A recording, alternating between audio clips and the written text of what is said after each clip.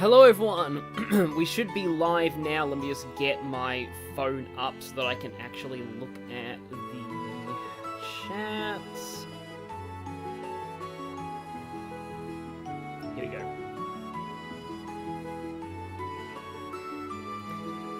Yeah, hi there, Sean Bird. Let me just make sure the chat is displaying right. Yep, we live.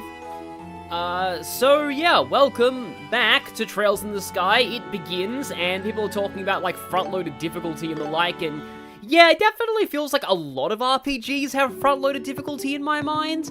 Like, a lot of the time, the hardest fights are usually at the start of a game.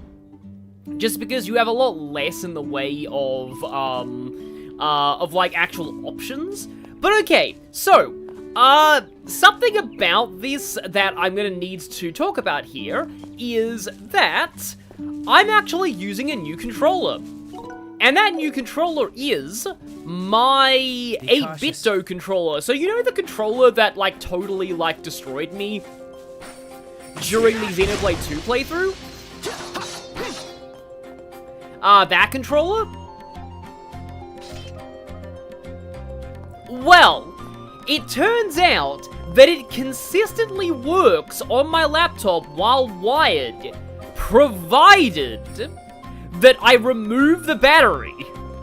I don't know why this is true, but it is. I have removed the battery entirely, and it works perfectly fine. Like nothing is wrong with this controller at all. Now, the reason why I'm using this controller is because I have realized I cannot play this game and Metaphor at the same time, because both of them have a similar system of combat on the field, but the attack button and the dodge button are completely reversed in, like, both of them. So, ultimately, I've decided, for the sake of not ruining my Metaphor playthrough with muscle memory issues, I am going to attempt to make this controller work. And we'll see if that doesn't come back to horribly bite me. Because one issue with this controller, I have realized, is that the button prompts that you're currently seeing right there in the lower part of the screen, they're all wrong. So the A button that's listed there is actually the B button, and the B button is actually the A button. And X and Y are also reversed, and changing the button mapping of the, like, controller, that doesn't really affect anything either. It's just, for some reason, the controller glyphs just display wrong, and there's not a whole lot that I can do about it. But at least it's better than... Okay, yeah, that right there was me misclicking because the buttons are displaying wrong. Is it slightly lagging for anyone else? Oh no. Well, that's not good. I know this has lagged before. Okay, Orion Temper says fine on my end. That sounds okay. Let's keep it up. Nice job, Joshua. But okay, now, so let's head back to the abandoned mine. Time to depart. Okay, Summation says it's also not lagging. Got it. Considering that we're gonna be going up against certain people that Estelle has major beef with, I am gonna have her in the lead here. Okay, everyone's saying that it's fine. Don't know why, but I always remember the padlock in the original game here. It's just very big and distinctive. I forgot that Estelle had an apron on. I guess it makes sense for her not to be taking this fight this seriously. But yes, so I was recently, like, looking back at my old Trails in the Sky Let's Play just to see how much of Chapter 1 I had left, roughly. And it was about what I guessed, but there was one scene that I forgot about.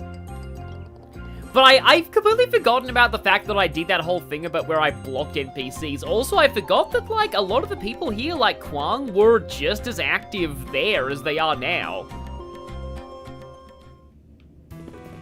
Okay, we have a free heal point here. So there we go. Yes, even though it's How's it displaying gonna break? B on my controller, it's actually A. I have no idea It's an why. abandoned mine. Some areas might have already collapsed. But if that kid was telling the truth, there has to be something. The breeze is coming from inside. But stay sharp. It is time for the braces to cook, exactly. So, from what I remember, weren't these things called, like, murder crabs or something in the original? I'm pretty sure they're the only enemy in this mine. Yeah, no, I have to get the stun here, because otherwise there's, like, we don't really do much in the way of actual damage to them until we can use arts. Okay, that's the chain button.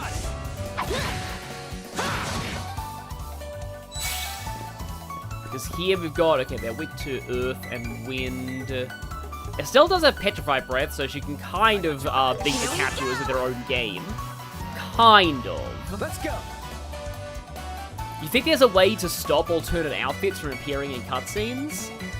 Yeah, I wouldn't be surprised if that was true. I don't... Oh, can I get them both in this? I can, just barely. It flinched. This one's on me! Here I come. Prepare Oh, yourself! right, that was... Sylphin whip! Yeah, so there might be a few misclicks with this, but ultimately it's probably going to be better than me completely destroying my metaphor muscle memory. Because, like with this controller, I do have different muscle memory. So it's this button, and then, there we go. Let us begin. Okay, Estelle now has a 0 arts turn, so Petrify Breath. Too slow. There's an option in the settings to disable outfits and cutscenes. I'll probably take that option later, but for now I am... Oh, hey, the roly-poly things are here this time. But I'll probably take that option later on. For, like, the more serious scenes. And, I mean, this is serious, too. I mean, it's an airline hijacking, but I still feel like Chest looks good. it still doesn't exactly take the Capuas seriously. Oh, nice Seepith. Sometimes I get disappointed when I see just a bunch of Seepith in chests, but other times, like now, I do really need to open up slots and make some, Oh, that is kind of cool the way you can see that broken bridge. And to make some really good quartz. So, okay, yeah, that's just a loop. Yeah, the controls on the map are all, like, fine. It's just, I think the thing with that... the thing with the 8-bit controller that sucks is that, like... I paid, like, 80 Australian dollars for this, and you'd think that the majority of what you're paying for is the rechargeable battery, but, nope, it turns out that, like, the battery is just stopping it from working on a laptop for some reason, and also, like, even, I'll have to check it in the Switch too, like, and the regular Switch, to see if it actually, like, the controller actually does That's the stuff. work without the battery there, because I usually used it wireless when I was playing Xenoblade 2. Usually. Hello, big ball of bugs. It is a very weird idea for an enemy, but then again, that's the case with a lot of these.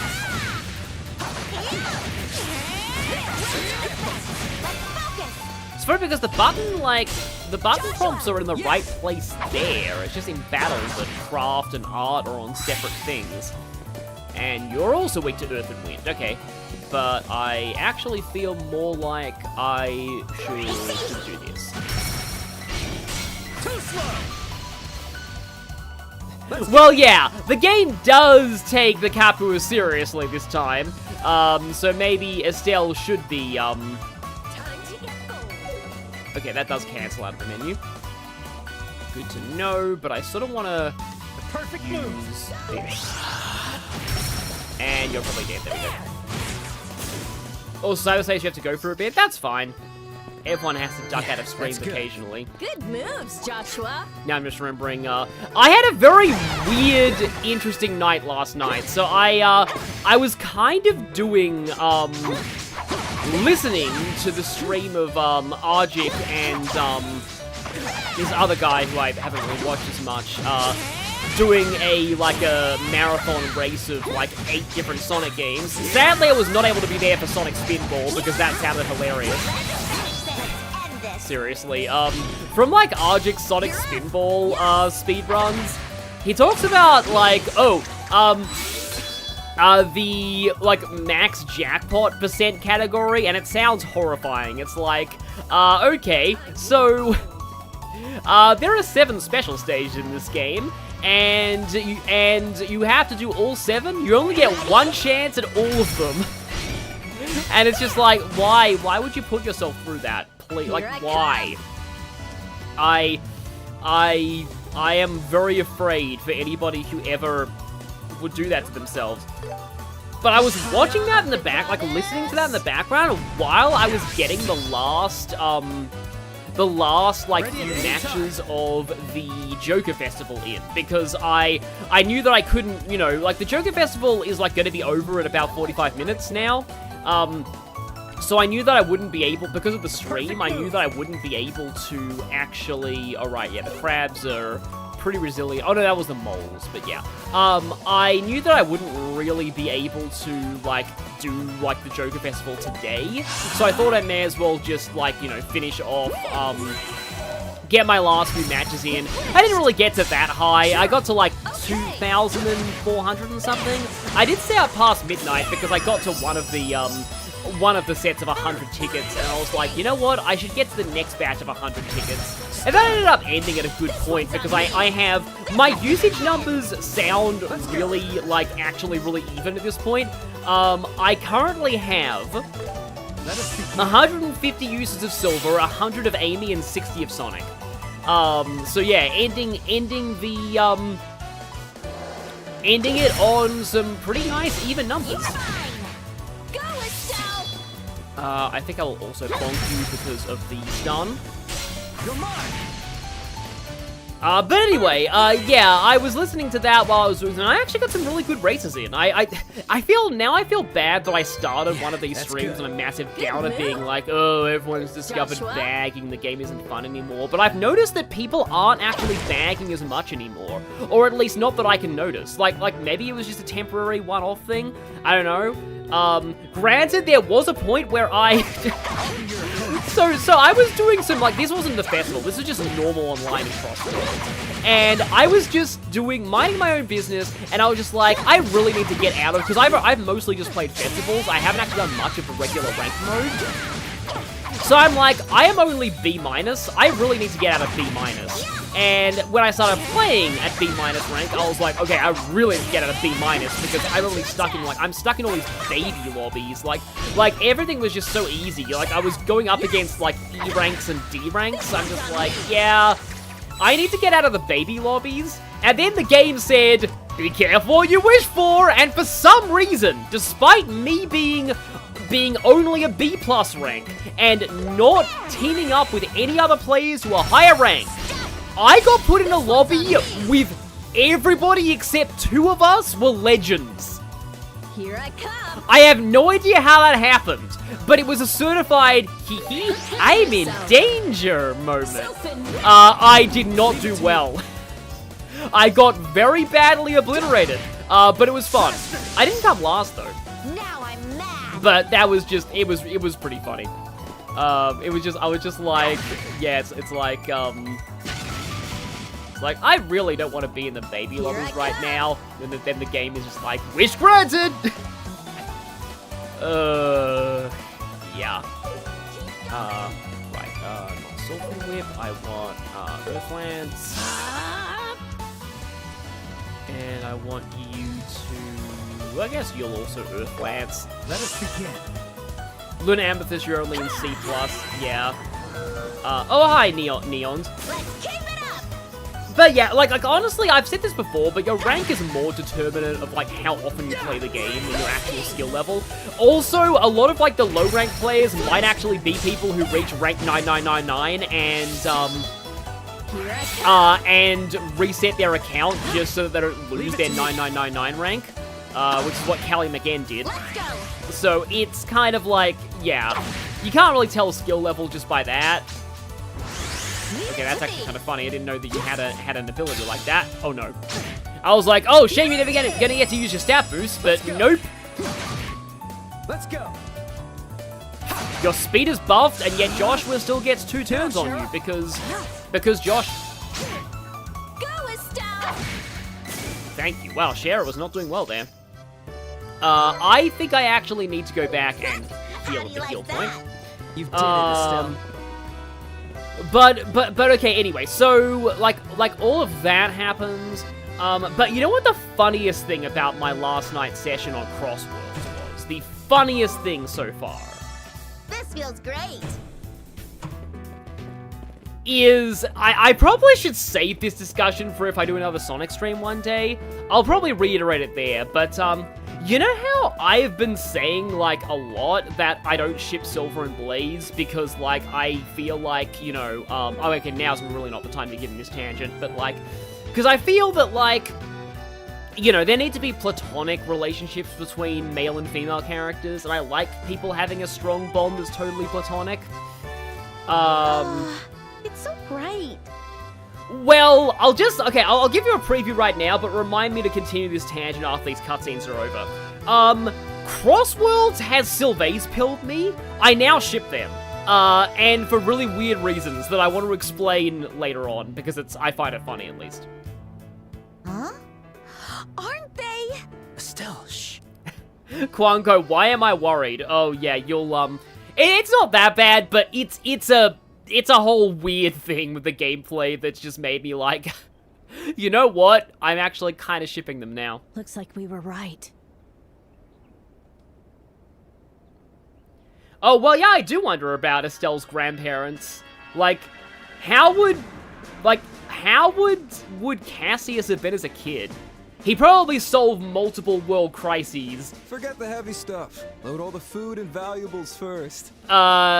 Just when he was like 5 years old. Because Cassius Bright. Hurry it up. We gotta move before they come after us. You got it, boss. It's always funny to me when like characters just speak in unison like that. It's the airliner. So the kid wasn't dreaming after all. Well, yeah, I mean, often I find that kids in these kind of games are reliable sources of information, because they're not really gonna lie. This is the open pit mining valley. Yes, the part in Minecraft where somebody just dug a gigantic pit in the ground, and I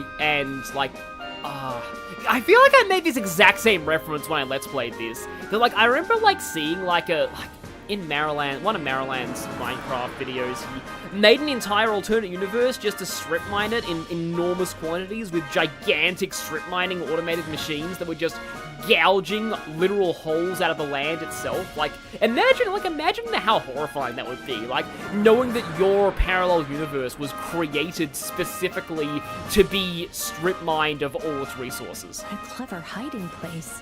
Just to feed another world you didn't know existed. No wonder they were hard to track down. That actually sounds like it could be the plot of a game, honestly. Are they transferring the cargo from the airliner to their own airship? Yeah, whatever. You can think about that later. Oh, okay, I seem to remember that there's a BP choice here, isn't there? First, we gotta catch them before they get away again. Neon says Kyle is hot now. He kind of looks the same way he did in the original. That's 3 round trips. Don sure loves exhausting me. Whatever. Once I'm done, we can kick back while negotiating the ransom. Hold it right there! What the?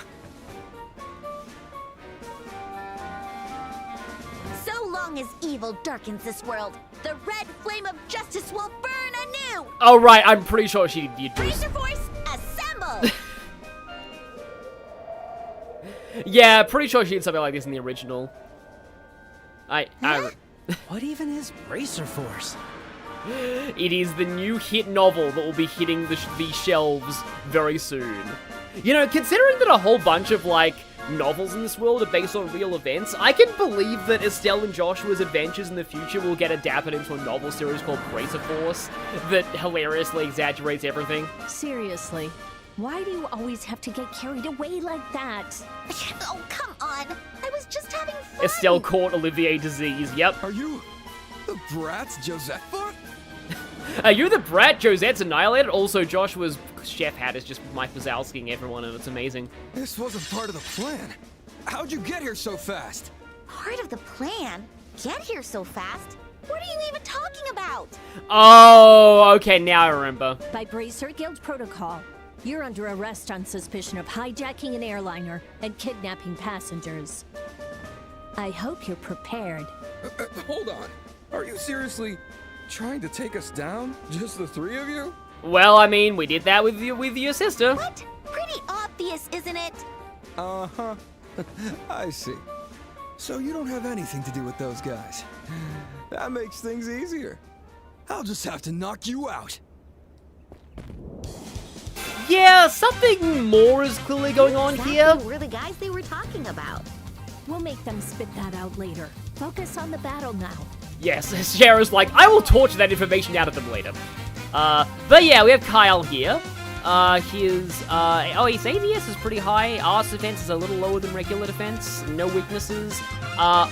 Confusion works on him. Okay. I just realized I probably should have respec my augments because I don't have Sylvan Wing on, like, Shara, and she probably should have that. So we have a bunch of Sky Pride. Now we do have Aerial now. Aerostorm. So, How's this? I want to start with Morale. Time to strike! So they defeated Josette before. Let's see how they fight. What? Why is he acting all chill? He's not acting like that for nothing. Keep your guards up. Yeah, I do remember that these guys love to throw grenades at you, and I think they can even flip like blind and stuff. I'll change the tide of battle. Okay, should Joshua like overdrive here, or should he... So what's he got in terms of arts? Flare arrow... Oh right, I have Earth Guard, which I probably should be using a decent amount of...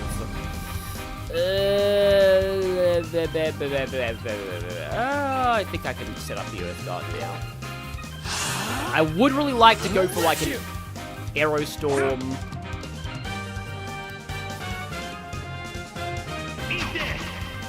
Here I come. Yeah, we're actually getting the... is that because we all... Oh, no, the Black Angle's sleep. Okay.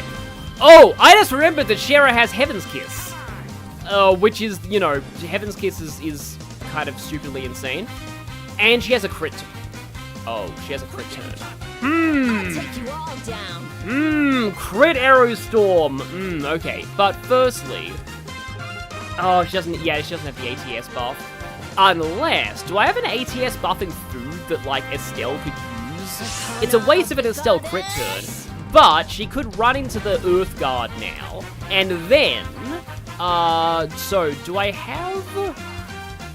There you go. I have to keep holding the R button.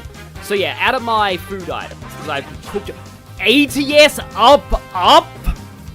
Oh, that's fun. Okay then. And then that's gonna go on Shara. That tastes good. I don't know why, but that just sounds a little bit like an innuendo. Okay, Earth Guard goes up. And now, I'm sorry for the lag, but I'm gonna just show this because it's a crit turn and ATS up. This is gonna be good. Yeah, that sounds about right.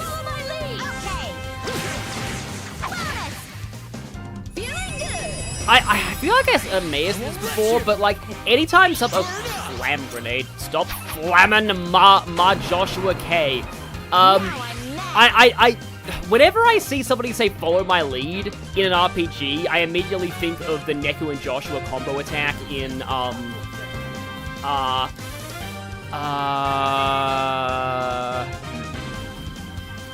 Shara's like super buffed right now.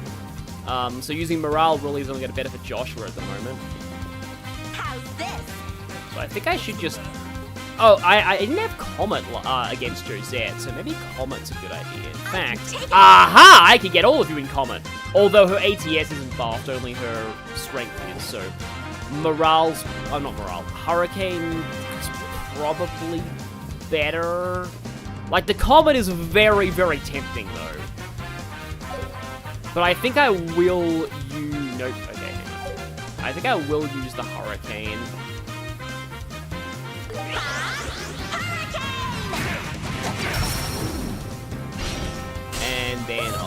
one of these beatdowns. You're mine! Payback! Yeah, imagine having Heaven's Kiss here in the OG. Speaking of which, I could Heaven's Kiss now, but like, I kind of want to just use Aerostorm again.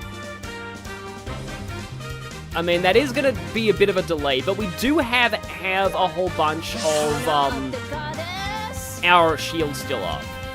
And a whole lot of you are breaky. So, I'll get you all. I'm going to flicker. Gotcha. Comet does more damage than a Hurricane, although a Hurricane does have a strength debuff. I do like the strength debuff. Underlings are pathetic. Wow, you've got some nerve saying that. But I won't back down, for they're on your team. Shara, maybe don't insult his underlings, because the last time we did that with Josette decided to just obliterate us. Okay, we only have one underling left. You're a lifesaver. And they're like, Here I come. oh, they're like barely alive, okay. Yeah, here is the slight issue though. So what do we got? Salt World, we have got Earthguard and Crest. So I do have Sylvan Guard and Clock Up. Oh, he said like I will defend the Capua family. That's cool. Clock Up yourself. I'm just kind of prepping for. Oh, no. You do have a bajillion buffs up right now. So it's probably best if I try and do something else here. I'll blow a lot of her EP if I do that.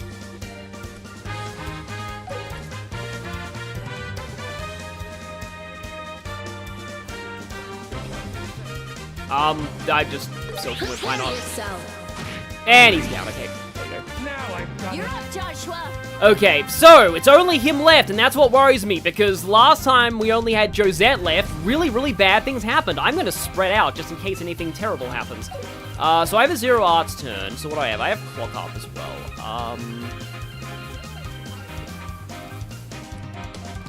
I almost wonder if I should actually just Clock Up Estelle, because Estelle has less, like, ability to buff her own speed. Let's go. And right now, I think I will morale again. Just to get our defense stacked up. Okay. He have crit's turn. Perfect move. He have crit turn. Defense and arts defense down. Doesn't steal bonus, though. Back attack bonus. We are Earthguarded, though. Yeah, I do kind of want to see if I can get the debuffs. Of course, last time Joshua missed this a bajillion times. Okay, well, we got the arts defense down. Oh, he's casting. Yeah, that doesn't sound good. I can see a bit of an AoE around us. I'm not sure what he's trying to do, but I don't want to let him do it, so let's impede. Bad boys get punished. Oh. Go, Estelle. Estelle, you have an impede, don't you? Yes, you do. Gotcha. Stop talking! I see you. Oh, nice, there we go. Let's go. And he's almost breaky. I think I'll save my, Perfect move. I do really want to save my, my overdrive. In case he does rage mode. Okay, he Man, oh man, still going, huh? stunned? He's tough. And using bombs is cheating. Thanks. A sky pirate couldn't ask for a higher compliment. You know, like one thing that I actually do really like in RPGs is dialogue during boss fights. Oh, Earthlands has the same power as, like, Airstrike. It's probably a little higher, but, like, they only represented as the C+ still. But that is good to know. Airstrike's a bit more efficient. Just gonna Flame Grenade still. Airspeed is still bonus. Flicker has a chance, still bonus when they get... Yeah, I remember a delay being explained to me a little bit in an earlier stream. Okay. Oh, right, Josh was very debuffed right now. Interesting. Let's morale again. This is tough. And then let us... Oh, also, Shara's on fire. I should probably take note of that. I'll make it hurt. Open with only a C. But there is a slight delay and also the potential for speed down. Prepare yourself. Nice. Okay, we did get the speed down. That's good. Yeah, the steel bonus system seems to be sort of based around the delay system. I guess I can try for that. Changing the controller is knocked down a difficult. It's really more that we just have more options. Like I was saying at the start of this stream. Let us begin. The reason why I think a lot of early bosses in JRPGs tend to be the hardest is because you just have less options. Like, I did mention that the difficulty of Sky second chapter greatly, There we go. Okay, just a flashbang. I was worried. He's not even raging yet. Let's go. But like, yeah. The difficulty of that game evened out a lot around the mid-game because you started to just get access to more powerful forts and arcs, and once you did, you could definitely, like, keep up with the enemies, but it was just before that things were just more difficult, because you just, like, it's kind of like Shadow Yukiko in Persona 4, you just don't really have as many options then as you do have later, and your main options for stuff are kind of just,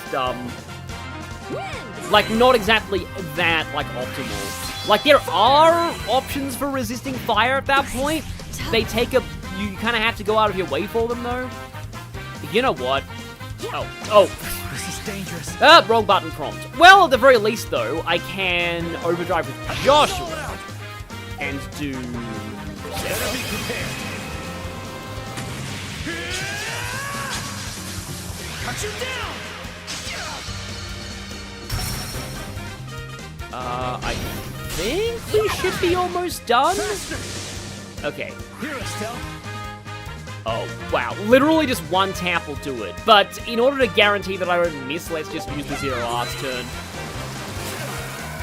Because I'm pretty sure that Arts in this game can't miss. And overkill.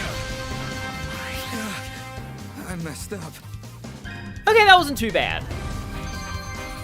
That's not the fight that I was scared about, though. That fight wasn't that bad even in the original, from what I remember. Ow. Not bad, bracers. Now I see why Josette struggled with you. Or why we struggled with her. Flattery won't get you anywhere. Now hurry up and surrender and release the passengers. Yeah, Villainous Verity does have a good point that a lot of the most infamous RPG bosses like Matador and Whitney, they're also early boss fights. There are actually a lot of answers to Whitney if you look hard enough, though. Like, Ghastly kind of, roll out, not really. But the Machop trade you get in that city does really well. So you really don't know a thing, huh? And Geodude's pretty good against Whitney as well, but like a lot of new players don't really know all that stuff. I haven't actually played Gold and Silver in a long time. I really want to see if I can actually make Whitney easier now that now that I'm an adult. What a gullible bunch.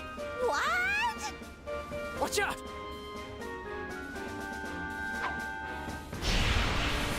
What is this? Behold my ultimate secret technique! The same smoke grenades I used in the entire boss fight! I didn't want to leave the cargo, but I guess it's a necessary sacrifice. Later, bracers! Early Heracross goes hard too. Isn't Heracross like a 1% shaking tree encounter though? I feel like it's really, really... Also, I can see it lagging a lot on the feed there, yeah. Wow, that smoke definitely lags the stream. Don't worry, it's not toxic. Looks like it was just a regular smoke grenade. They're gone. Oh, damn. We've let them slip through our fingers twice now. I couldn't complain if I got demoted for this. Oh, Shara. Don't put this all on yourself. Oh, Shara, you won't be demoted for this. If anything, you'll be demoted for the whole thing with that NPC in the last part. Hart, that's him. We're also responsible for letting them escape. There's time for regret later. For now, let's focus on what we can do. It feels like you're my mentor now. Well, at the very least, we got the airliner back. Let's go in and check. The passengers might be in there. Oh, right, yeah, Thrasher. The Machop trait has the issue of being female when in Gold and Silver was sexist and females had bad attack IVs. Right. It's still good for Whitney, though. Like, honestly, IVs don't really matter for the main story. Yeah, Kyle used the power of frame rate. Yeah, because, like, in terms of my graphics settings... I'm so glad they didn't press return to title screen. You know what? Just in case I do accidentally, I'm gonna save. Because this isn't a Let's Play. I can't just edit it out and redo the fight if I end up accidentally going to title screen without saving. Graphics, yeah. Yeah, I've got the preset on low, so... I guess it just doesn't like some things. The game still looks great with the preset on low, by the way. Hard is still preparing his lawsuit, exactly.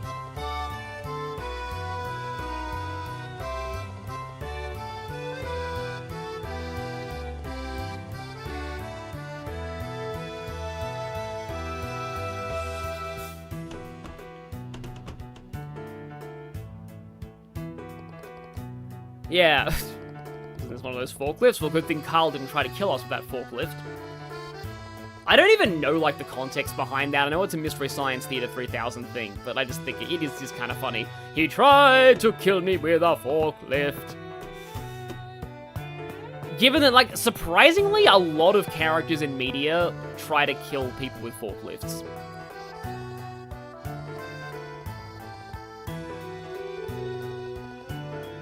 Okay, well that's good, otherwise Estelle might be like, oh, what does this button do? And accidentally activate the takeoff procedure. This reminds me, there was an old Sierra adventure game where, like, when you first get your spaceship and, like, try to fly out of the hangar, if you try and, like, turn on the jets immediately, you just fly into the ceiling and instantly die. Because those games were just pure sadism. In one of those games, if you literally don't look both ways before crossing the road, you instantly get run over and die. Every time you try and cross the street. But yeah, I like the way the inside of this airship looks in 3D, especially the seats. Like, just this looks like a real airliner, albeit a fairly primitive one, given that, you know, this world's only just barely in the kind of industrial age. I remember these lounges. It's so bright, like you. I've been infected by Chao Conray, I feel. Having been watching his stuff lately. I'm so glad he's doing Kingdom Hearts. I think Kingdom Hearts is actually a good fit for him. And here's the point where you can yell into all those tubes and tell people to do stuff. Ryo Hazuki in the Sonic racing games is the first one that comes to mind with forklifts.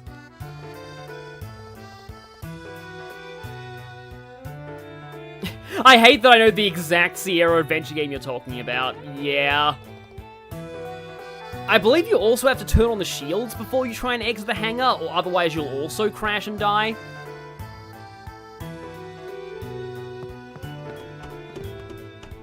I still think one of the dumbest things in that franchise, though, is the fact that, like, in the first game in that's Space Quest, by the way, in the first game in that series, when you go to the bar for the first time, a guy approaches you and offers to sell your skimmer, and you have to sell the skimmer because you need money. But if you take his first offer, you're screwed out of completing the game, and you won't know that until hours later. Or maybe like 1 hour later. Because if you refuse his offer, enter the bar, and come back, he will come back and throw in a free jetpack this time. You need the jetpack to finish the game, and that offer is the only way to get the jetpack. Like what? Like, people have said that the only reason that game designers got away with stuff like that back in the day is because it was the early 80s and game design was not a hard and fast rule. They didn't understand that respecting your players was a thing. But, like, still, of all of the sadistic things to do, like, that is just so dumb.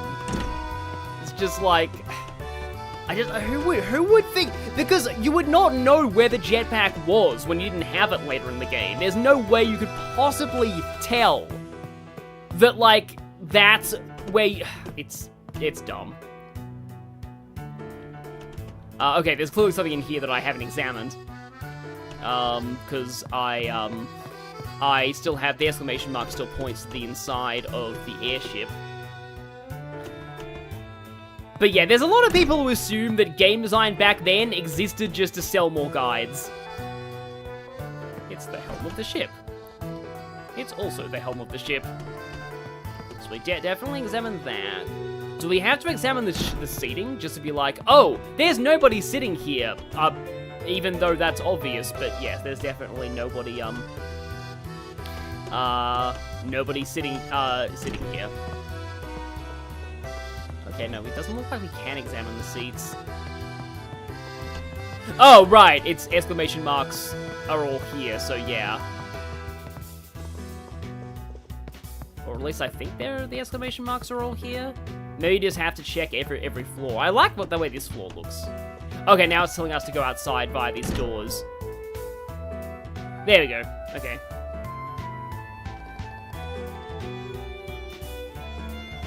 Yep, no sign of Dad.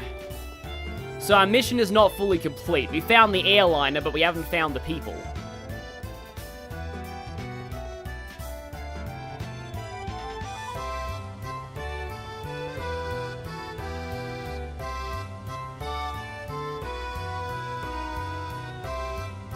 What happens without the jetpack? You're locked into a bad ending? No, you just get to the enemy spaceship later in the game, and you can't do anything.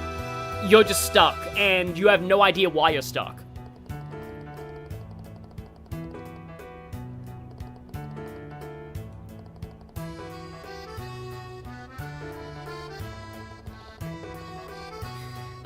People talk about Rex in the chat and from Toy Story and how that joke didn't age well because strategy guides aren't really a thing anymore.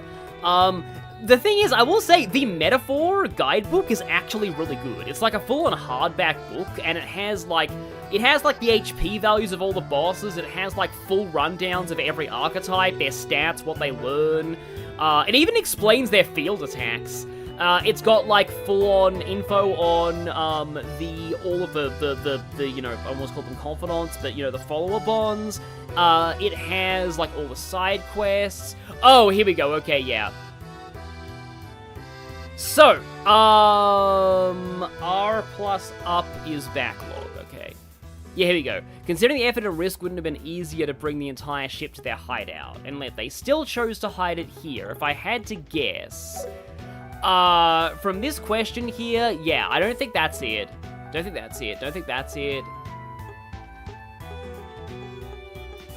I think this is the right, because I know where their hideout is, and I know that it's somewhere that they can't land an airship. I think. Or at least they can't land an airship this big in their hideout. From what I remember of that place.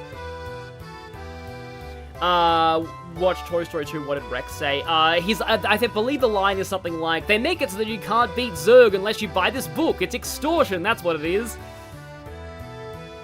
Or it's the Royal Army. Yeah, I wouldn't be surprised by that. I knew there was a BP choice coming up. I forgot there was now. And there's a lot of options, too. Yeah, Thrasher, that definitely sums it up. I think that, like, so...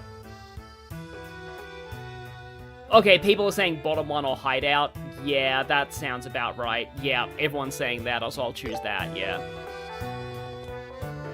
Yeah.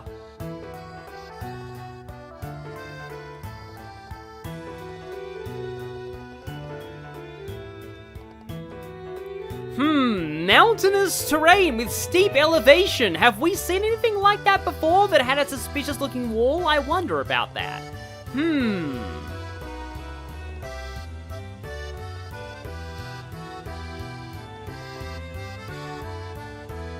But, yeah, so...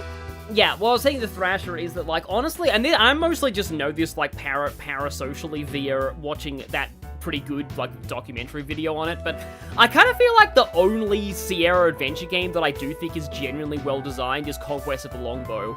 Like, that game, to me, feels less like an adventure game and more like a Bethesda-style Robin Hood RPG. because, like, the sheer attention to detail in the dialogue and all of the different ways that you can approach different situations, and how much the characters remember about what you did, and how much variant dialogue there is.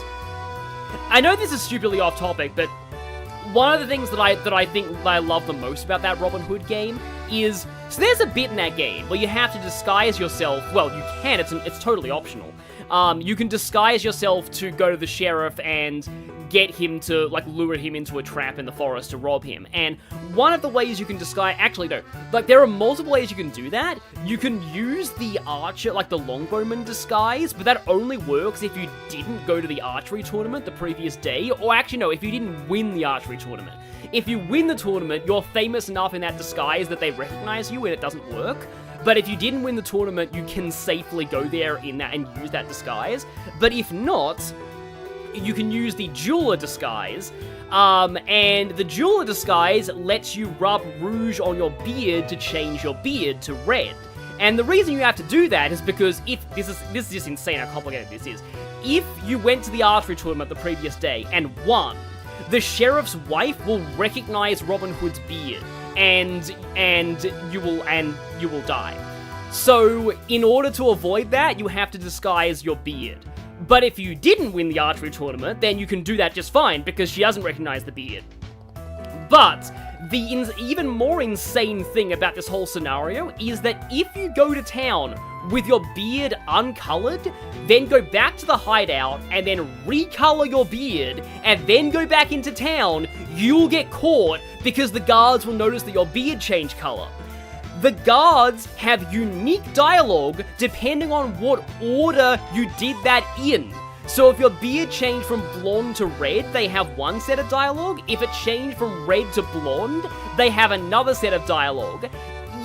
Even though having that scenario where you change your beard from red to blonde is incredibly hard to actually do, because in order to actually get that, I think you have to color your beard, go back to your hideout, take off the jeweler disguise, and then put it back on.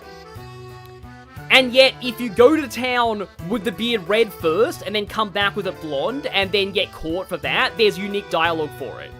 Like, it's just, like, the sheer attention, like, it is, like, I love it when games just do, like, dialogue like that. Yeah. The game is called Conquest of the Longbow. It's a Robin Hood game. There's this channel called One Short Eye. There's a channel called One Short Eye that has a whole video. The video is called The Worst Robin Hood in Gaming is Also the Best. I'd recommend watching that because it does a great job of explaining all of the details of that game and just how insane that game gets with how much it remembers and how many different alternate solutions it offers to things. Of course, you'll probably get the... What? You'll probably get the bad ending if you don't take the optimal solution to everything, but still. What's going on here? I didn't see this coming.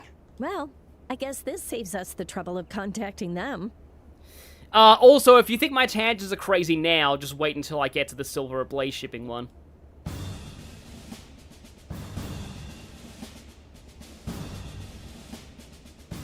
We found a suspicious group armed with weapons. Yes, this classic trope of, like, you went to the criminal's hideout, you saved everyone from them, and yet, because you're in the criminal's hideout, when the authorities get there and you have a bunch of weapons, you're the ones who get arrested. I think this happens to Ash's group in Pokemon at least once. You there! Put your hands in the air! Oh, the world is doomed. I can't believe women and kids like them are sky pirates. Who are you calling sky pirates? Look at this emblem! The bracer emblem, huh? Well, you picked exactly the wrong people to show that emblem to. How does that prove your innocence?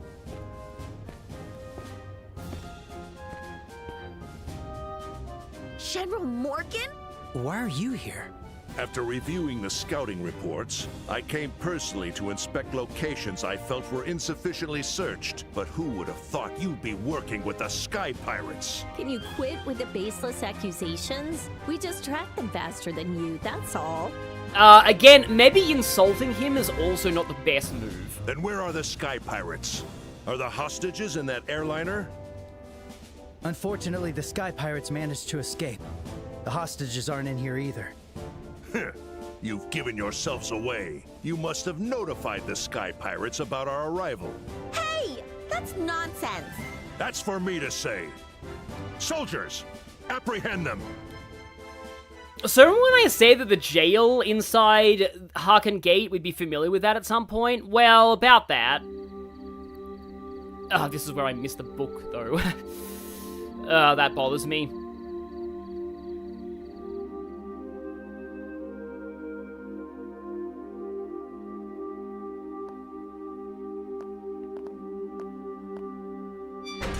But I've been looking forward to this scene because of reasons.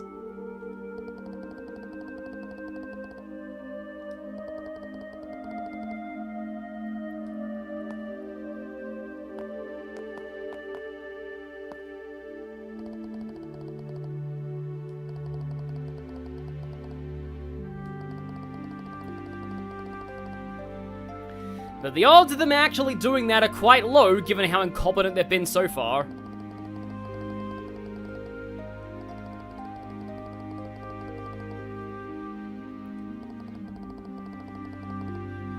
Yeah.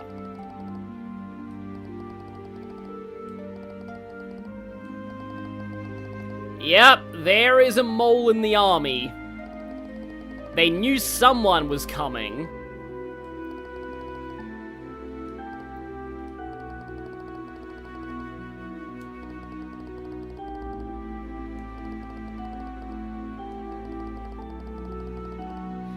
He'd probably somehow just teleport out of the jail bars because, you know, Cassius Bright. It seems you're in trouble. Matthew Mercer's voice to the rescue. Huh? Joshua, did you say something? No, I didn't. It came from the next cell over, but I think I recognize that voice from somewhere. Now why be a stranger? This charismatic timber could ever only belong to one. This groundless confidence. And those narcissistic mannerisms. Don't have to guess. Olivier. Ding, ding, ding. Ah, to think we'd be reunited here. It seems we are bound by fate itself. Wait, why are you in here? Didn't we leave you in the city of Bows? And now we find you in a jail cell. I mean, Shara, you probably shouldn't be surprised that he's in jail at this point. Just saying. What did you do this time? Like, of all the people who would probably end up arrested, he's incredibly high on that, on that list. There, no need to bombard me with so many questions. The reasons are as deep as the seas and as high as the mountains. Okay, then I won't ask. I'm already getting tired just listening to the preamble. Yeah, I know that he was voiced by Troy Baker in the original, but, like, I really like Matthew Mercer's take on Olivier. What a coincidence, Estelle. I was just thinking the same thing. Well, you heard them. You don't have to tell us. And for the sake of my health and beauty, I think I'd rather just avoid the stress. Now, no need to be shy. Allow me to regale you with every detail of the tragedy that befell me. He's not listening. After we parted ways, I browsed my way through the market before finally arriving at the restaurant Anteros. After a thoroughly enjoyable meal, I took a round on the grand piano. The restaurant manager was simply shaking with awe. I was even offered a spot as the restaurant's exclusive pianist. Yeah, whatever. But aren't you a lutist? A master can wield more weapons than one, my dear. Anyway, I accepted the offer on one condition. Instead of Mira, I demanded free food and wine daily. That's gonna bankrupt the restaurant very quickly. That feels very much like you, Olivier. I mean, they were probably banking on his playing attracting more customers and recouping the costs, but would it really? So, how did that lead to you ending up here? Oh wait, Nico edited this part to have Estelle desperately clawing at the bars? That makes a lot of sense. Ah, that is where the tragedy truly begins. That night, I was savoring the chef's special sautéed duck. The blood sauce had such a rich, exquisite flavor. Wasn't there a like? I feel like I remember reading like one of Hatsu's localization blogs and like seeing something like, was there an expression like "water off a duck's back"? And she adds as like a note, like, are there even ducks in Zemuria? It was then I realized a normal red wine would no longer suffice. I'm gonna hit him. I'm gonna do it. So then what? Yeah, Estelle would find some way to ignore the laws of physics and hit him with her staff through the bars. Yeah. I simply picked up a bottle that caught my eye in the back. A Grand Shireen from the year 1183. A Grand Shireen? From 1183? That's the elusive vintage wine from the auction at the Royal Capitol. Oh, Shara, you seem quite knowledgeable on the subject. I, too, had heard the rumors and decided to experience it for myself. Yes, it is the one drink that would potentially get Aina just slightly tipsy. An auction? How much was it? From what I heard, it had a strike price of 500,000 Mira. 500,000? And yet, I think in some of the Trails games, there is an achievement for getting 1 million, so we can often be rich enough to afford that. For a bottle of wine? That's insane. Wait, Olivier, don't tell me you... It goes without saying. I savored it in pure ecstasy. This is reminding me of a plot point in Yakuza Like a Dragon in one of the sub-stories at the bar, but it, let's just say it goes a little bit differently. Its fragrance tickling my nasal cavity. Like, I don't want to spoil that, but it's kind of funny. I really want to say, but, like, it's... okay, so basically, like, a character drinks, like, the entire bottle of a really expensive alcohol at the bar, and then fills it up with water because he's like, oh crap, I didn't realize how expensive this was. Let's just fill it up with water and hope that he never notices. And then it turns out that, like, it's a super, like, special, like, wine that, like, the guy never really offers anyway. But it turns out that actually it was never expensive wine. It was actually just really cheap. And the guy just had it on the shelf to make bar patrons think that he's more high class, the establishment is more high class than it actually is. So really nothing of value was lost at all. And if he'd just come clean about it, then he wouldn't have got any kind of punishment. Its deep, aromatic taste caressing my throat. Friends, you may not believe me, but at that moment, time and space gleamed with the hue of a brilliant rose. I'm so done with him. Oh, you think you're done with him now? I love both Estelle and Joshua's eyes here. I knew this was going to be exhausting. I don't even know what to say. I see a lot more in the chat play Yakuza than I expected. Yeah, it's like, I was thinking that, like, for the Ichiban Festival, I kind of wanted to, like, maybe even stream a tiny bit of that just to give people an idea of who Ichiban is, but, like, I'm really worried about streaming that game because I do think that it kind of earns its 18+ rating in a lot of ways, and, in particular, the opening scene of, like, your interactivity involves kind of not safe for work stuff, so I don't really know if I could do that. Yeah, I'll think about it. Cause like legitimately Yakuza Like a Dragon is a really, really, really very mature game. Like, I mean mature in, like, the truest sense, rather than just, like, yeah, like, just gore and, like, stuff. But, like, it does have a lot of intense themes, and, like, one of the earliest things you do in that game is, like, it's funny, but, like, it's definitely a little not safe for work. Now, the food suddenly felt insufficient. Yeah, it's actually higher than M in Australia. In Australia, the Persona games are like MA 15+, and Yakuza Like a Dragon is R18+, and I honestly think it does deserve it. I was about to ask the chef to prepare something worthy of such a wine, but at that very moment, the manager returned, and being the generous soul I am, I offered him a glass, but for some reason he flew into a fit of rage. A whirlwind of chaos followed, and soon the soldiers had arrived. And so it was. And so it is. And then Paper Mario, everyone falls asleep. Our tragic hero. left alone in this pitiful cell, without even a house red to keep him company. Now, my dear friends, weep for me. And they're all asleep, right? Yep. It's 18 plus in Korea as well. I feel like it's probably 18 plus in Korea just for gambling, though. Oh, idiot. Oh? I like how he still held his Excuse hand me, up. my friends. Why do I hear only and idiots? Okay, that line delivery. I mean, I knew I shouldn't expect any less from Matthew Mercer, but like... Now listen closely. Here's where my tale of woe grows even more interesting. After I was so roughly brought here, many more tribulations awaited. Oh yeah, I do wonder what rating Sky the Third is gonna have if it gets remade, because like Stardoor 15 is definitely like M rating worthy. Hello? Do you hear me?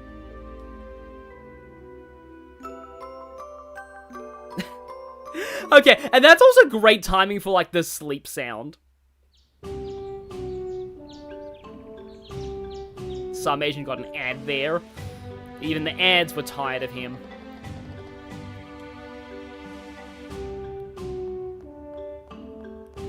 So yeah, the ultimate torture is not being interrogated, it's having to be beside the cell of that guy. Three, get up.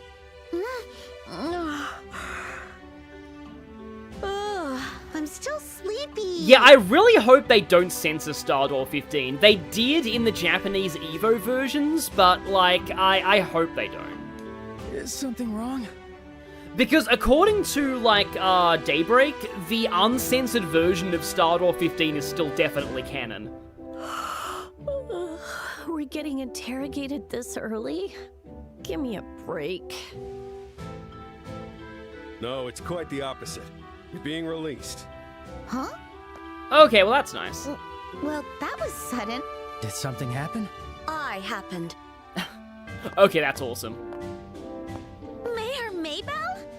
Yeah, so, good for us. Maybell's one of the few people General Morgan actually likes, and we got on her good side.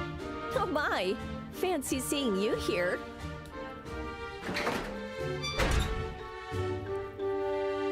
I'm sorry for what you went through. Stardoor 15 is either getting censored or a trigger warning. Yeah, that makes sense. I just, like, I do hope that it's like, yeah, because, like I said, it surprised a lot of people, but it like, got confirmed in Daybreak that the uncensored version is still canon. But there's no need to worry anymore. Your suspicions have been lifted. I'm still not fully convinced. But if Miss Maybell vouches for you, I have no choice. The power of a You better lesbian thank her saved the properly. day. Does that mean you came out to defend us, Mayor Maybell? Not exactly. I simply explained your circumstances to the General. Our circumstances? You two, I must ask you something. Is it true you're Cassius Bright's children? Huh? Yes, that is correct.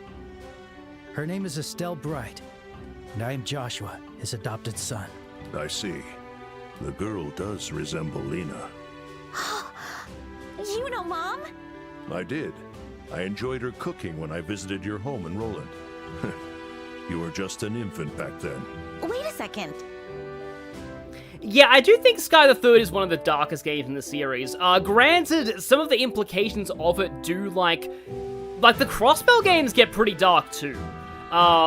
Thanks to being linked to some of the things in Sky the Third.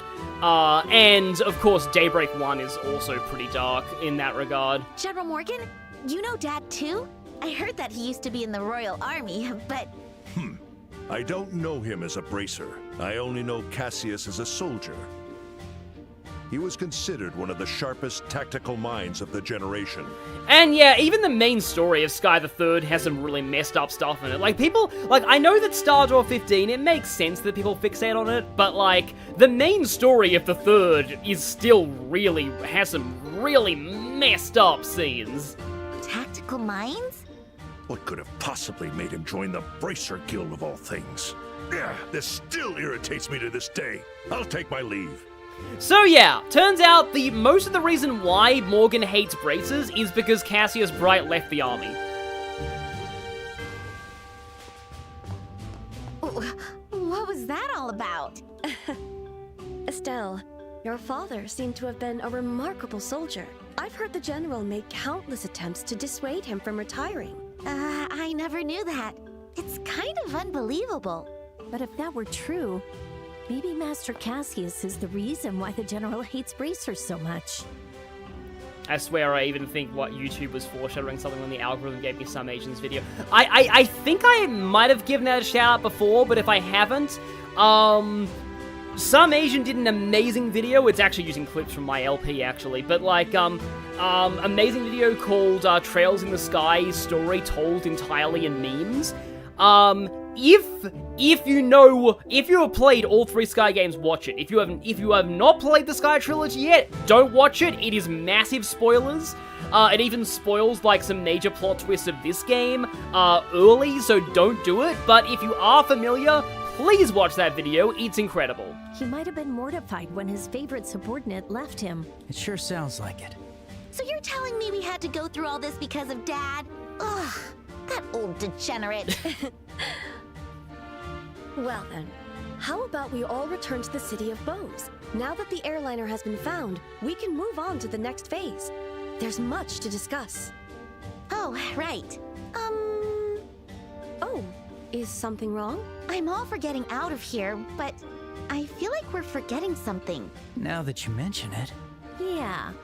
What was it again? Yep, there it is. Yeah, the very first joke is a spoiler. The cruelty of mankind. How could you so soon forget a comrade of an entire eve? What tragedy. What dreariness. No matter.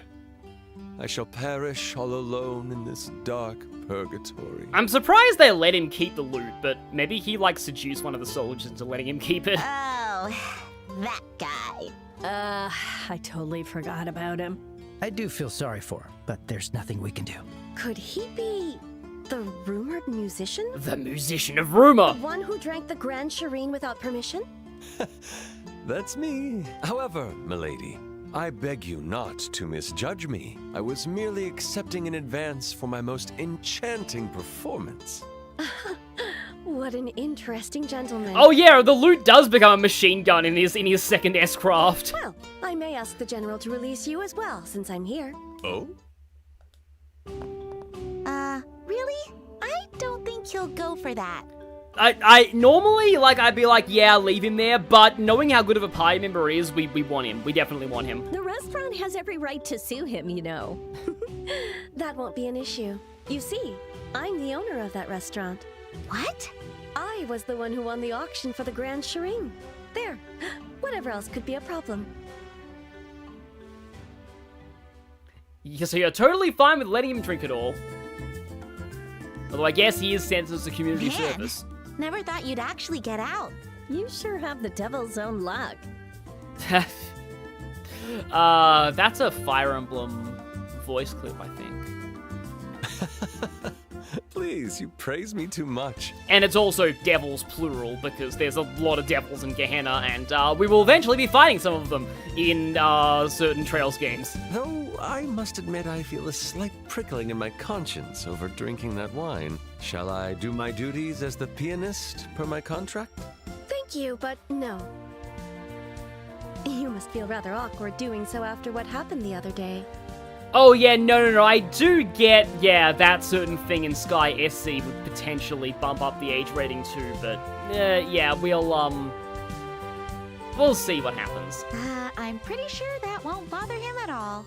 He does seem to be thick-skinned. Well, we'll just call that an accident and leave it at that. Yes. It was a total accident that, like, all of the wine just happened to go missing. However, I still feel bad about what I've done. Let's see. I believe the bracers here are conducting an investigation, yes? How about I offer my assistance as thanks for the wine? Huh?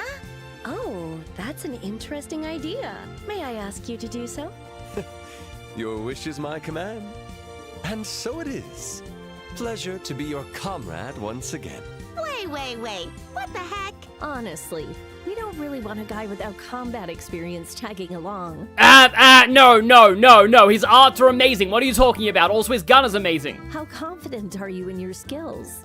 I have little doubt in my gunnery and orbital arts, though I'm reluctant to compare such trivial skills to my musical brilliance. That's exactly the answer we don't want to hear. But it's probably not a bad idea. We can't count on the Royal Army for this. Okay, so we have to we're talk short to the on waiter and manpower. the chef.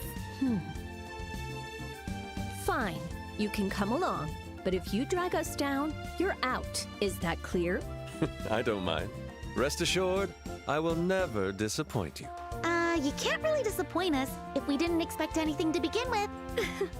I'm glad to see that it's settled. Anyway, I have something to tell you. What's that?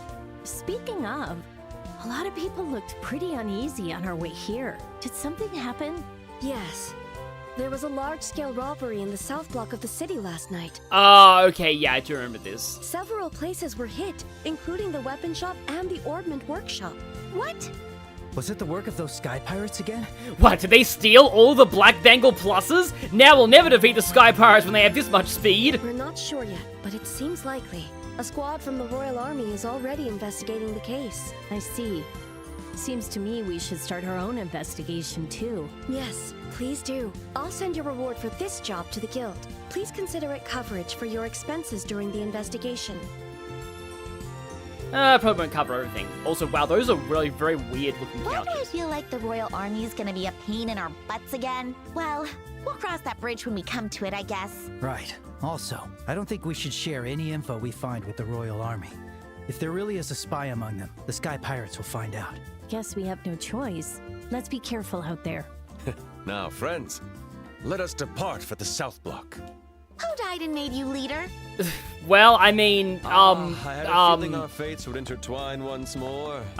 Please, allow me to offer my say thanks something. to the goddess in song. Not in the middle of the city. Maybe we shouldn't have brought him. Well, let's see how things play out. okay, I kind of want to take off the, also we got a drop a lot of defense here. Well, why does Olivier have more defense than, like, all of us? I mean, they did say he was thick-skinned. I don't think they meant it literally, though. Yeah, so, costume, yeah. I think I'm gonna actually get off the, get off the chef's hat. And instead, I don't think that's also glasses.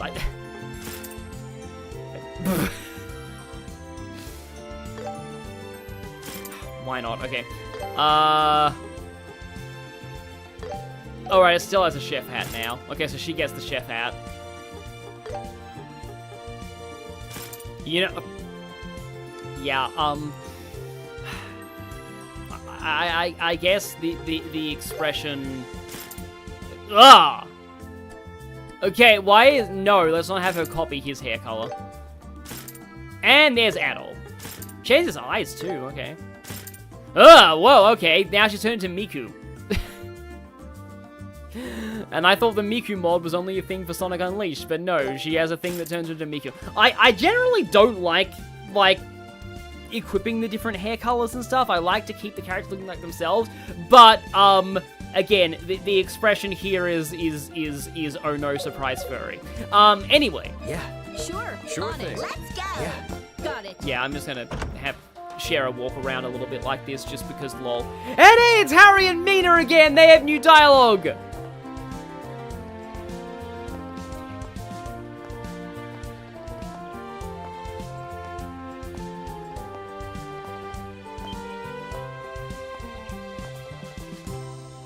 But only as much as I can. The first time she ever said anything nice to him, yep. Actually, can I... Because I remember my first... In my... I can still do it! I can block NPCs just like I did in the Let's Play! The power of Bracer blocking random NPCs is still with me. Yeah, I completely forgot that I did that in my original playthrough, but yeah. Also, Olivier is now level 17, so we were trying to catch up to him in levels, and now he's still higher than us. But yes, this tale is extremely cursed. Exceedingly cursed. And yeah, you might notice there are Royal Army soldiers around here. And there's another side quest, apparently. Also, I was told to talk to the chef and the waiter.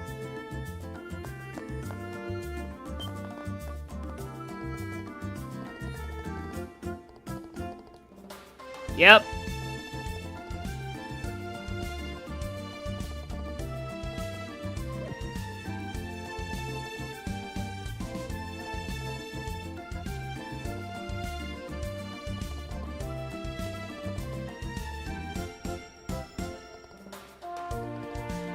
And, like, I like that, like, some people wonder if Olivier deliberately did that when finding out the manager's name is Lecter, but, like...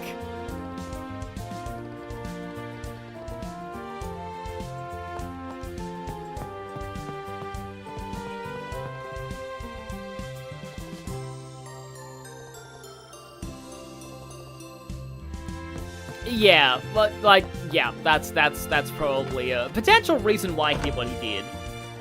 I think one of the side quests in here is gonna be good. Okay. Okay, let's see. Oh, I see. Oh, finally we get to fight a monster with Olivier on our side. Diamond Turtle, New Ansel Path south of Bose. Oh yeah, that's kind of on our way to another objective. And ring robbery.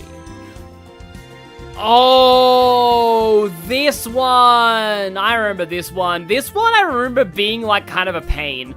You actually need to... Estelle. I forget if you have to, like, actually talk to the NPC down in the south block, but, like, I know that it's, I see. I'm gonna have to report the Maybell one. Are you serious? Good work. But like actually getting that is kind of insane.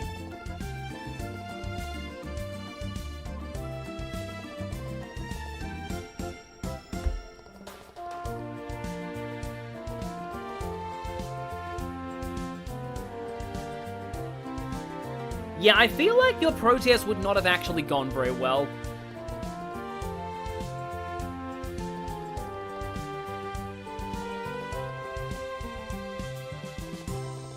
Yeah, I do wonder if the higher-ups in the army would end up getting involved there. Monster in the northeastern canyon. Giant foot. Ah. Oh, are we gonna... Are we gonna get Annalise as a guest character? Are we gonna actually fight alongside Annalise? Because if so, this isn't a new quest, and that would be amazing. Because Annalise, yes, please, Annalise quest.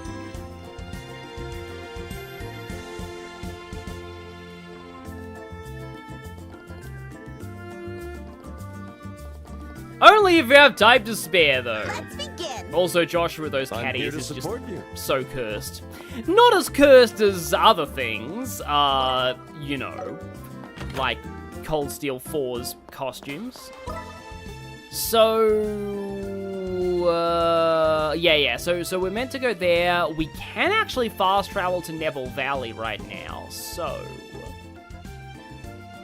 I think I'm actually going to take care of this now. Time to depart. More like Anna-based. The sound! It's close. Let's hurry and head there. Yeah, let's just, make a save. So where are we? Okay, it's over there, right. You have your reasons for having her as your profile picture. Yeah, I don't blame you. I mean, her personality is pretty fun, but I think the reason why I like Annalise so much is just because of how, like, surprisingly powerful she is in Sky the Third once she gets that, like, quest weapon. It's like, oh, hey, it's funny how, like, her gimmick is, like, my, like, crafts and stuff aren't, like, as good as everyone else, but I have this weapon that's, like, an in-game tier weapon in the mid-game, and that just makes me, like, the strongest party member for a while.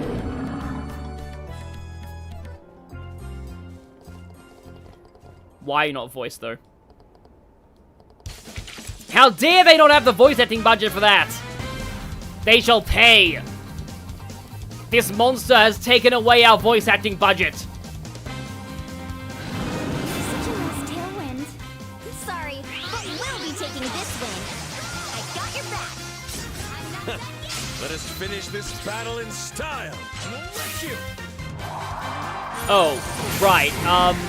Of course only Olivier got frozen.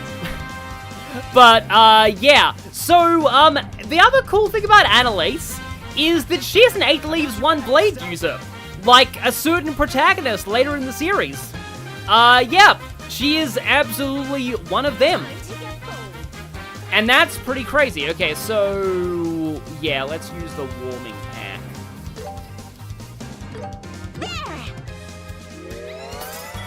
It froze the voice acting budget. Yeah, let's just have you run around the back of him and... Oh, I must have taken all his quartz, so Olivier has, like, nothing good right now.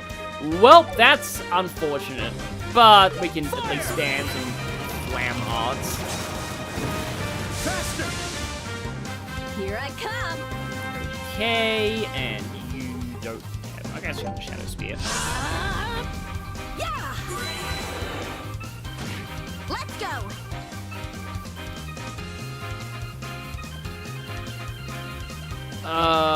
Oh yeah, Cassius was also an 8 leaves 1 blade user. But I believe Annalise, like, isn't Annalise's dad, not dad, isn't Annalise, like, literally the granddaughter of the person who invented 8 leaves 1 blade, Yun Ka-Fai? Just, that itself is kind of insane. Okay, both of them are already casting before it gets a chance to go. Does Heaven's Kiss work on Annalise? It does! Okay, that's cool. Time to whip things up. She's casting though. Why is she casting? Annalise is not typically a magic attacker. Why is she casting? Well, it's dead anyway. I guess we'll never find out what she was trying to use.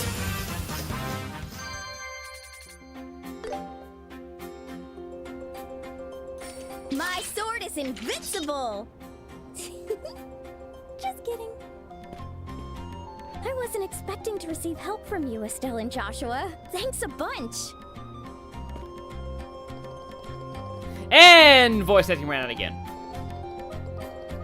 Olivier, please don't flirt with her. He already did.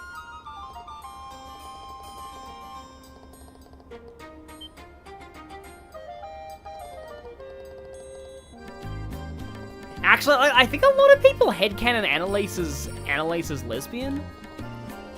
Like, there's some, like, I mean, there's some aspects of it that seem like some of the things that she says about female characters seem to kind of lean that way, but like, it's never really, like, it's not like Angelica levels though.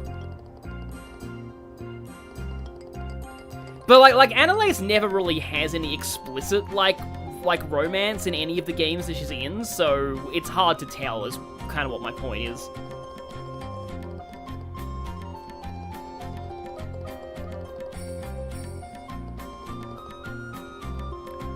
It's still insane that there's a person, like, literally named Sting, but then again, there's a person literally named Divine in this world, and we'll see somebody later on in the game who's named something ridiculously fitting.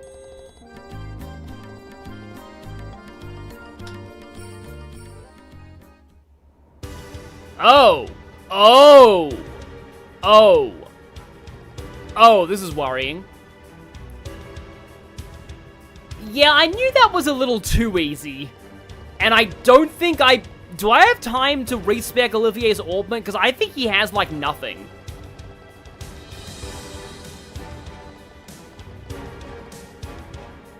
Oh, Annalise cast Sylvan Wing because Foresight good. Well, yeah, another reason to like her.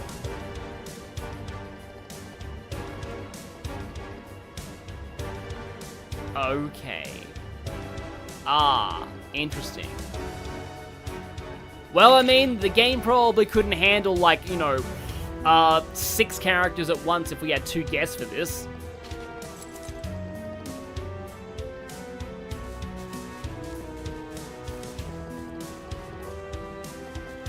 Oh, please tell me that I don't think I can change my orbment. This could be bad, actually. This could be really bad. I don't know if that was intentional, but I still think it's incredible that it's like, did Olivier just yeet one of them just off the cliff instantly?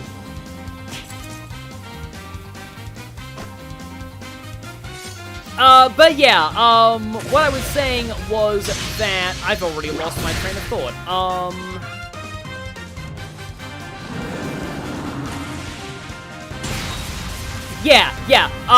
The wording's probably a coincidence, but I love the fact that now we're the ones doing that won't be necessary-ing. Yeah, if you don't know about that, you'll know if we get to Celebratory. That's kind of a meme from that game. Victory is ours. Let's end this battle quickly, both of you. Annalise, she's extremely agile. Yeah, let's try to keep up as best we can. Is this thing seriously called Big the Yeti?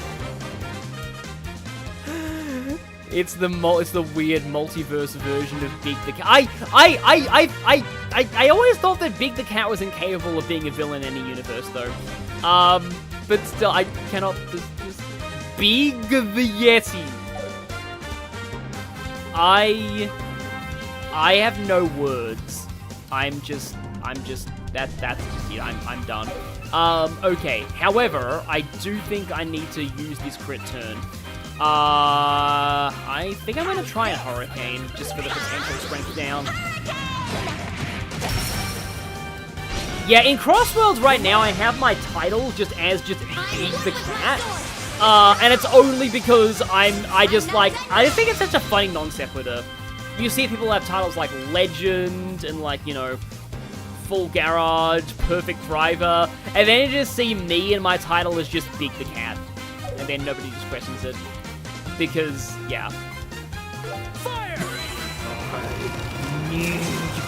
Froggy! Yeah, Froggy was the evil seal. Froggy was the one thing preventing, well, that's not good. Oh. And now we're all let it go, okay. We can't hold it back anymore. Don't just unlock it. And this is why you need... How can I had that Grail, mini Grail sphere thing, Grail locket, didn't I? I could have just equipped that. Let's keep it up! Did I buy his book? Yeah, I know what you're referring to there. Do I Zerum Powder? No, I'm gonna just fail a spam right now, because I'm still gonna lose this, I feel. Phew, that was close. Yeah, freeze stun locking is a thing that can happen in this game. Oh boy. Don't use Blizzard Breath again. Thank you. Hey, Sylvan Wing! There we go. That's gonna help me a lot. Like, a lot. Okay, I can Earth Guard. Maybe we can turn this around after all, yeah. Didn't Estelle, last I checked, didn't she have oh no, she did have, multi-target healing. Okay. So let's go for that then.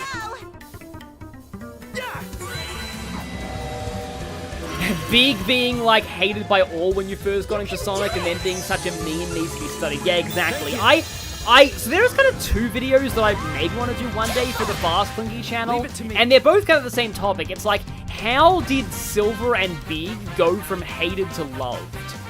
Like, how did that happen exactly? Because I know it happened to Big first, and the thing that I feel like is the summary with Big is that he gained an ironic fandom that gradually turned unironic, which is like the perfect summary. Just gonna overdrive, because why not?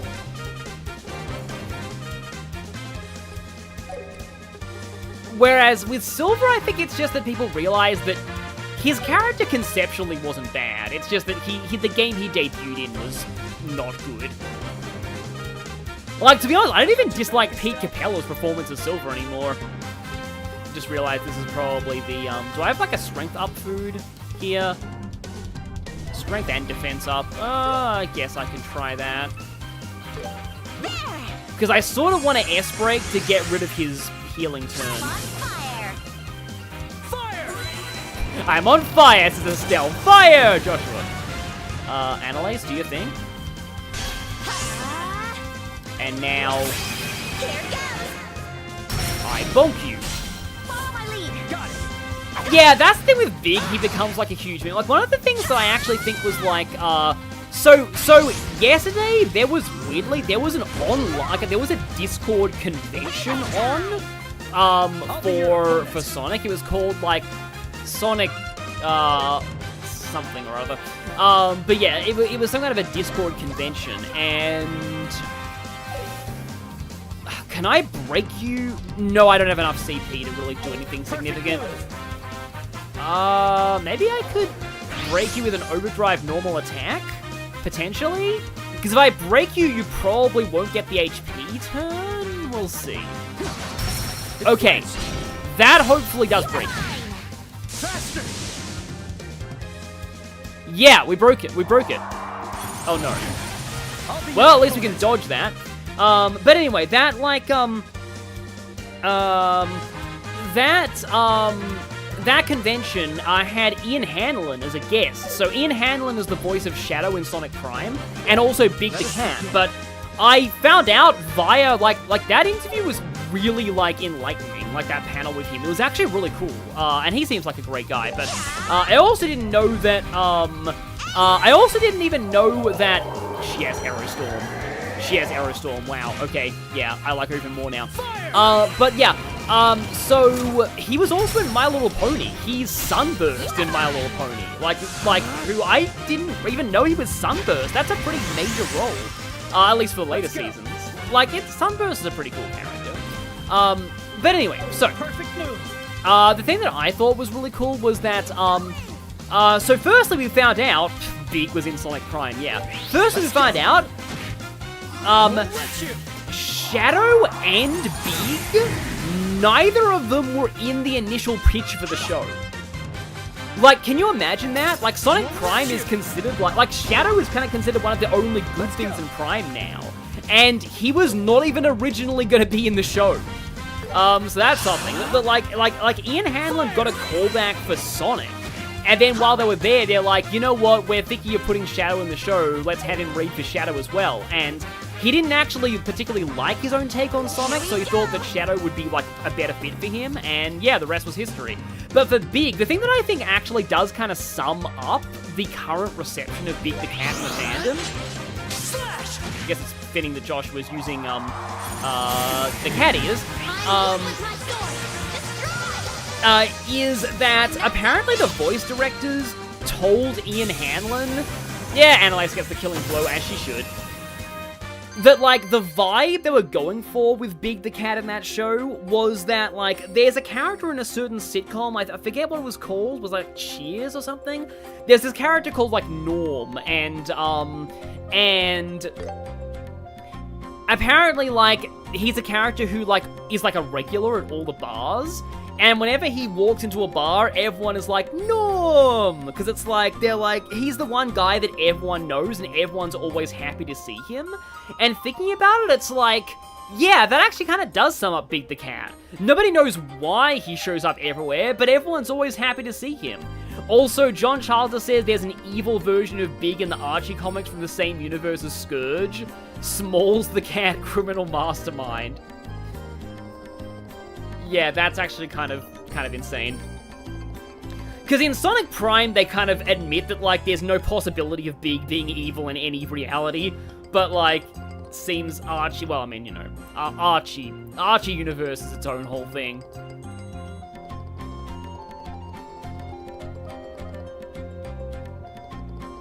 Ah, yes, Annalise did show up on the status screen. I wonder if that implies anything. Like, I do think it's kind of cool that we do get a bit more time with Annalise here. Like, they only really add one... They seem to only add one quest per... Again, those cat ears are so cursed.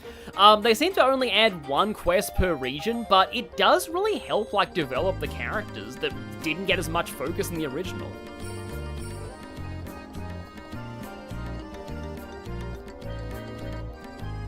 Yeah, she would know that, because Cassius is a master of the Oh man, technically that's a spoiler, but yeah.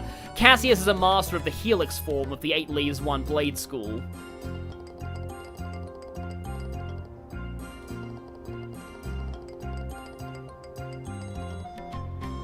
I also like how, despite Annalise, you know, having that airhead impression on the surface, she's actually quite good at reading people's fighting styles, and like, again, you'd have to be if you were an 8 Leaves, 1 Blade user.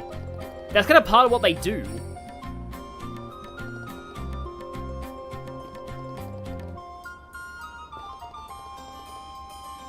You really like the quest they added to Chapter 3? Okay, I'm going to look forward to that. It's really weird thinking that the next chapter is actually Chapter 2, because it's really the 3rd major chapter.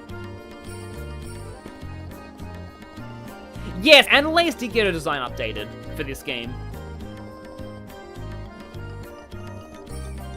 Sting. Oh, now I'm just thinking about how that episode of Friends where Phoebe goes to Sting, the musician's house, and then just picks up a pen and just says, Sting's pen that he gave to Phoebe.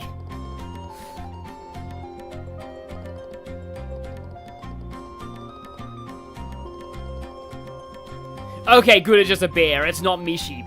It's not Mishi, Osborne's one true love.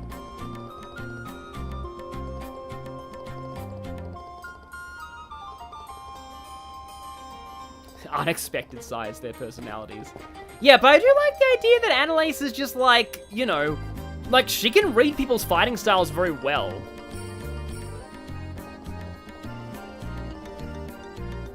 She's not Yun Kafai's granddaughter for nothing.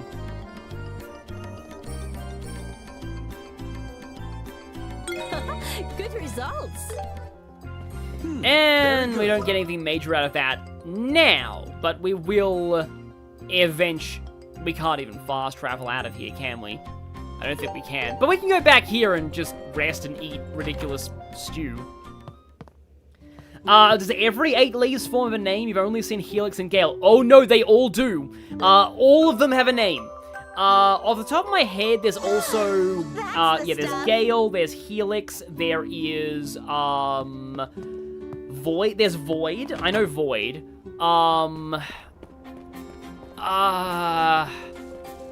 drawing a blank on the others. I feel like if there was ever a Trails Trivia Night, which, oh boy, a Trails Trivia Night would be an interesting experience with people who knew a lot about the lore. But, like, I know there's Void.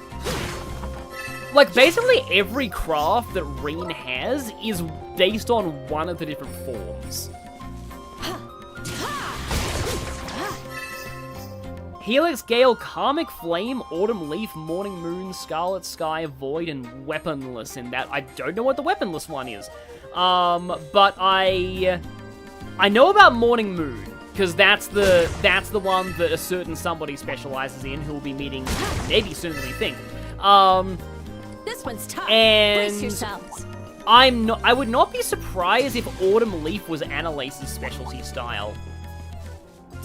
Because that feels kind of like one of the crafts she uses, and it sounds like it would fit Annalise.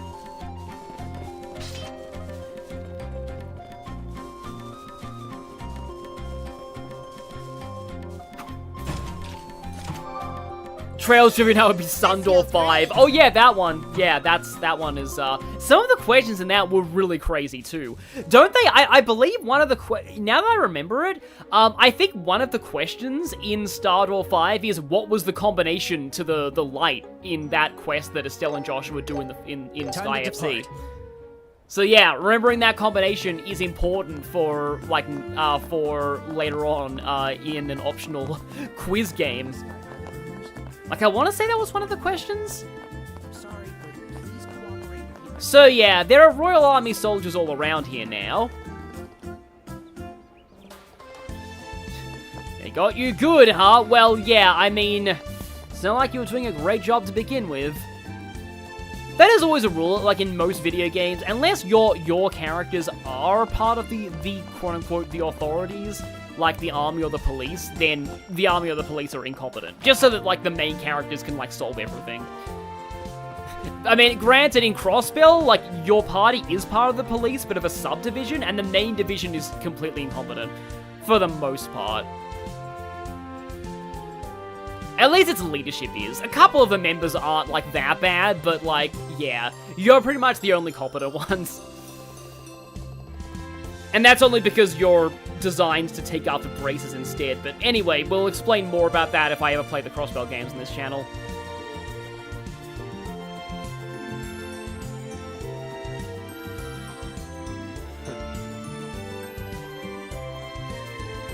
If that was stolen and they start Oh, now I remember.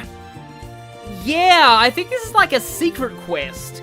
This is the thing I think you need to pick up in the hideout. Yeah, it's a very subtle cue, but it is something that you need to remember because it's one of the most guy-dang-it quests or BP in the original game. But it's probably pointed out to you at some point. Okay. Oh, Shara can actually unlock one of her slots. Thing is, though, let's just say I recommend focusing on Estelle and Joshua's slots for now. Oh boy, that's a lot of time. I really want to do that. But also, I would also really like to put Cast 2 on Olivier. I'll take this. And also Action 2s are crazy in combination with, you know what. Yeah, exactly, Some Asian. Sword and Shield shows what happens when the authority is competent. Leon just solves half the plot off screen. And it's not satisfying, like, to play through a game like that. It's just, like I don't dislike, I think Leon's a good character, but, like, the fact that the adults solve most of the problems in that game. Okay, so I've heard that Impede's actually really broken in this game, so I may as well take a few of them. And I assume at this point, I have 4 Arts Defense 2s. I assume that at this point, I have a lot of Mine 2s as well. Yeah, I would assume at this point that I got it. I can't open up any slots because I have way too little time forwards. But okay, Orpman. Reminds you of how bad the spoilers were for Nico B's Sky the Third LP. Were people spoiling him on stuff? Because if so, that sucks. Okay, so... Oh, actually, Olivier had some pretty not bad quartz, but... Okay, right, I need to... Here we go. Again, I am getting used to my controller on the screen. Okay, so... There, we now need... I think somebody else has the EP2. We will have Olivier for the entire rest of this chapter, so I would recommend prioritizing his arts here. At the very least, he needs Cast 2.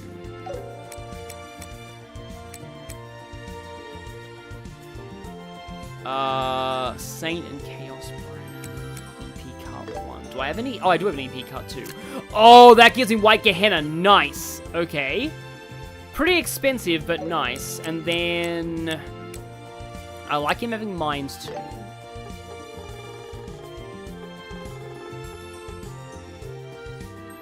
Action 2 gives him a lot of speed, but he won't, like, really have much else. So, can I get Aerostorm onto him? Let's see. Okay, I will lose most of my healing. And I will lose a decent amount of ATS.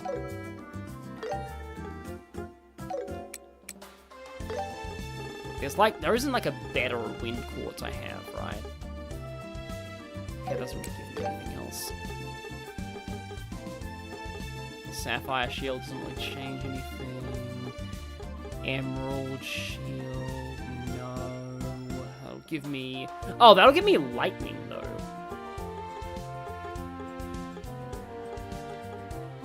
So I think I'll take that. I'm going a little all in on wind. Yeah, he only has, like, wind and time right now, but he has some pretty good stuff there. I do wish I could fit in action 2, but I think I'll lose Aerostorm if I do that. Yes, I'll lose Aerostorm and Sylvan Wing. You also have Aerostorm and Cast 2. Holy crap, her speed, though. Oh, right, that's because I stacked a bunch of speed on... I stacked a bunch of speed on her. If I give you action 2... Okay, yeah, she now has 70 speed. That's gonna cost quite a lot, though.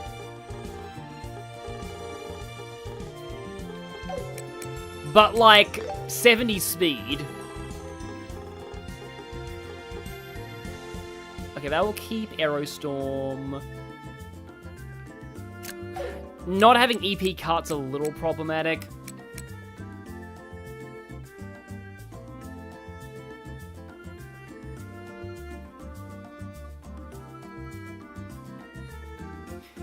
Oh yeah, okay, so thankfully the mods removed the spoiler comments from Nico B's, like, run, but still. Do I have a spare cast 2? No, I don't.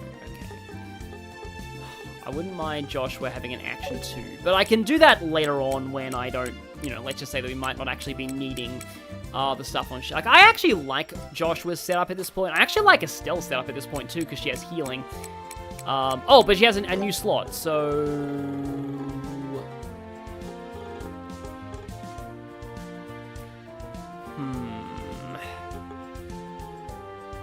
Impede 2 might be a solid option, especially with all of her AoEs.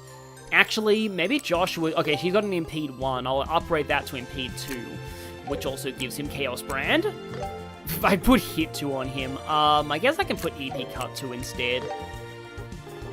And then Ruby Shield. Yeah, I am liking this at this point. And also, I may need to check to see if I can... Wait, hang on. I was already in the place where you upgrade stuff.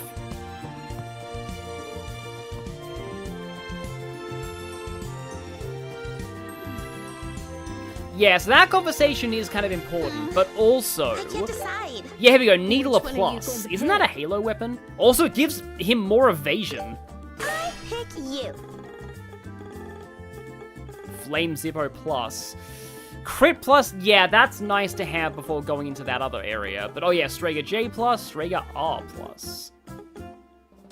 Has more arts defense, movement, and crit than the other Stragers. But it has less speed. And less speed equals bad.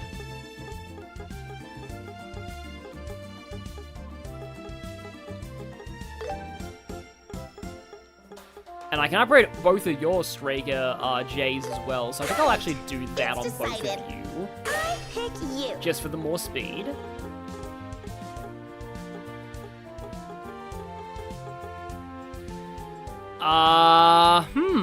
You know what? I think I will upgrade that to Glam Choker Plus, because Olivier could really make use of that.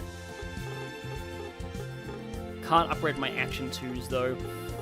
Oh, I have a bajillion monster bones. I'll pick this. I pick you. Monster shells for the chainmail plus. Please. Yeah, I'll take that, and then resist seal is kind of nice too, but okay. So, what does he have equipped? Nothing! Yay! Okay, yeah, we were gonna give him the Glam Choker Plus for resist mute, and then... Oh, hey, we have spare Black Bangle Pluses, let's do that. And Shara has 72 Green Sphere, yeah. It's fine, I don't think we're actually going to be dealing with much freeze where we're going. Which is kind of ironic considering, you know, where we actually are going. Oh, right, we actually have to investigate up here to see that everything's been stolen! Oh, no! Oh, and also she's here. Clearly Dorothy is the Grandmaster and she did it. This is all part of her ultimate evil plot. In Sky, wasn't the rule that a time restriction was basically no restriction? Yeah, that's true because you want to put action and cast on basically everybody.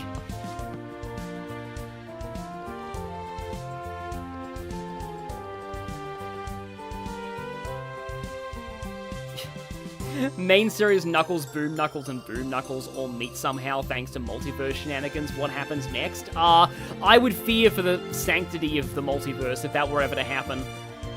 Especially Boom Knuckles. He already practically destroys the fourth wall in one universe. Did I ever quote that thing about, like, don't ever talk in third person, it's creepy? Yeah, Knuckles hates that.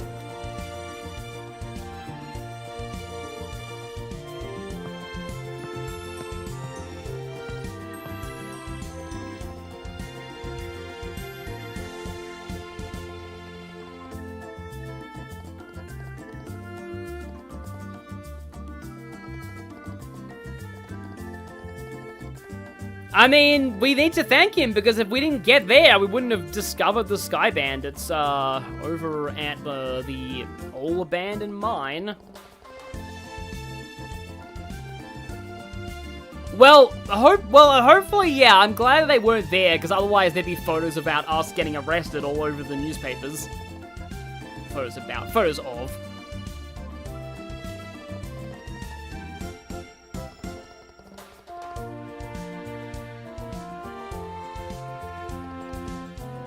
Yes, I do wonder what Rouge would think if she was in that meeting. Of course, the question there is which Rouge, because there are multiverse versions of her too.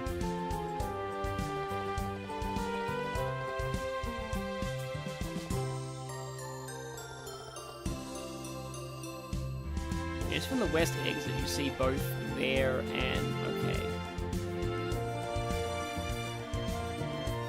okay. Wait, who even are you? Oh no. And then, hours later, after Olivier has explained his entire backstory.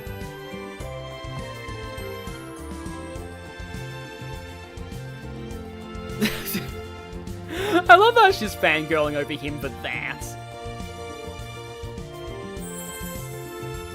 Dorothy, no, Dorothy, don't. Just don't.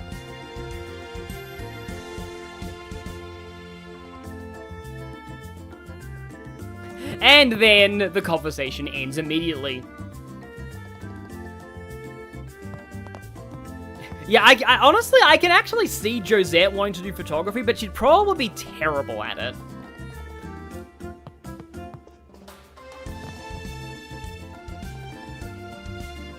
So yeah, they took the merchandise.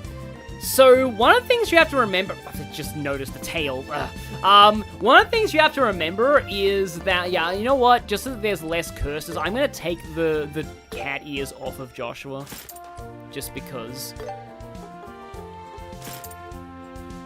No, that's too cursed. There's no way. That's way too cursed for the likes of reality.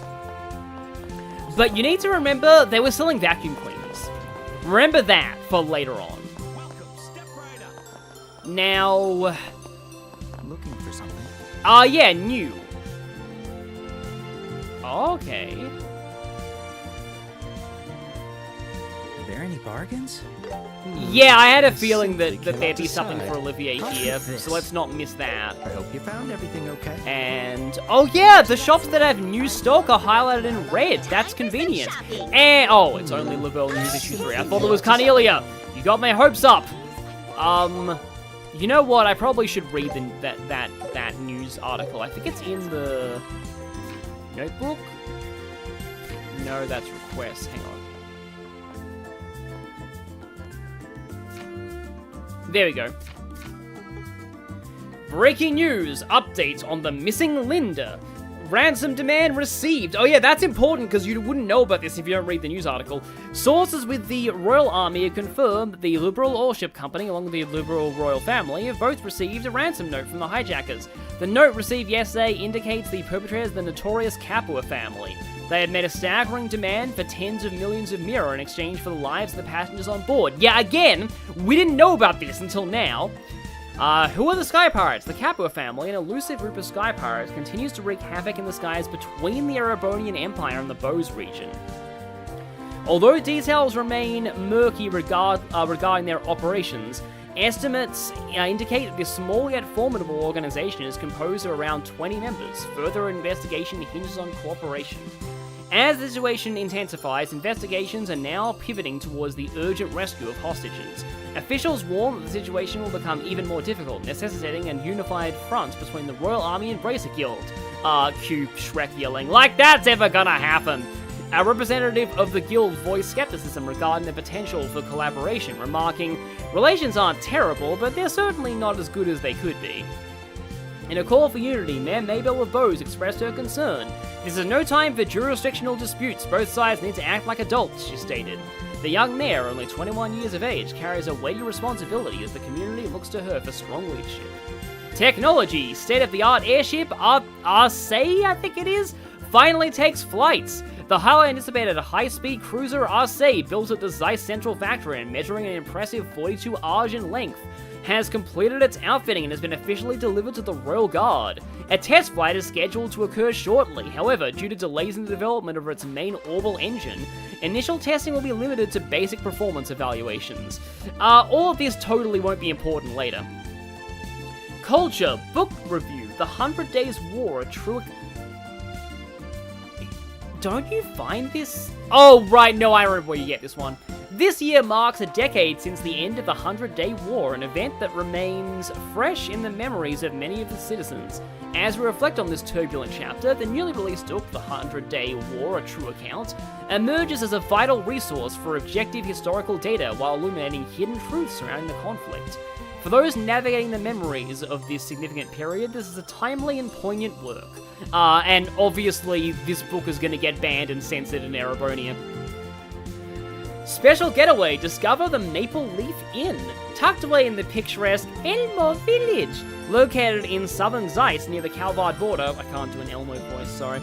The Maple Leaf Inn stands out as a premier hot spring retreat with its serene Eastern-infused ambience and the abundance of natural hot springs. The inn attracts guests far and wide, unfortunately also including sheep. The Eastern cuisine, known for its beauty-enhancing benefits, is exquisite. The main attraction is the open-air bath. While you may feel shy at first, the unique sense of freedom in bathing beneath the starry night sky is addictive. Be sure to secure your towel, or there'll be anime moments, and embrace the ambience of this hidden gem. Yes, Erebonia when Sure fun thing. exists. Yep. Okay, so we have, so we just have the quest that's down there, and that's all we have right now. So yeah, let's just, get to more of the investigating down here. Oh yeah, because we did hear from that guy in the market that his house got burgled.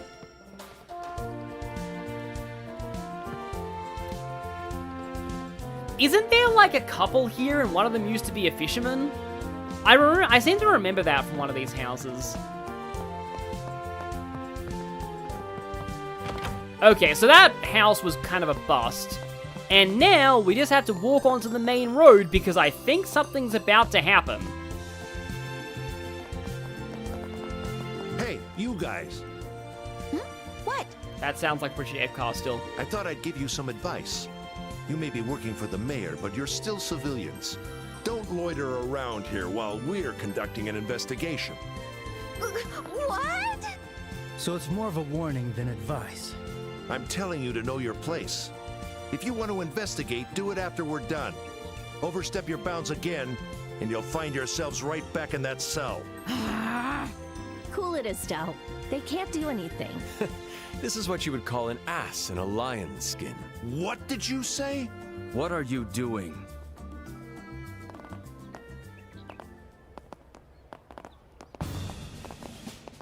Colonel! A proud soldier of the Royal Army threatening innocent civilians? You should be ashamed of yourselves. So, this guy was voiced by Cam Clark in the original, who's, Robin from Fire Emblem Awakening's VA, but, like, I don't know if it's Cam Clark in this version. I want to say it's not. But they're not regular civilians. They're bracers from the guild. Well, is that so? All the more reason, then. The Royal Army and the Guild are meant to cooperate. What good could possibly come from antagonism? But I was just carrying out the General's will. Good grief. General Morgan can be a handful sometimes. I'll be taking over from here. Take your subordinates and withdraw at once. Oh, no, it was David Vincent. Sorry, why is that? Your Cam Clark is Corrin. Right, I'm wrong avatar. No, David Vincent. Yeah, David Vincent was Robin, and yeah, that was his original VA. But sir... You've been working hard since early morning, haven't you? I'm sure you've So gathered is it plenty still of David information Vincent? by now. I'll intercede with the General on my end. Cam Clark is also Simba in Kingdom Hearts. You still have complaints? It's not, anymore. George Peter, okay. Understood. We're withdrawing. Back to Hawken Gate. Oh, good thing they had this Now guy to then. pull rank. Bracers, you'll have to excuse our soldiers. Allow me to apologize on their behalf. Well, thank you for the apology. We weren't exactly friendly either, so let's call it even. I appreciate your understanding. As I said, the Royal Army and the Bracer Guild are meant to cooperate. I believe we can complement what each other lacks. I have high hopes for your efforts in resolving this string of incidents. We'll do our best not to disappoint you. He seems pretty normal, actually. Yeah, I wonder who he is. Colonel, it's almost time.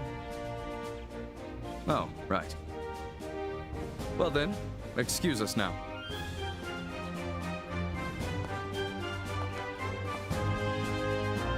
Apologies. I haven't introduced myself. I'm Colonel Richard of the Royal Army. Feel free to contact me for any reason. Yep, so that's him. And, oh, okay, thank you for the 10 Canadian dollars, Cyberspace. But Cyberspace says when it was announced he was voicing Richard, his VA shared a clip from some Asian's video on his Twitter. Credited him and everything too. Wow.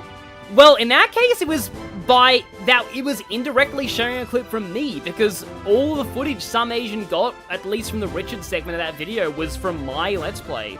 So, by extension, he shared my content.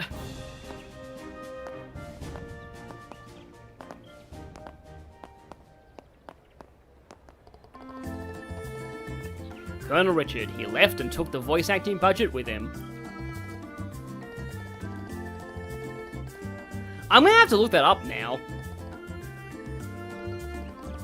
Granted, Twitter sucks because, like, it sucks because, like, I can't view specific tweets without an account, but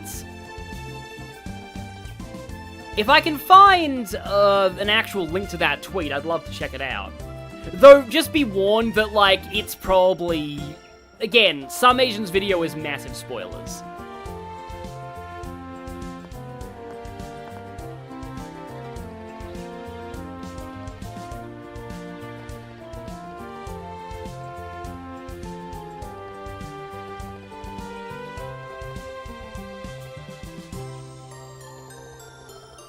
Yes, Twitter sucks, sentence ended.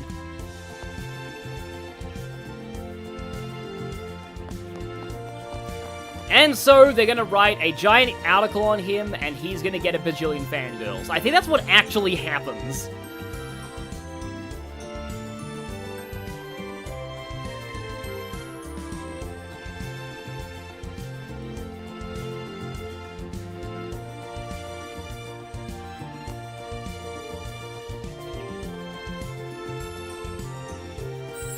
Huh.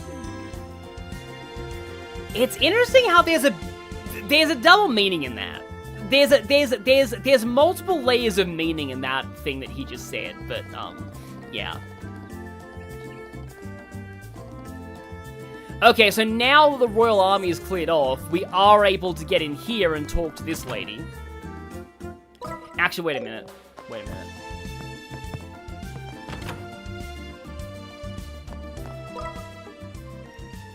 I am just obsessively checking everything to make sure that I'm not missing any books.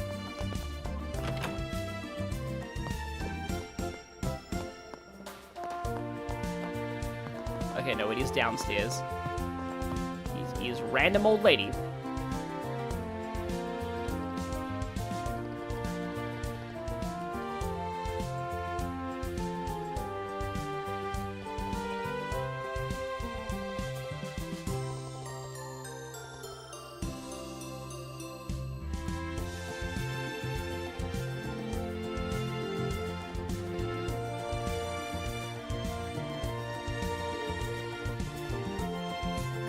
Masked men coming out of the workshop.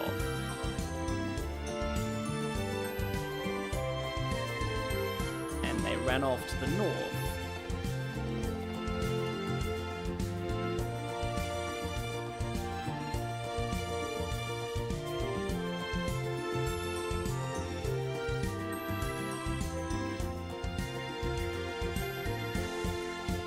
Yep. Estelle is the ultimate fishing champion, and she knows a fellow fisher. Also, Cecile, let's not putting in ideas in the fanfic writers' heads, please.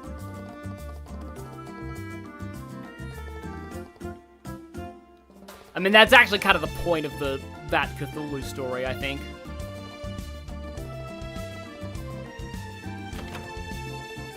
Yep, of course. Of course, he immediately walks in. Yeah, I remember this guy, I think, yeah.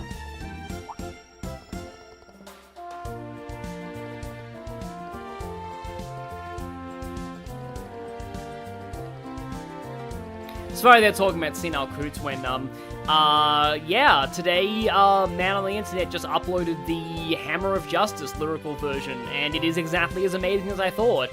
And the guy they got to sing for Gerson was Gerson in the original Undertale musical.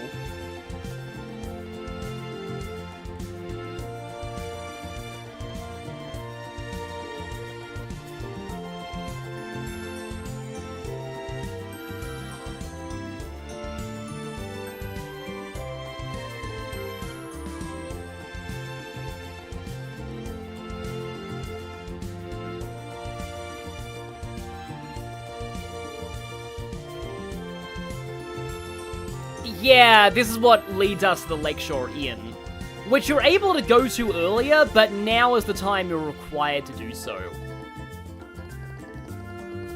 So this is pretty much the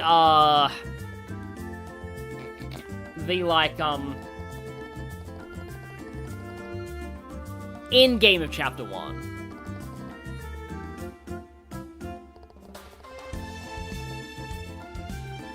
So, suspicious people hang around.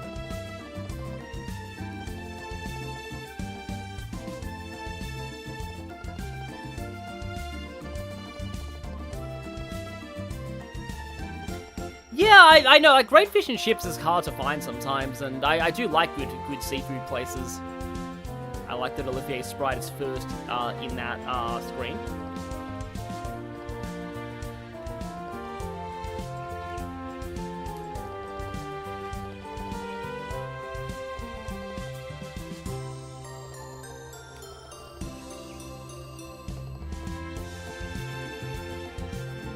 Yeah.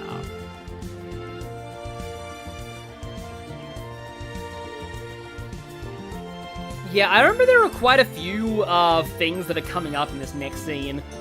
A lot of, like, kind of important things.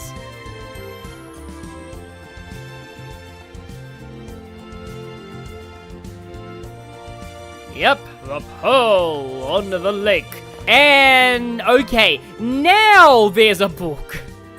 Of course. And yeah, now I can freely, yeah, I have to...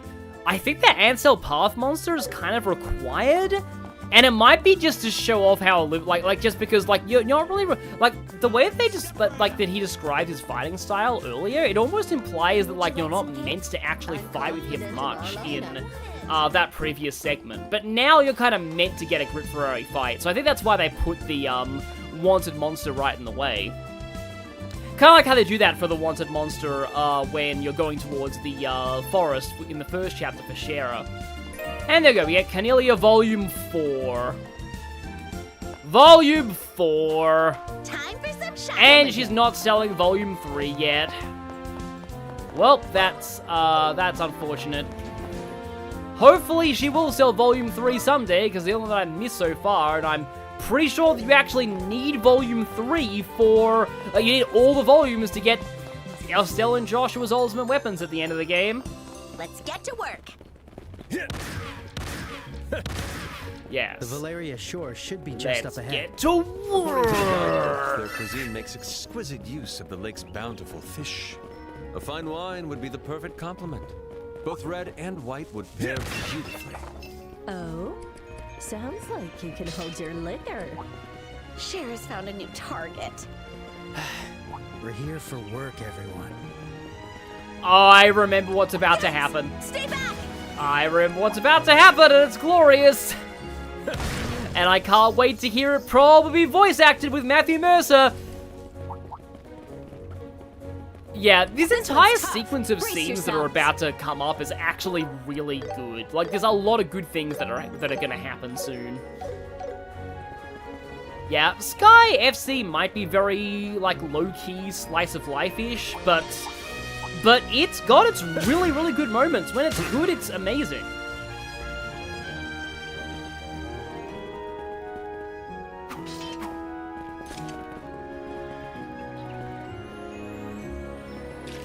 Yeah, Jared Fayette in the chat is grinding for, more speeding accessory materials. Oh boy, that sounds like something.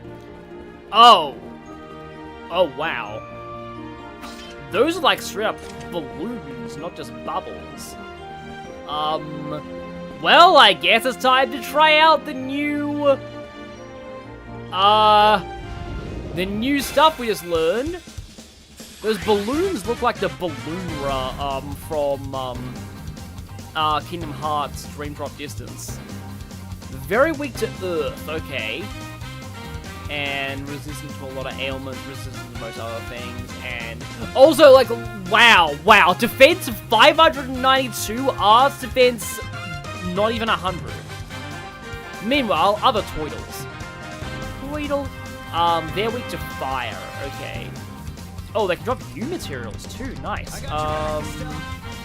Let's see. Oh. I can take them all. Oh, okay, Petrify Breath time. Here we go. And the others are all weak to fire, but we don't have much in the way of, like, very strong fire arts. I should probably use Earth Guard. Don't do anything stupid, Turtle. Please don't do anything crazy. Oh, it's casting, I think?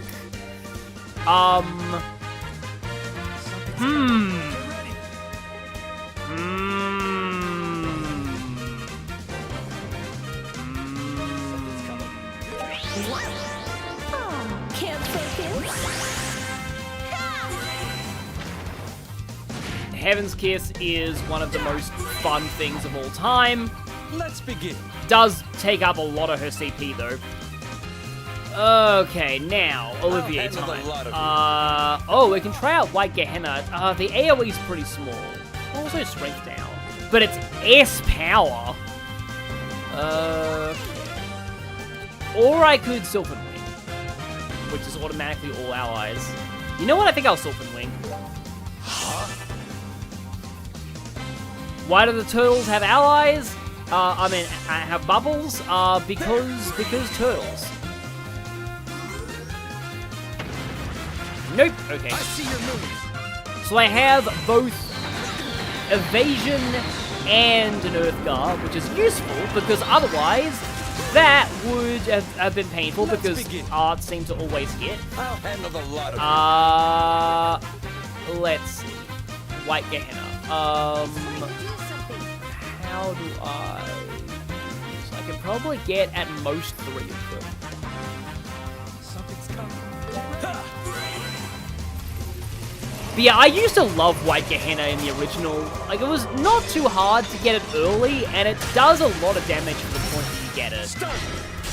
Follow my lead. Yes. Heaven's Kiss is the best craft in the game, followed by Wild Break. It's always kind of cool when the best thing in the game is also the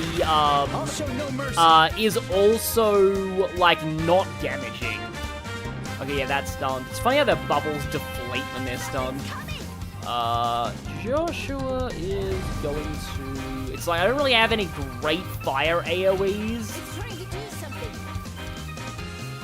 which is a bit of an issue, but okay. I'll get you all. I could get 3 of them with this. Let us begin.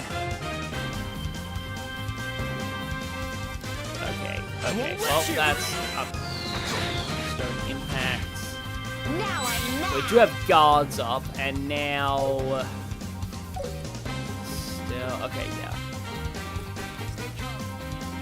Do you really want to just stack a bunch of damage on these guys, but... It's going to be a fairly big delay, though. Still stunned. And fire arrow activate. Okay, yeah, that's good damage on all of you guys. I'll handle the lot of you. I'll blast you away. And now activate that, and then let's see. So White Gehenna. I could get these 3 in the White Gehenna, although some of them are probably going to be dead to Estelle's attack before then. Sorry for not really reading chat, but I need to kind of concentrate on a battle like this. Shara. She has an impede attack, but she doesn't have the CC for it. Be careful. I guess you can just Stone Hammer. Arcana of the Goddess. Activate. Oh, nice one, Arts Boost. And then that's gonna... Thank you! I guess we can do chain, even though it's probably not gonna do much damage. It did okay. Oh, nice! Huh, Sharon and Olivier are supporting each other. Maybe they're looking forward to that potential, night out for drinking. Magnificent Harmony. I have to look up in the menu what that does. Okay, you're stunned now. So, let's see. I just realized it's kind of, people have probably already noticed this in the chat, but it's funny that we're talking, I was talking about Gerson before, and now we're fighting a bunch of turtles. Although he's a tortoise, isn't he? I think he's a tortoise. Am I praising Olivier, or is his reputation as the best arts caster? Well, he's the best arts caster until the 3rd, when there is an objectively, obviously better arts caster. But that caster is a little, let's just say, special. So, he still kind of is. I never really, like weirdly, I kind of found him underwhelming in SC, but that was mostly because of... My turn. Oh, it has Reflect now. Okay. But, like, I find that was mostly because of, like, you know what, if you're using Reflect now, I'm just gonna use my S-Craft on you.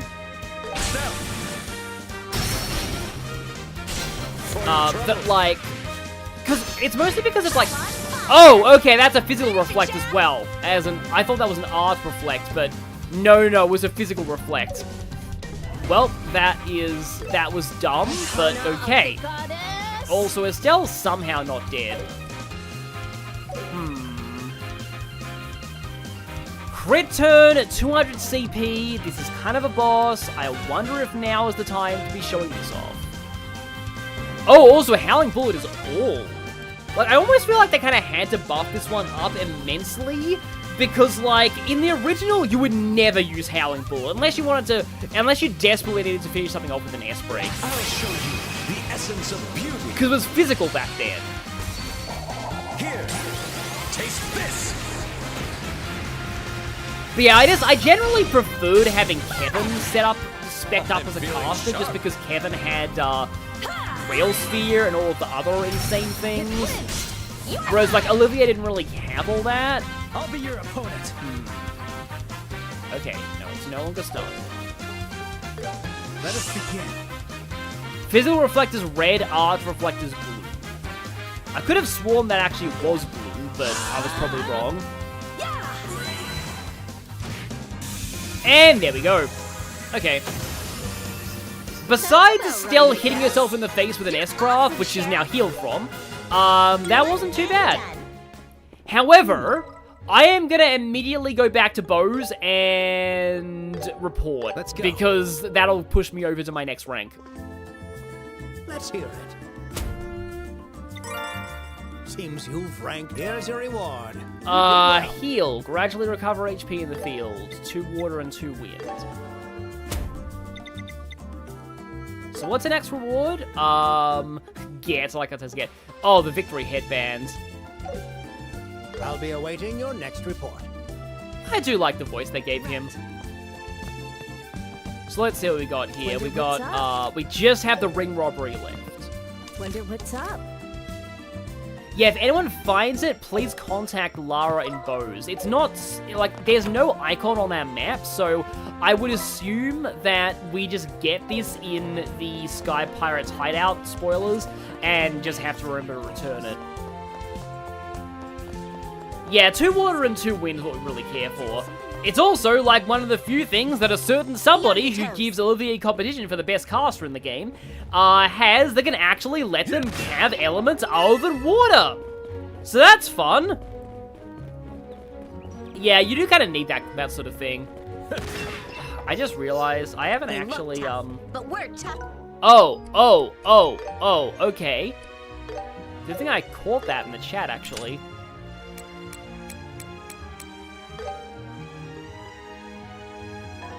So I take that off and I put on heal. It doesn't actually give him anything new. It just gives him, like, arrow, but... So how do I get arrow storm? Oh,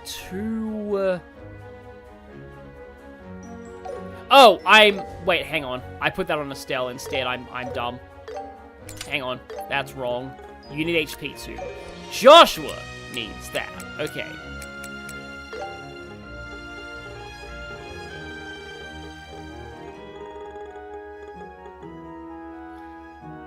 Oh, that'd get rid of Earthguard, though, so no, how do I do this?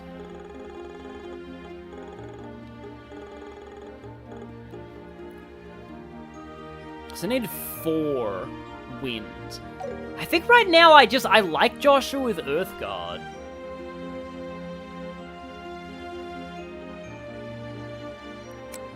Is the problem.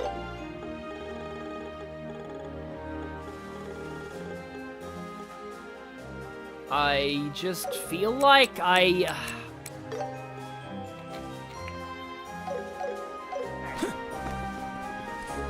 I don't know if I can really sort of fit that in right now without sacrificing too much else that I need. Oh, right, Olivier. True. Oh, you might actually notice something. This is actually kind of a vague spoiler. So everyone else here, they have the bracer emblem on their ornaments. Olivier has the Erebonia. Well, I mean, it kind of makes sense because he's from there. But, like, yeah, he has the horse of Erebonia. Emerald Shield. Oh, right. I guess heal over Emerald Shield. He doesn't lose anything, and he gains healing. So yes, I will take that. Thank you, Delta Dragon. Watch for ranged attacks. I will do that, Joshua. But yeah, we're almost at the lakeshore, and then cool stuff will happen. I think when I'm in the hideout, I'll give my why I weirdly ship Silver and Blaze now for weird reasons rant. And it kind of relates to this game to a slight extent. To a slight extent. But yes, no fast travel, so we have to do... We basically have to be like the original. We just have to just walking back and forth places. Yep, now we are at Valeria Shore. And now we're going to be hijacked by plot for quite some time. At least once where we agree to relax. So this is the north shore of the Valeria Lake. I forgot that I already went here because side quests aren't canon, apparently. This place has such a nice feeling. Right. The inn looks great too. I've stayed here before for work. The booze is excellent. And so are the rooms. It's a perfect inn. Oh, if only we were here on vacation instead of work. I like how, like I'm sure Olivier right now is saying, wait, what do you say about the booze being excellent? Oh, are we not? I thought we were. Letting the waves carry my boat in the day, enjoying fine wine and cuisine at night. Ah, that would make the perfect vacation. You just beat Silent Hill 2 Remake, Shadow Palkia. That's cool. The remake looks really good.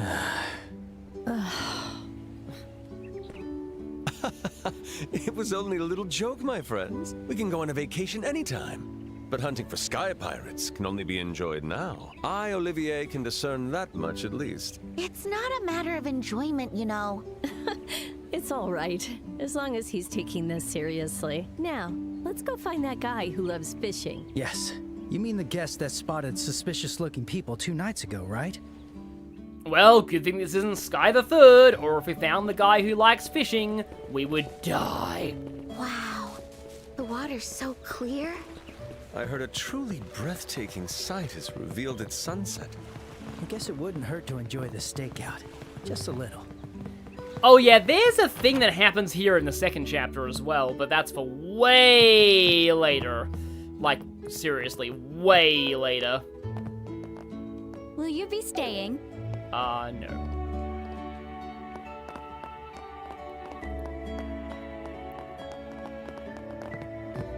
Can we actually talk to you across the counter? Because, oh no, we can just get through here. Isn't the weather lovely?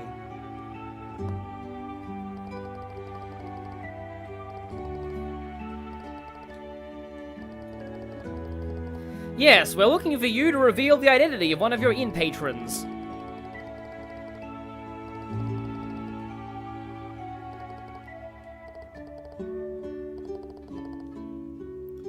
Then you must be looking for Lloyd! Oh yes, that's a guy who's from Crossbell and he's... Oh wait, no, a different Lloyd. But that Lloyd will become a professional. In fact, I think they actually acknowledge that he has the same name as somebody in the Fisherman's Guild in the Crossbell games.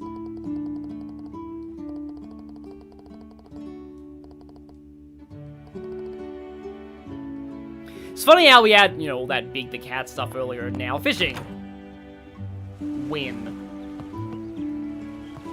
Hot take, the fishing minigame in Sky the Third is nowhere near as bad as people say it is. Like, I am convinced that there is something wrong with the way that my PC copy accepts inputs. Because there's no way that the timing should be that tight for fishing. And it's not that, like basically the fishing in the Crossbell games works exactly the same way it does in Sky, but the timing is nowhere near as strict, and I'm sure there must be some kind of bug in the frame rate or something when it comes to the fishing timing. Because I think it's clearly not meant to be like that. If we're talking about shipping, what are your favorite ships in the Sky Arc? Estelle and Joshua, Kevin and Reese, and a spoiler one involving Shara. That I don't want to mention now because spoilers. But really, every single ship in the Sky Arc is great, except for one that's kind of teasing the third that's bleh, but let's pretend that one doesn't exist. Oh, this! Oh, I know what's gonna happen.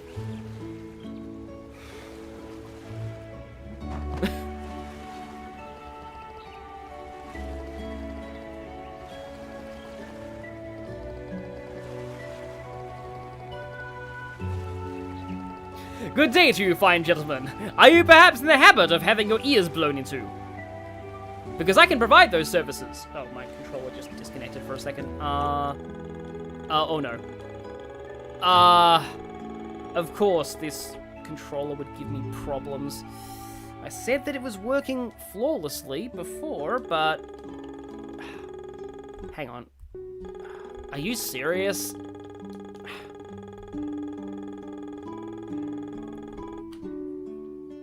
Okay, hang on. This controller is just... Seriously, why? I thought it was fine. It was fine. I don't know why it's doing that now. If this persists, I'm gonna have to go downstairs and get my PS4 controller again. Yeah, the moment that I touch a direction, it does that. Huh. Okay. What happens if I press B? No, it's not. Seriously? Wow, this controller is just, holy crap. I need that. I'm so glad I spent money on that Tails controller that's gonna hopefully come the end of this year, because, like, wow. Okay, be right back. I'm gonna have to get my PS4 controller and use that.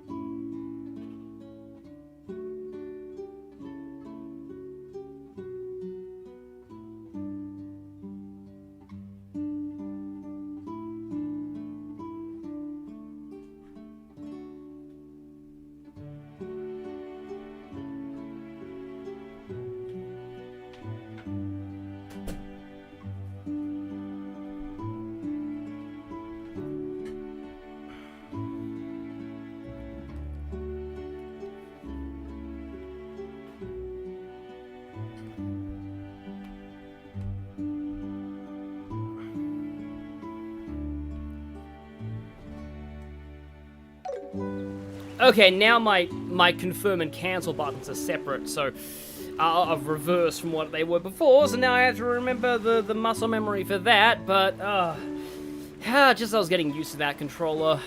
But, yeah. This is like these streams are like an unofficial PSA of like, don't buy the 8-bit I think it's the Pro 2 it's called? Don't buy it. Yeah. I don't know if I'm just cursed or if I got a faulty one, but just, I don't want to take my chance and buy from them again. I heard good things about them. You know the reason why I bought this controller? I bought this to avoid Joy-Con drift. Because my Switch was Joy-Con drifting, so I needed to use an external controller to, like, not have that. And I bought this, and it's now been just as bad, if not even worse. Like, seriously, my PS4 controller, it has worked flawlessly for every single Steam game that I've played. And on the PS4 itself.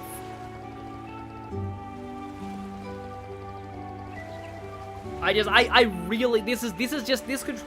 Yeah, it's also a Final Fantasy 15 Special Edition controller. There's like an XV on it.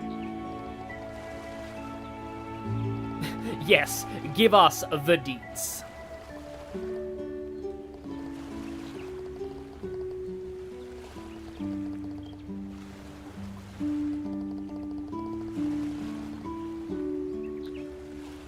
Yeah, like, yeah, I've heard that third-party controllers can have just general issues. Like, I'm so glad that I even found out that PS4 controllers worked with Steam. Because I was worried that I'd have to buy a third-party controller just for Steam, but no, you can just plug in a PlayStation 4 controller and it just does its thing.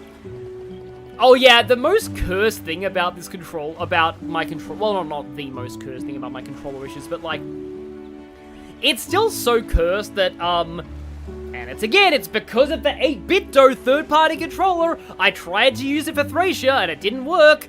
I played all of Thracia with a PS4 controller, which is some kind of video game blasphemy, but, like, it worked. Uh-oh. Oh no. Oh no. Oh no. Oh no, there's a Guardian here. There's a Guardian here. From what I remember, we don't have to worry about this until Sky SC.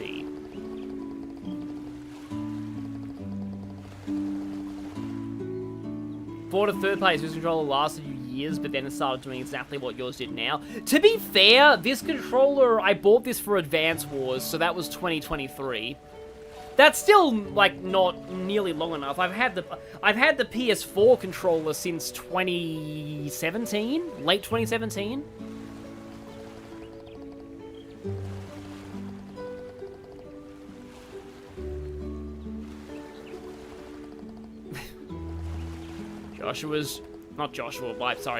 Olivier's true love, alcohol.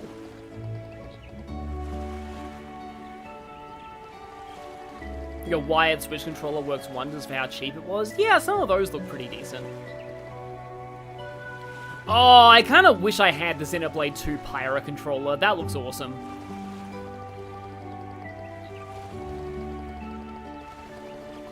So, 2 figures near the inn. On the highway in the middle of the night.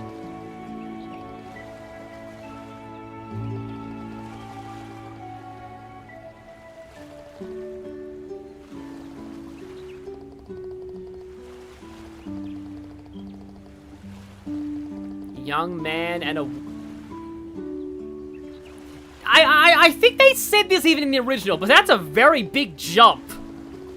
Like, seriously, that's a huge jump.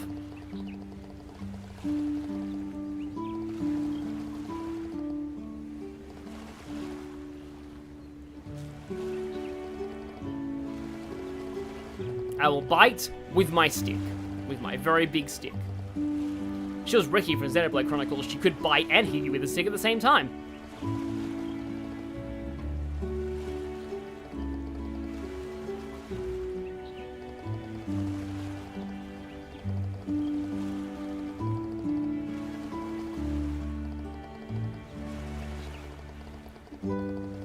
Okay, I'm glad the reason that you're familiar with that uniform is because your niece goes there. That could have been way, way worse.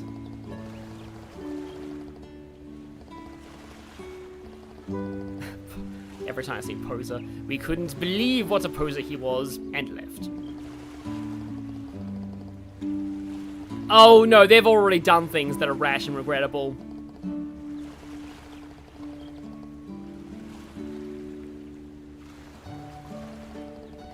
Your friend, so this is some Asian in the chat again. Your friend lost a legit Switch Pro controller to his dog eating the joysticks, so got it repaired with some random junk. In the end, he let you keep it, okay. That dialogue option cost Mr. Lloyd some detective points. Some of the things you have to piece together for, like, max DP are pretty clever in the Crossbell games.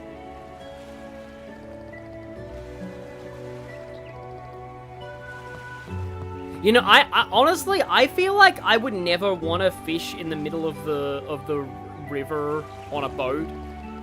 I just feel like it's just asking for a big fish to pull you over and capsize everything.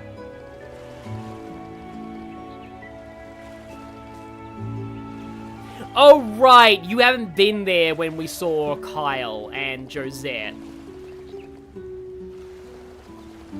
So for one, they're not a couple, they are siblings, but I feel like that probably wouldn't, like, I feel like Olivier would probably still ship them.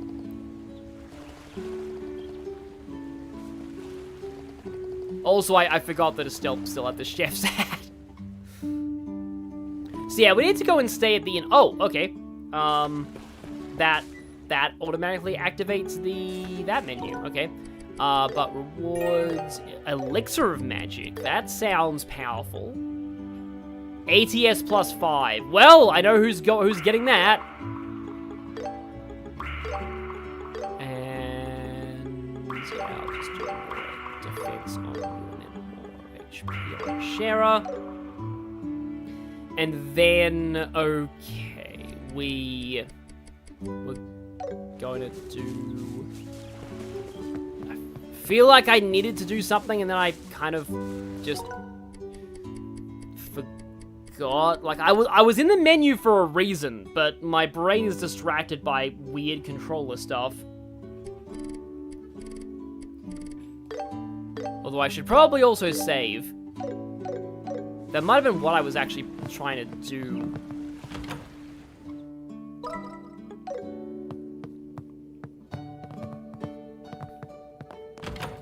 And just because it is trails in the sky, I am going to zoom out and make sure there are no blue exclamation marks anywhere.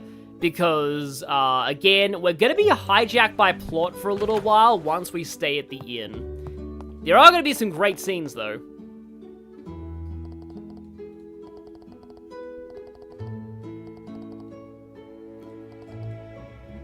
Yeah, they are warning you about this, but thankfully I don't think there's anything that I have to do. Oh, that's what I wanted to do. Take off the chef's hat. Thank you, chat. That came at exactly the right time. There we go. I'm gonna keep the tail on Shara, though, just because, lols.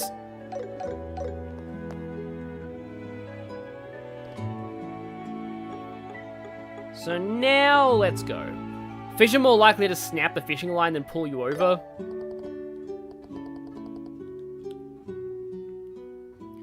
But I do still feel like you could, and if you do fall in the water, there's like, you're in the middle of a lake, it'd be really hard to get to safety. Like, I just wouldn't do it myself.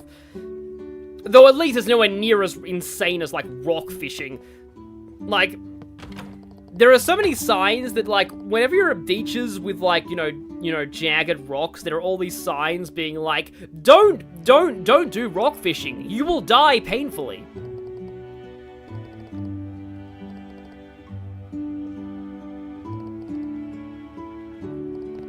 I thought it was like, you can all kick butt until evening. No, the butt kicking will come after evening. Of course, Olivier is going to get his butt kicked by the drink first.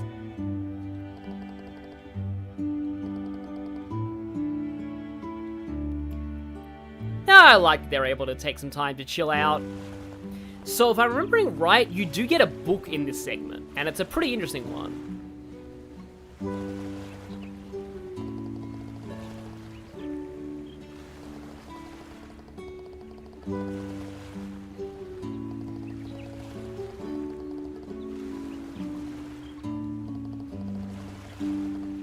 The really silly costume, like, doesn't really... Yeah, I'm trying to, like... Oh, right, it still has the apron. I should also probably remove that.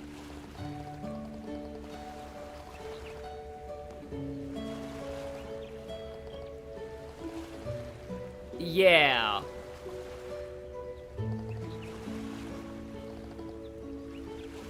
The book is something that you do get, I think, but it's automatic. Wait, when was the last time I went fishing?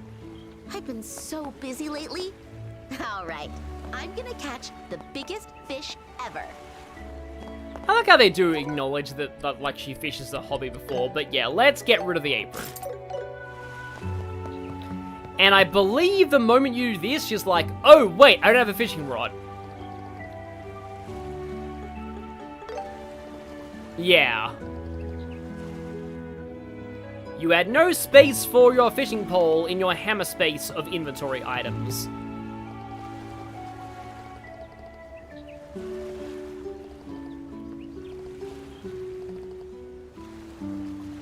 Estelle Joshua fishing date when? That's probably happened numerous times at this point in the series. Also,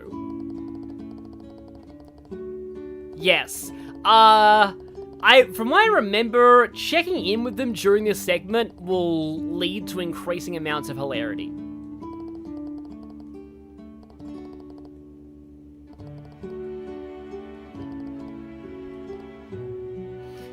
Yep. Olivier.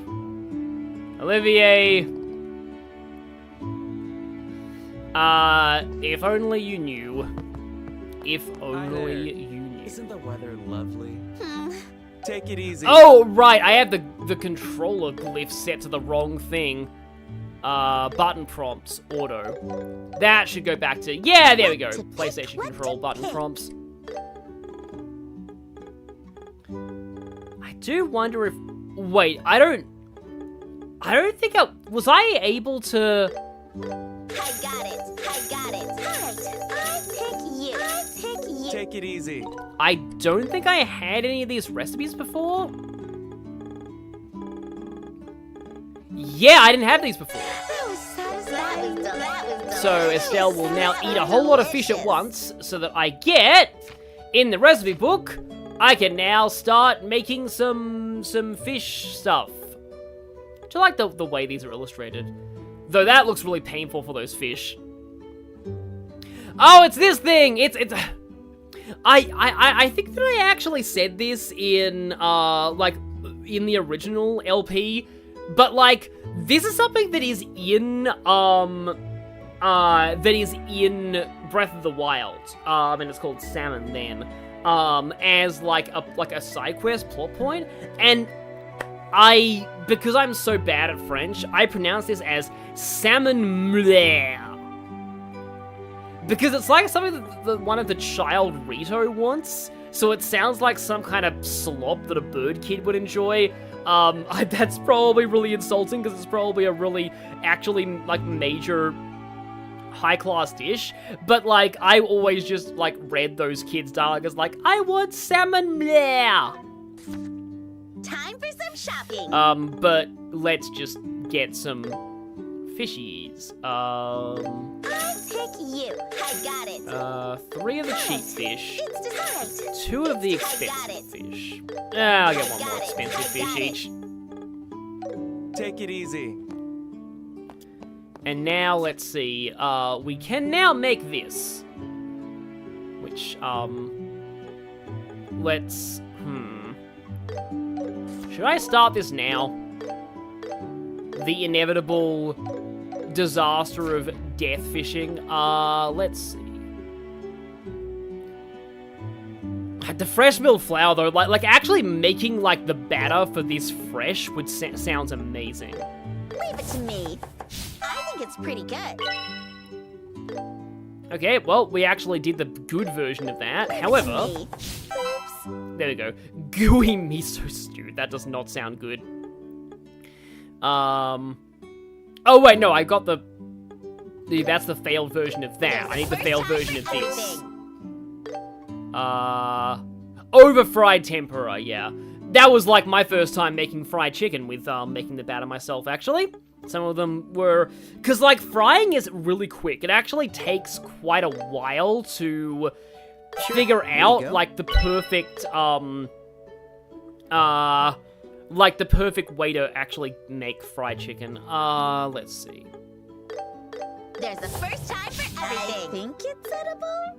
Sharp skills. Strength up is really nice though. So this is one of these where like you might want to make the bad version a lot. I could do it. Okay, we got that, and now the salmon mleur. Let us make truly the greatest salmon mleur of all time. Yay! It went well. Of course, she actually did it right. What do you think? Oh, it turned into fried for Joshua. I still don't have the failed version. Yeah, here we go.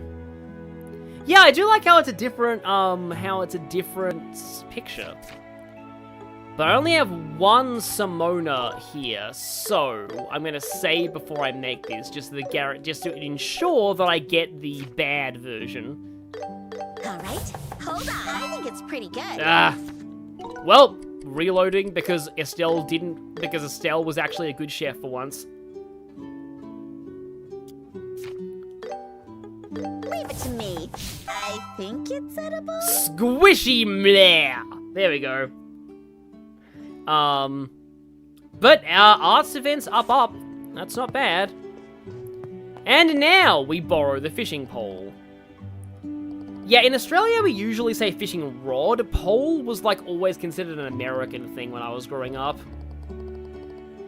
Yeah, frying is surprisingly hard. Like it just like because I don't. Basically, it's like I don't want the chicken to be like undercooked because then like you could die. But like I also just like, but then like you leave it in too long and like all of the outside is just black, and I was just like, yeah.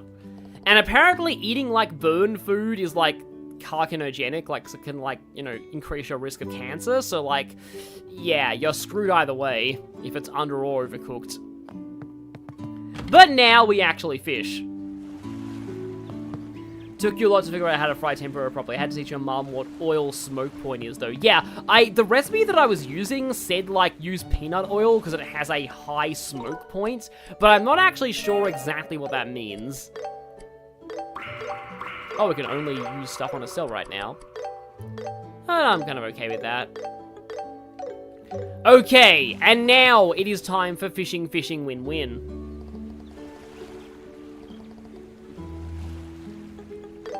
So, did they just continue on with the really basic fishing mechanics from the original, or do they have a whole fishing minigame in this version?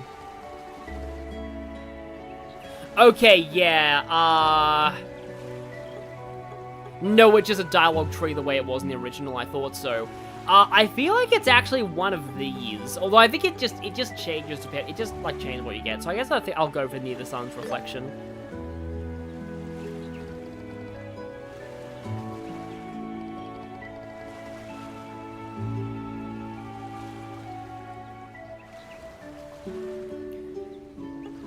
Yeah, all of these, I think it gets you a different thing. I think I'll try... Basically, it means don't use olive oil for this, like, high smoke point. Yeah, that sounds about right. I had to use olive oil for, chicken schnitzels once because I ran out of, that looks like a nice rod, actually. Because I ran out of, what do I usually use? Rice bran oil, yeah.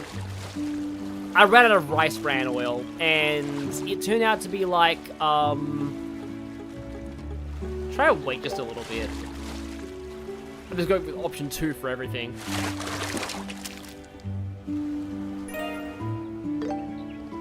Okay, we got a lame fish.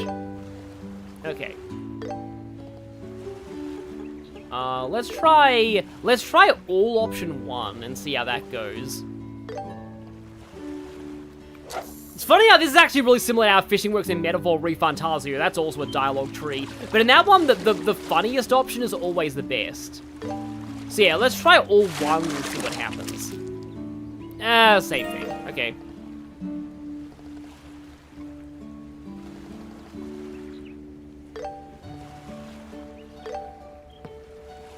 Smoke point is the temperature where the oil starts burning. If you use peanut or something, it resists the heat for a longer time. Ah, okay. Olive oil has a low smoke point, so it burns up quick.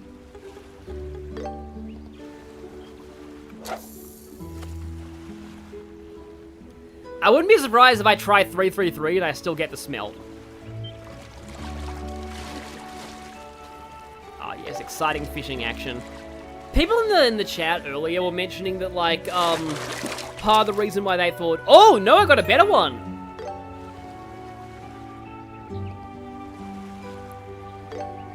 I do wonder what the biggest thing you can potentially catch here is. But, like, the Dig the Cat's gameplay wasn't, like, great, but, like,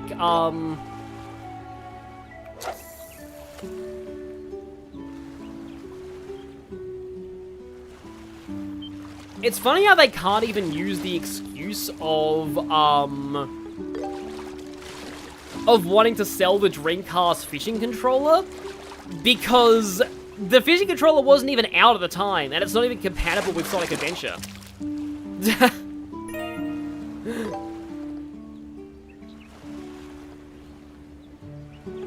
There's probably something bigger you can get here, so you know what, well, I'll keep my save file from before that, because now it's evening.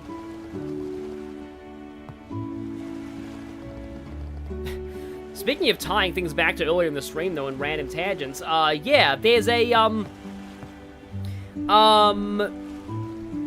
another one of those Sierra Adventure games.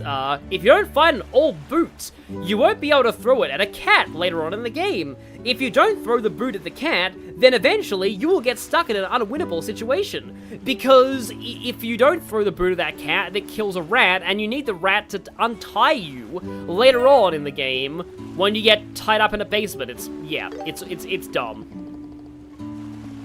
But yeah, we now have the 100 Days War book, and one thing that in the original might not have been entirely obvious, but it's that you can actually read this book. And it's kind of important that you do, because it is very, very vital backstory to this world. Anyway, the fishing for big itself wasn't too bad, it was just a massive pace breaker for the game, yeah. But, okay.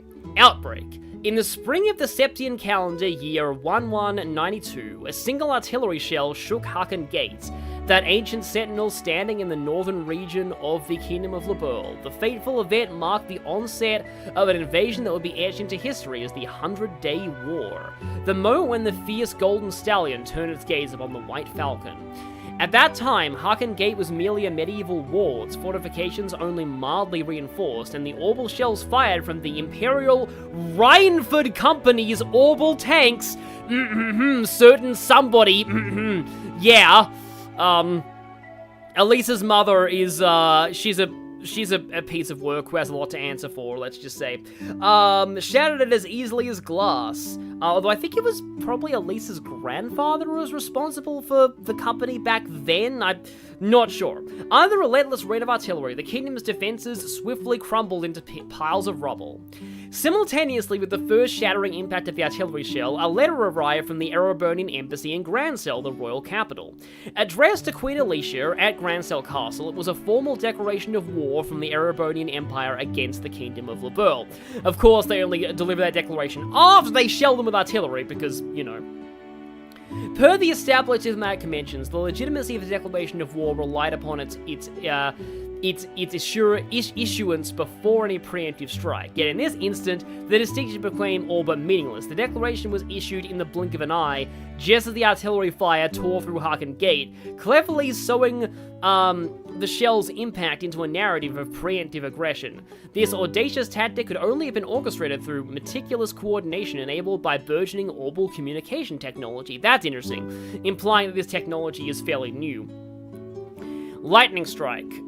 So all of the Erebonian tanks and aircraft got to move twice. With Haken Gate shattered, the Imperial Army surged forth into Leberl. Their ranks swelled to 13 divisions, nearly half of the entire Imperial Army and thrice the size of Leberl's Royal Army. In a mere month since the war's start, Imperial troops have occupied all of Leberl's territory, save for the Grancel region and Leiston Fortress near Valeria Lake. Even the Calvard Republic, a close neighbor and long-standing rival of the Empire, found itself unable to send reinforcements, thwarted by the Empire's astonishingly swift offensive. The Imperial Army seized control of Zeiss Central Factory and Malgam Mine, setting their sights on the royal capital, demanding Queen Alicia's surrender. So that was the mine that we were in Chapter 1, I think. So that was originally under occupation. Counteroffensive, but 2 months after the war began, fortune shifted unexpectedly. Within the walls of Leiston Fortress, 3 military patrol ships were constructed, and under the resolute command of the seasoned General Morgan, a large-scale counteroffensive was set in motion. These formidable patrol ships, boasting armor far superior to that of tanks and laden with multitude of high-performance orbital weapons, possess extraordinary mobility, achieving speeds of up to 1,800 cell per hour. With these vessels, the elite independent mobile unit swiftly recaptured key checkpoints linking regions throughout the kingdom. In short order, the entirety of the Royal Army departed Leiston Fortress aboard these patrol ships, systematically dismantling the scattered Imperial divisions across Leberl. End of the war. 3 months after the war's eruption, the majority of the Imperial divisions still resisting in various locales surrendered. Though whispers of additional Imperial reinforcements preparing to join the fray circulated, nations across the continent, led by the Calvard Republic, began to voice their condemnation of the Empire, taking concrete steps to dispatch their own troops to aid Leberl. Amidst the escalating international clamour, the Septian Church and the Bracer Guild united in a call for a ceasefire, bringing the conflict to a close roughly 100 days after its cataclysmic start. The following year, in 1193, a peace treaty was forged at Herb Royal Villa near the royal capital of Leberl. While no reparations were levied, the imperial government offered a formal apology, labelling the conflict as an unfortunate mistake arising from misunderstandings. Well, that's certainly vague. But yeah, I mean, tell that to all the people who died in Ravenue Village and to Estelle's mother. Yeah. Unfortunate misunderstandings. Oh, yeah, well, whoops, we accidentally fired a bunch of artillery shells at your country and tried to take over everything, including your factory and mine. Totally just a mistake and misunderstanding. No ulterior motivations in that in any way at all. Hey, young man. Getting all melancholy. However, this sign is actually really good. Not really. Are you all done fishing? I thought they'd be biting around now. I got plenty. Haven't had this much fun in a while. But yeah, I do love these, like, the effort they put into these books, and later on, you'll see there's even more books in this game that I did not know you could read in my first playthrough. Oh, right. But all of that backstory of the 100-Day War is really important for, like, yeah, the backstory of this region and of Zemuria as a whole. Given that, you know, the third arc of the series, Trails of Cold Steel, is set in Erebonia, and the repercussions of what happened in the 100 Days War is still affecting them. You said you were going to read, but you totally forgot this. Take better care of your things. I think in the original, you had to read that book between that very short moment that you have between picking it up and giving it back to Joshua, because you'll lose it out of your inventory after that point. Nothing good comes from not taking care of your things. Yeah, I just finished it. My eyes were feeling heavy. How we so already I reached decided to 3 go hours for of a the walk. stream. Yeah, the time in these streams just seems to fly by really quickly. Hey. Oh, cyberspace, you have to go? That's fine, but I'm glad you were there to share the thing involving Richard. No, I'm glad that you shared that. I'm glad that I knew about that. What? You're bottling things up again. I can tell, you know. Come on. It's not fair. You always comfort me when I'm feeling down, Joshua. I might not be as reliable as Dad.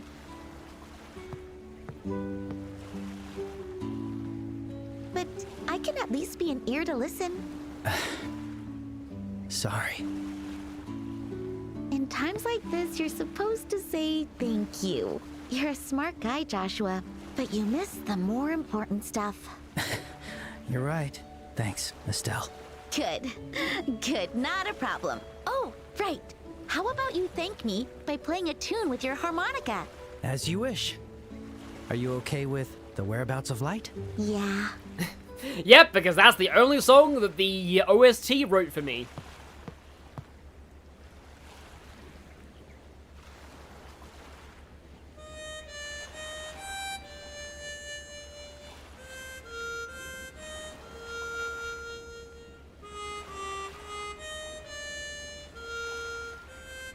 Oh, I just realized I forgot to go back in and check on Shara and Olivier. Because, let's just say that, like... Okay, it hasn't quite got hilarious yet.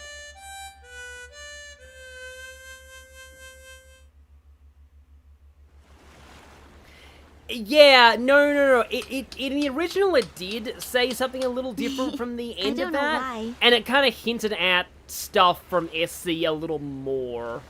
That last statement.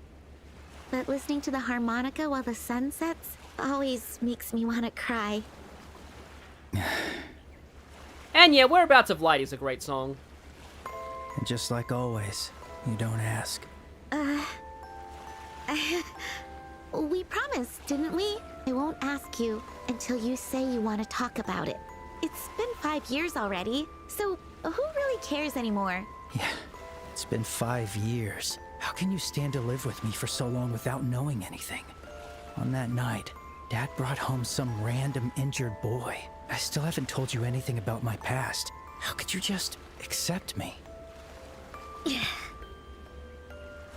Isn't it obvious? Because you're family, Joshua. I told you before. I know plenty about you, Joshua. You're a bookworm. You love your weapons like they're a part of you. You learn so fast. You're very polite, but you keep your distance and never let anyone too close. Hey. But secretly, you're a sweetheart. And you get really lonely.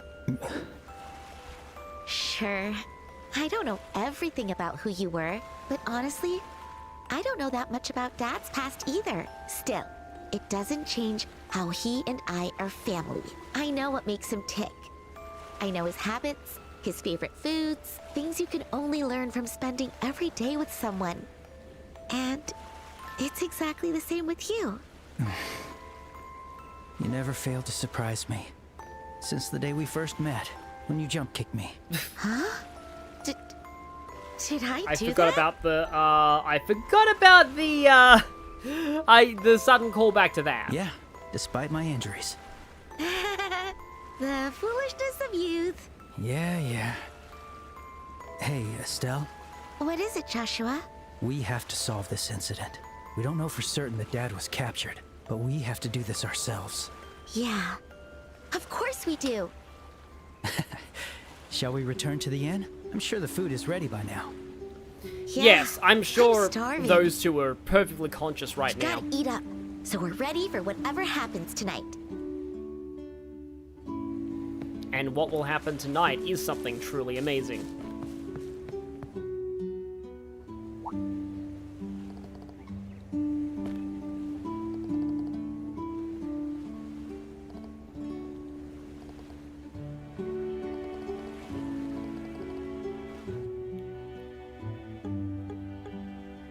I mean, I've already read it at this point, but yeah. Okay, we actually do get to keep it in this one. I want to say that you didn't actually get to keep it in the original. Could be wrong about that, but I wouldn't be surprised given how much miserable stuff there was in the original game. Yep, he's dead. He's done. It's over. Friends, help me. I can't take it anymore. Whoa, I'm actually impressed. In the original portraits, I believe he had, like, massive swirl eyes right now. It's been a while since I've seen someone last this long with Shara. You came at the right time. Come and drink with your big sister.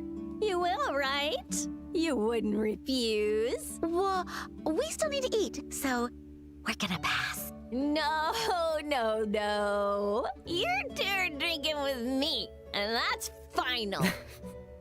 Okay, Michelle Ruff must have loved the fact that she gets to, like, I've always feel like voice actors getting to, like, voice act somebody drunk must be one of the most fun things in their career. You drink, or I bring the whole place down. I do it, you know. I Aerostorm the whole inn. She's in tantrum mode. Shara, I think Olivier is still raring to go. Why not have him accompany you?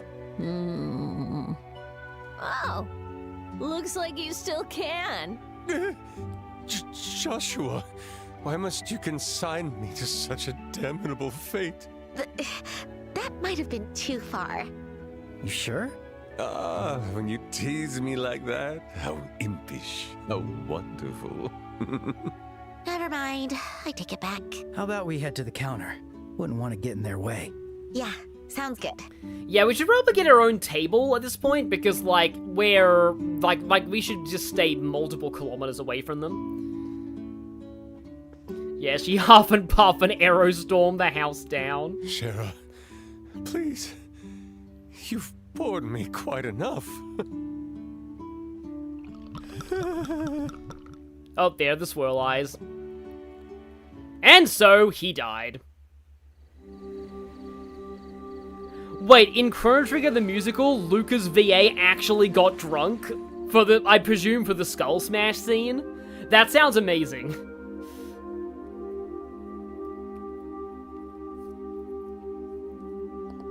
Yep, there it is. They still kept the swirl eyes.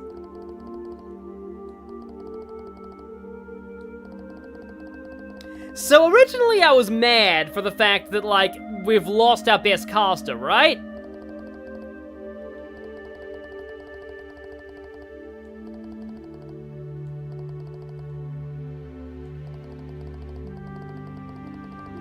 All kinds of things, yeah. Yep. Well, I mean, alcohol can't damage your liver if your liver's already broken beyond repair, I suppose.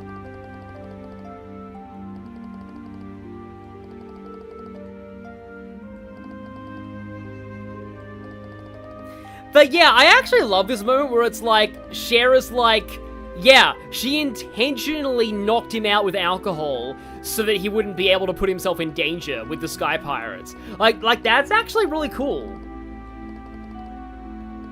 Or, you know, maybe she didn't mean to.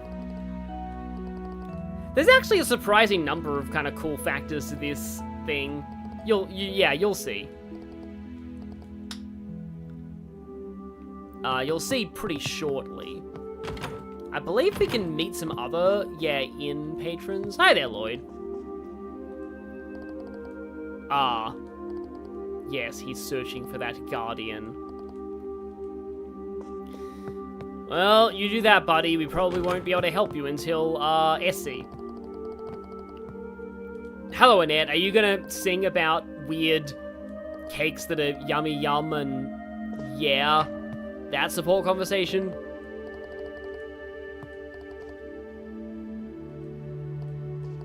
Can indulge me in a little chat? Yeah, but that's all I'm gonna say, so we're not gonna chat about anything meaningful whatsoever. Meanwhile... yeah, he's just there. He's just chilling. And yeah, you can just walk out on the balcony. It's kind of chilly out here. Yeah, feels pretty warm to me. That's just the booze talking, Shara. Yep.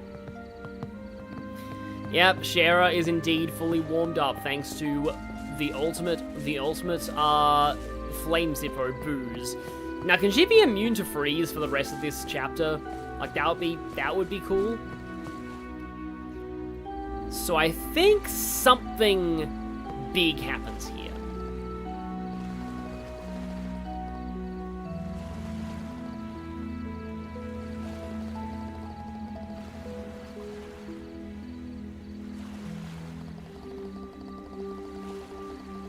And yeah, man on the internet made a, did make a Chrono Trigger musical, yeah. I mentioned that during my Xenoblade 2 streams, but I honestly like it, like, more than the Undertale musical. I think it is, like, better production values. So yeah, we need to set up to find a spot that is overlooking the highway, and also potentially the, potentially also the pier. Because...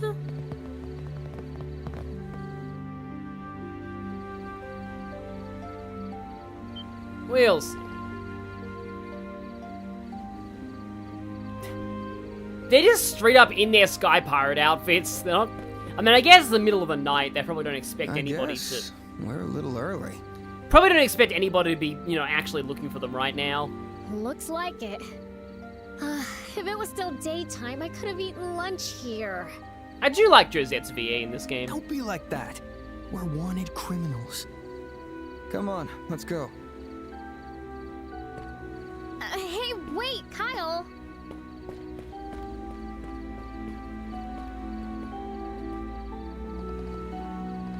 It's them.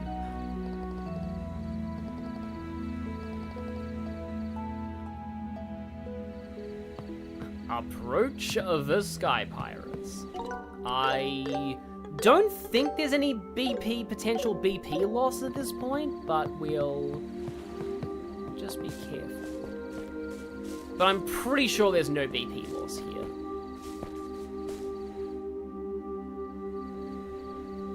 This scene just always plays out this way. Guess they're not here yet.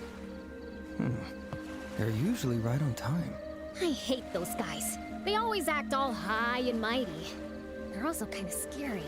You're not wrong. They're hard to get a good lock on. But there's nothing we can do. Don's orders. Yeah, a lot of people like this. This makes it sound like Don is like, you know, just the term for like their boss. But no, Don is literally his name. Looks like we'll be fine here. Yeah, we can hear them clearly too. Hey, Kyle. Don't you think Don is acting weird? I mean, to start with, it's not like us to hijack an airliner. The money's good, but now the Royal Army's getting involved. And those damn bracers are on our tail too. And now we're taking hostages and demanding ransom? I think we're going too far. All said and done, you're still a girl. You just can't be a real villain, huh? What? I didn't mean anything bad by it.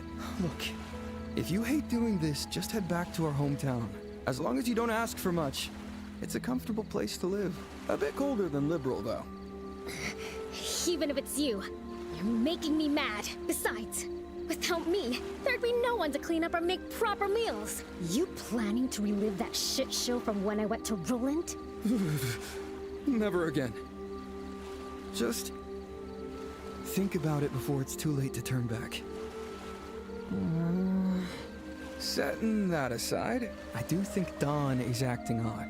There's a limit to how much you can stall to jack up a ransom. He's not dumb enough to miss the right opportunity. You know, didn't it all go south after he arrived? That's the only way I can see it. You're right. He's the one who introduced us to them.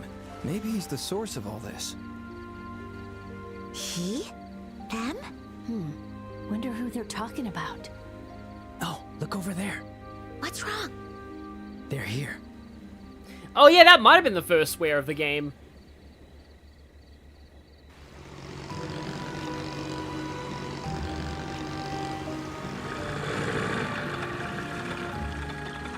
So, it's these guys. You're here. So, when I was first playing Sky, I played it right after the end of the Erebonia, like I played Cold Steel 1 and 2. So I had a completely wrong guess as to who these guys were. Always right on time.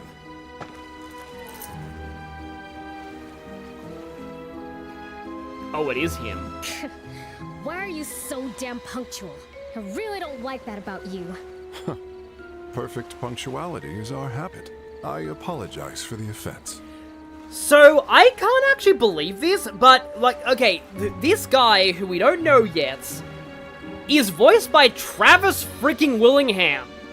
And Travis doesn't usually do, like, Japanese game dubs anymore. So I'm amazed they actually got Travis for this. It's a good casting choice, though. I was just being sarcastic.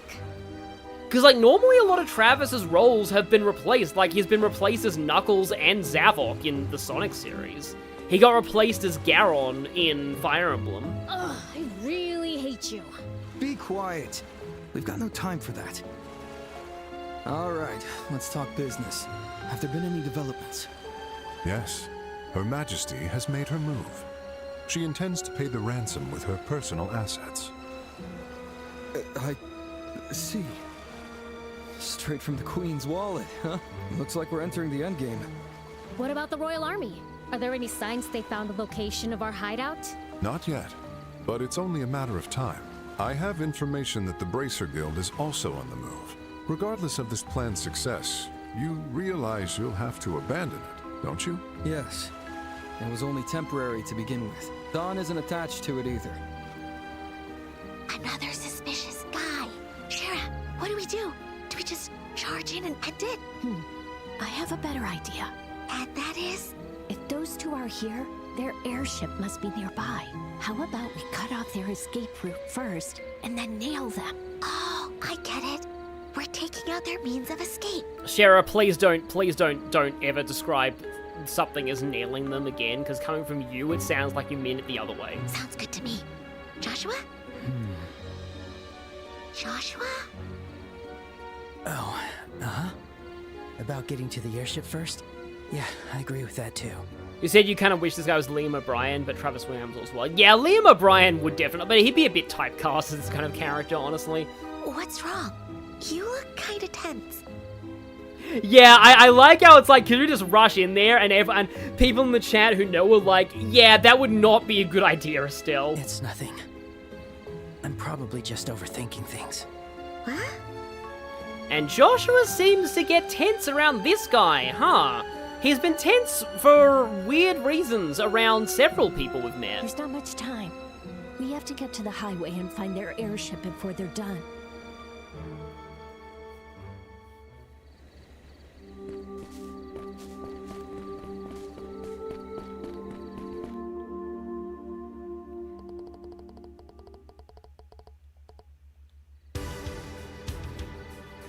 And yep, it is right in front of the tower. Oh, there are a bunch of guys here, though. Forget if you have to fight these guys or not. Huh. Right in front of the Amber Tower, off the main road, but not too far away. The perfect spot to land. Yeah, Joshua's eyes may have done something. So, Shara, are we planning to arrest them immediately? Shara's really the only fan servicey character in the Sky Arc. I mean, you can probably count Olivier as fan servicey from like a male standpoint. Hold on. They've got twice as many goons as last time here. That's okay. We can still take them on. We have Aerostore. We just gotta move quick. I'm not too sure about that. Hello, sorry to keep you waiting. And yes, he's here! We are not losing our main magic user! Because it turns out that he can actually, he's a worthy opponent to Shara in terms of holding liquor. Olivier? Shh, they'll notice us. Ooh. Yep, physically restrain yourself from being, oh crap, why are you here? What a surprise. How the hell did you recover from all that booze? 'Twas no trouble at all. I simply purged it all from my stomach and dumped ice water on my head. No way. You're certainly tenacious. I would be aghast to miss an event such as this. This is kind of your first indication that Olivier is certainly a lot more competent than you'd think, because not even Shara getting him like full-on knocked out drunk was enough to stop him. I just so happened to spot you departing for the highway as I exited the inn, so I followed you here. I should have been more thorough. Letting you chug a bottle of the hard stuff could have done the trick.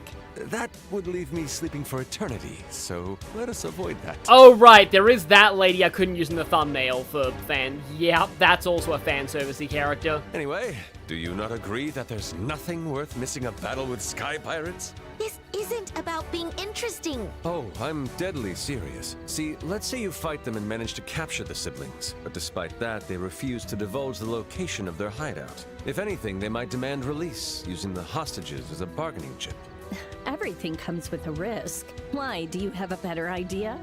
And yeah, this also goes to show that he's also smarter than he lets on.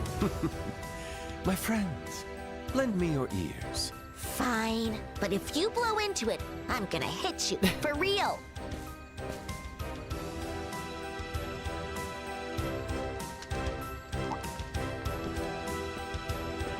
Boss! Miss! Oh, you're finally back. That took a while. Were the talks lagging? Yeah, but we're in the end game now. Well, the talk's lagging? No, but our smoke grenades are. I got lots of information, including movements of the Royal Army. Then it's time. Yeah. Within a few days, that ransom money's gonna be right in our hands. That's one step closer to achieving our dream. Woohoo! We did it! Shush up. It's still too early to celebrate. For now, let's return to the hideout and report this to Dawn. Hurry up and withdraw. Aye, aye.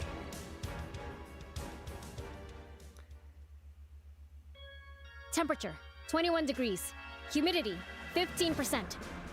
South-southwest, wind velocity is at 12 arg. No orbital energy detected nearby. And no military patrols around here.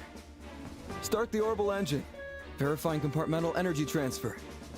Aye, aye, sir. Starting orbital engine. Apparently we need to pay attention to the background. Starting for something compartmental hilarious. energy transfer. Activating orbital floater. Activating orbital driver. Stabilizer's good to go. All right.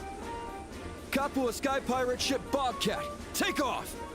Aye, aye, sir. End game, the Team Rocket run say, exactly. Yeah, the Capua family really are the Team Rocket of LaBelle.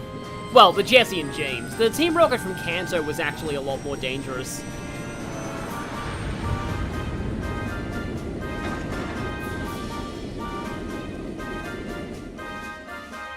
And here we go.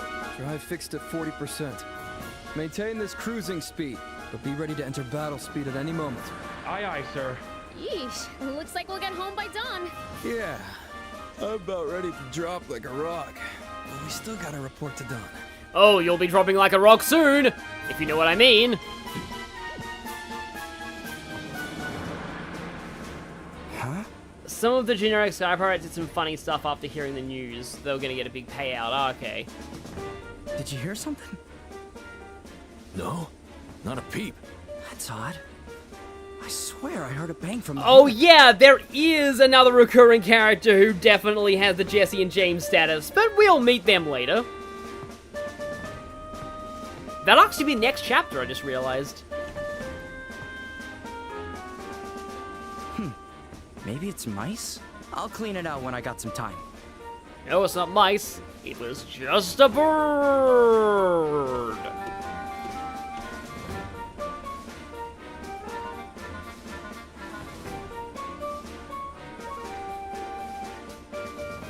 So yeah, like, that was Olivier's idea, stow away on their ship, because that way we get taken straight to their hideout. And yep, their hideout was in Neber Valley the whole time, which you can kind of get a bit of a hint towards if you see that wall early. It's way more obvious in 3D. In 2D, it wasn't as clear that that was an opening door. So now we are officially in the, Oh, I'm beat. Ever since we got here, we've been living like owls. the final dungeon of this chapter. Well, it's just the final stretch now. Then we kiss all this goodbye. Everything will be fine. Just follow Big Boss Don. But the boss has been acting kind of strange recently, don't you think? It's like he's gotten kind of scary. Not so easy to talk to anymore. Hey, be sure you watch who you're shooting your mouth off around. If Kyler mishears you, they'll string you up good. No, even they agree with you in this instance. But... That's just the lack of sleep talking. Let's wrap this up and get some rest. Good idea. How about a nap? A dirt nap? I like his hair flick there, yeah. What the? Nice. You're... Too slow. Yes, my name is Too Slow. I am the great racer, Miss Too Slow. Sorry, but no, you won't. Right, let's take them down. Yeah, I think we can do a combo attack together. Our synergy has been improving. Let us see what we can do. Oh. Oh. Aha! We have a new combo attack. By consuming 5, remove all debuffs and unleash an all-out attack with all party members. Okay, that's cool. Yeah, I was wondering, like, the fact that the game didn't actually let us, like, press anything implied there was probably gonna be a tutorial. Let's beat him down. Okay. Okay, that was cool. That was very cool. This looks pretty much the same way it looked in Cold Steel, but removing all debuffs is a nice bonus. Let's see. Okay, I don't even have enough CP for all that. I do have Aerostorm. I don't really want to blow all of my stuff early, but, oh, lightning might not be a bad idea. So I'm gonna Sylvan Whip you from the side, just in case I end up bonking you both out of range of Olivier's attack. Let's flare arrow. There. The all-out attack function, exactly. And now they're suffering from 11 jillion status ailments. Perfect move. Yeah, I can double back attack here. Now, Shara. And yeah, this should not last much longer. I guess, yes. How's this? Yeah, they're pretty much done. Sorry. Go, Estelle! But yeah, now it's a matter of,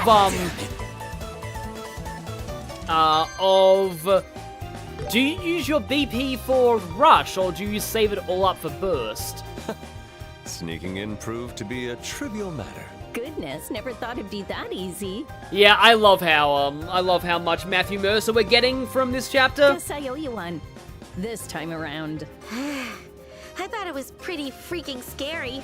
Oh, hi, Philippe and Feather. I didn't notice you here before, but yes, you're too slow indeed. I like that Sonic says that in Crossworlds when he passes people. Like, what were we gonna do if they found us just hiding there? We would have just fought them all inside the airship and then probably crashed because none of us knew how to fly. If they had found us, we just have to come out with a bang and get the same result. The passages in this airship are narrow, so we'll have an advantage against large groups. Olivier, were you considering that as well? Not at all.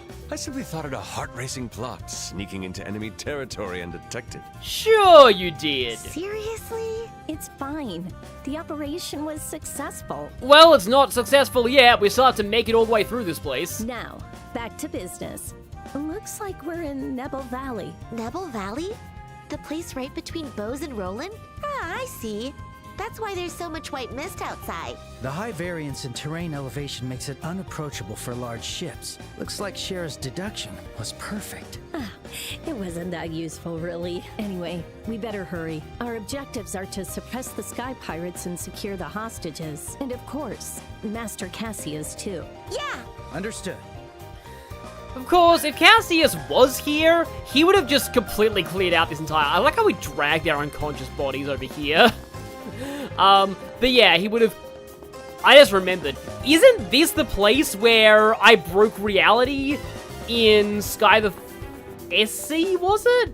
I think it was SC. So there's a bit where, like, there's an NPC that gets stuck in this staircase, and Mueller just gets stuck walking in place, and the cutscene just can't ever continue.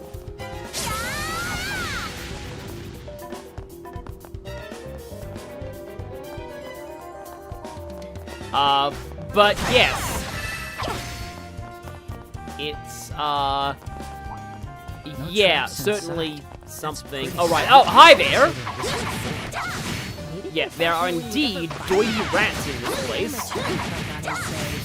Whatever the case, let us proceed. And bring the curtains down on this chapter. Who put you in charge? Again, him being in charge is amazing. I hope that whoever put him in charge stays in charge of everything. So hang on, I feel like I'm... Battle concluded. Let's keep moving. I feel like something's wrong with my button loadout. Let me just check my controls. Here we go. Control settings. I thought switch tactics was square. I thought it was square before?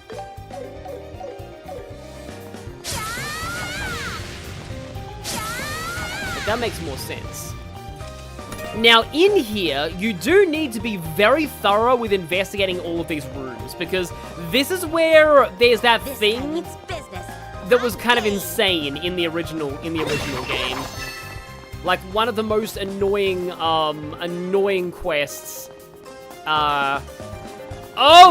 Holy crap, they look creepy in this version. Wow, okay.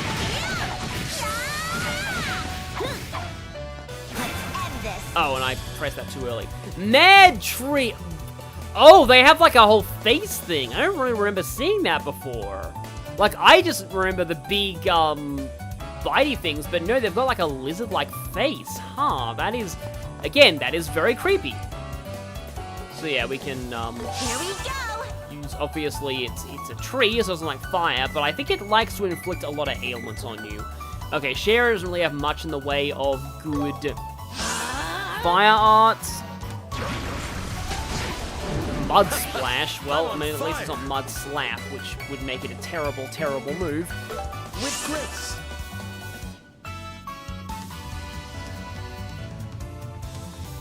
Yeah, I think it's implied this place used to be some kind of, like, it used to be constructed for something. It's like some kind of old ruin that the Sky Pirates took over.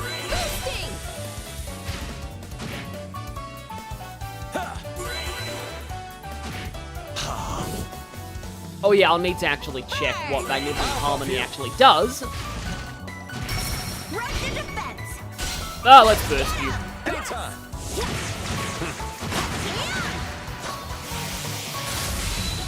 I'm on a roll.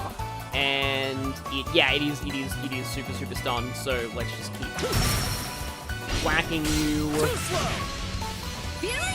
Because yeah, you can really easily just rack up like a combo here. Once you get something stunned, you just keep getting more BP off of it, and then before you know it, you'll be able to use burst again. You're mine. Now I'm mad. Except now I have a Zero Arts turn. That will give me some more damage. Oh, and I get that anyway. And also I'm putting in a finishing blow. There we go. Goodbye. Yeah, I don't remember these things being that strong in the original. They've upgraded quite a few enemies into strong ones. So... Oh, right, yeah. So, I wonder if I can give Olivier... Because I like him having Arrow Storm here, but maybe he needs, like, fire?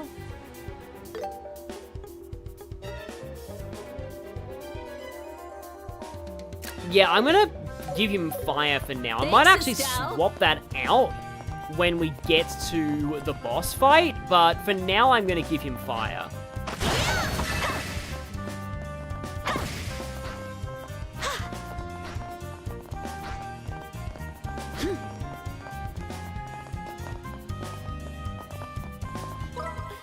I almost want... Oh, right, there is a thing marked in blue here, and a thing marked in that, so... Yeah, there is... Why does this thing keep changing the positions? But yeah. That might be on a different floor, actually. Because, yeah, the original, they were totally unmarked, and it meant that certain things...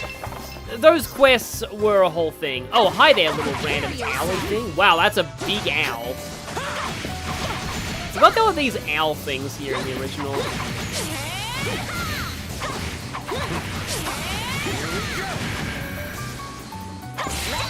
Okay, here we go. So you are... Can't even start with the verse I wanted. Elder Owl. And you're weak to water, huh? Well then. Oh, yeah, Blue Impact has such a long cast time at this point. Oh, I have a Zero Arts plus turn. Okay. I guess I can just Shadow Spear you. Oh, got the Death Blow. Nice. Okay. Shadow Spear was the right choice then. That's about right, I guess. Okay, at least we know exactly what rooms we have to check in this version, thanks to the markers on the map. Yeah, what? Oh, it's below. It's below. That makes sense. Yeah, it's below us. Time for my performance. Yeah, I probably should be focusing on, like, Shara and Olivier here because of reasons.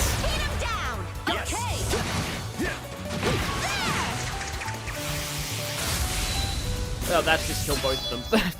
Oh well. Let's go. Sure. The tail! Again, I was not ready for the tail.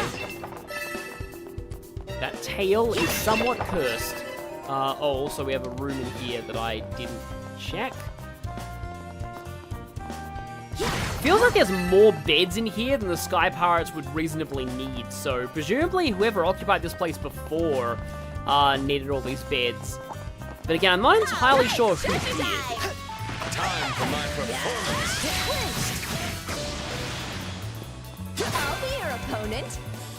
I like I just dragged through the wall because otherwise it would kind of be a bit, like, yeah, we wouldn't really be able to fight properly through that door. That's about right, I guess. Scorpion, okay. Well, unfortunately, we have no chance to go back to town and upgrade that. The improvement on everything except crit rate, and that increased evasion is nice. Yeah, you couldn't really do, like, evasion builds in the original, Sky first chapter. Just because of, like, the way that the stat stacking, like, worked. It just didn't. Like, evasion never really went, like, all that high. I think the formula for it wasn't really that useful anyway. I don't remember the exact specifics. I just know that evasion was, like, nice in the original. I'll be your opponent. And, okay, you're only weak to water. Shara does not have. I'll make it hurt. You're up, Joshua. Having to deal with the monster chest here in this one-time area would be the absolute worst. Yeah, I forget if there are any monster chests here or not. The perfect move. Guess I can dual strike you. Yeah, Blue Impact has a lot of delay on it, but I don't think she has any cast quartz. Meanwhile, Olivier has, like, cast 2, so he's doing some super fast casting.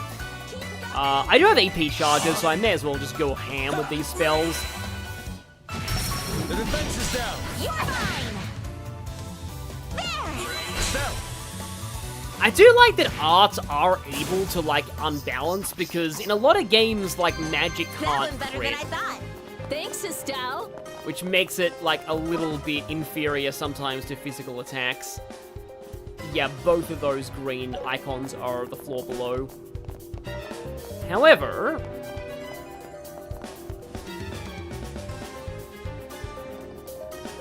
men can be heard talking.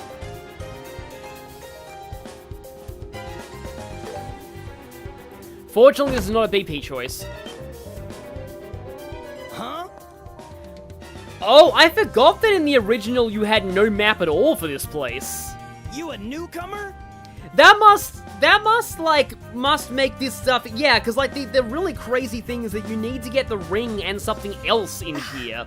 You can't be serious. That's so absurd, it's insulting. Huh? But who else would be here? Wait, are you intruders? Ding ding. We're with the Bracer Guild. Take our advice. I like how and they surrender almost quietly. just sound like they can't believe. They're like, wait a minute. Oh crap, you're intruders, aren't you? You gotta be kidding. I'll whoop the lot of you. Oh yeah, Cole still does have the Criminal Master Quartz, which makes Art able to crit. Like, that one's pretty cool. Yeah, I feel like I didn't use Criminal nearly enough in my first playthrough. The fragrance of fine wine. Stolen, no doubt, but I must applaud their taste. He could read the label, but not the room. Okay, that's a good line. Let's put that here. I don't know if it's because, like, the battlefields are generally a lot bigger now than they used to be, but I have noticed that, like, I can take them all. I felt like these kind of, like, circular AoEs that target a point on the ground rather than a specific enemy, aside from like, Aerostorm, which is like a massive AoE circle, I found these are a bit less useful than they used to be. Because before, I guess the battlefield was smaller. It was easier to get enemies into, like, lure enemies into range of, like, all of these things. Because as you can see here, only 2 of them are going to get hit by the White Gehenna, which is, like, really not as many people as you'd want to be in range of that. I'll get you all. Let's see. I can get all 4 of you in Earthlands, I suppose. Here you go. Yeah, the high rank arts do take up a lot of EP, and that's why I The defense is down. And that's why I have EP Cut 2. I forget if there's even an EP Cut 3 in this game. Maybe there was in the original, but there might be now. I'm on a roll. Okay. I'll take you all down. Yeah, Sylvan Whip hits everything. Okay then, let's do that. How's this? Probably should save my Heaven's Kiss CP. I will be likely needing that in the boss fight at the end of this place. No, I like Master Quartz too, yeah. I haven't played the Daybreak games yet, so I'm not sure exactly how, like, Halo cores, like, how different they are to Master Quartz. One of the things about, because like, the Quartz system, from what I can tell, is insanely different in the Daybreak games. But, like, one of the things that I, should I snipe shot? I won't miss. Yeah, I do think that was pretty cool. But like, one of the things I do like about the Daybreak, like, art system is that... I say is that way too much, probably. It's... because there's so few enemies here, I'm gonna go for the rush rather than the burst. Sorry. Yep, they're all down. A lot of experience, but nobody leveled up. But yeah, one of the aspects of the Daybreak Quartz system that I really like is the fact that any restricted slots double the elemental value of any quartz installed there. Like, it gives restricted slots, like it makes them actually, like, because in, like, every other game, a restricted slot is always a downgrade. It's always a nerf to that character, unless it's time, because, like, time is the best element. But in Calvar, they make it so that having restricted slots means that, yeah, it doubles the elemental value installed there. So there's a benefit to actually having them. It's almost like how the way that Cold Steel gave some benefit to having multiple lines, because in Cold Steel, you can install, like, status quartz. You can have one status quartz per line. Whereas in the original games, you could only have one status quartz just in general, so... And, like, having multiple lines was always a bad thing. Hey, where are the hostages? You better tell me, or you're in for a world of pain. Enemy behaviors also change. They're programmed not to be as close to each other. Okay, that makes sense. Do your worst. I ain't talking. Oh, really? Estelle, step aside. Sure. Shera's like, I have advantage on intimidation checks.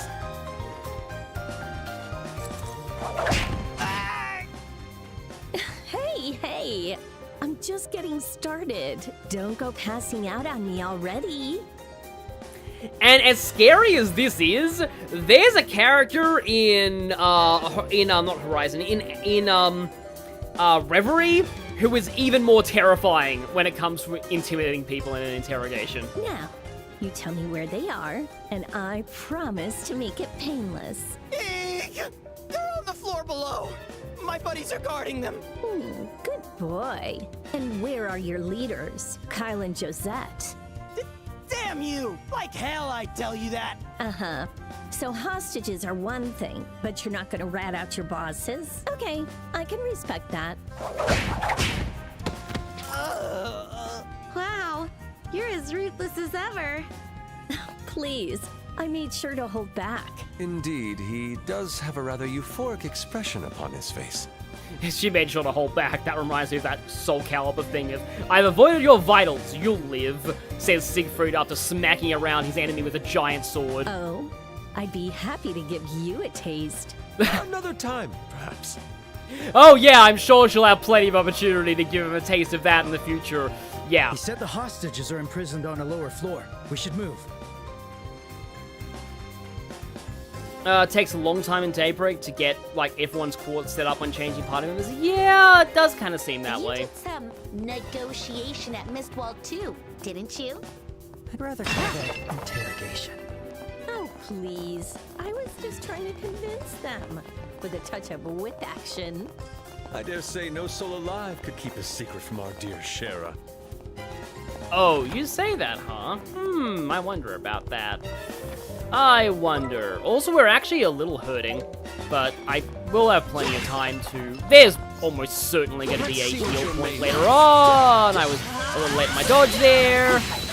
On your knees. Double stun, but like, I just noticed the other rat coming in. It's like, wait, let me join this fight too. Should I? How's this? Oh, I missed the fully healthy rat. And then they just jumped at me to counter. You do not have water. But I think I'm okay with just shadow spearing you. Normal bonk, please. There we go. David has a quartz system with a lot of potential, but it doesn't live up to everything it can be. Yeah, like, that's the main thing that I've heard about. Like, I've heard that, like, these games were, like, a true refinement of the Daybreak system. Like, and in a way, like, I think Kondo says they kind of escalated the system with Daybreak a little too much, and now, yeah, he kind of feels like Sky First Chapter, the remake, is a good time to kind of get back to basics, and, now I can finally feel vindicated in actually giving Olivier fire arts. But what I was saying was that, yeah, the air assaults. Huh, that's a Calvardian gun. Lowers his evasion, though. But I do like that it raises ATS. I'm pretty sure these weapons only raise strength in the original. Okay, you know what? I am going to the Olivier in my attempt to stun you on the field before combat, which might be a problem, actually. Because Estelle is actually taking a weirdly large amount of damage here. Olivier does fill up his special meter pretty quickly with his, like, machine gun shots. Oh, that's a... I think that's, like, an enemy advantage there.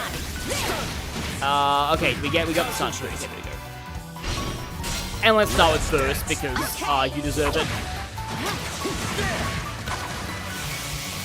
Olivier, I think you're projecting, yeah. That's a good way to put it. Okay, now it's no longer... Oh, no, it's still stunned. Okay, good. Now it's no longer stunned. Yeah. The whole, like, stun system is actually pretty funny in Metaphor ReFantazio, because in that game it's like, there's a passive skill that's meant to, like, give you a higher crit rate during ambushes, but actually, you never ambush enemies at all, because the initial, like, stun attack is not counted as an ambush. So that skill does literally nothing. Which is not an oversight that I'd expect from a game so recent, but the rest of Metaphor is amazing, so it's fine. It's not like that skill would have been that good anyway. I'm on a roll! Oh, 9 turns of speed down. However... Flames. I feel like you're done. You're done!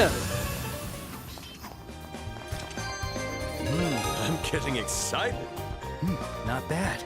I am a little sad that he leveled up at the same time as Joshua, but oh well. Estelle and Shara are going to be getting their levels soon anyway. Don't you get ambushed by guys the moment that you go down a floor? What is this place? It's too big and old-fashioned for something thrown together. This place looks ancient. Maybe they repurposed some age-old fortress to be their hideout? I wonder if this fortress is, because in a way the wall carvings look very similar to a certain area in Crossbell.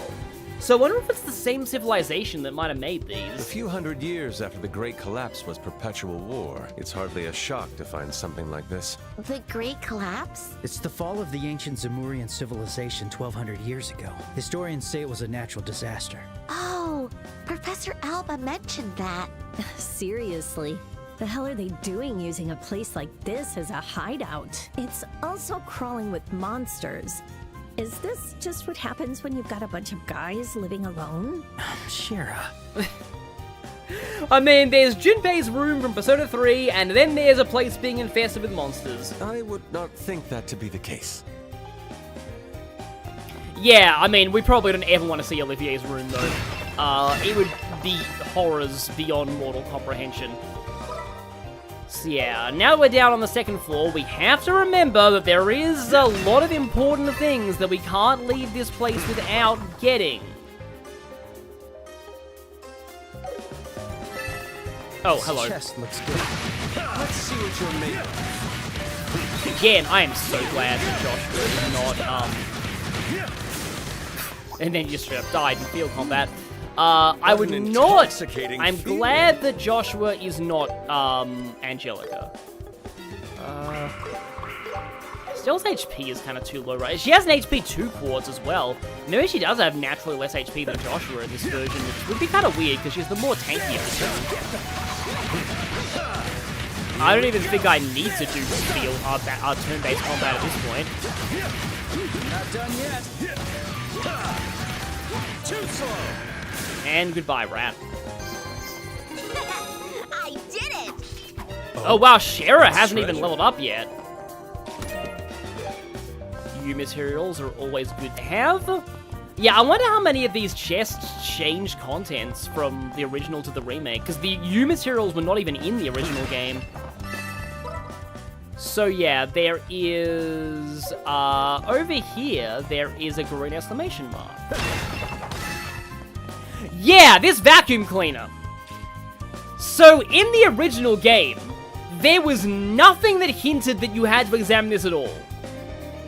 But at least unlike those Sierra Adventure games that I talked about earlier in this stream, this was just missing a side quest. It wasn't like missing being able to complete the whole game.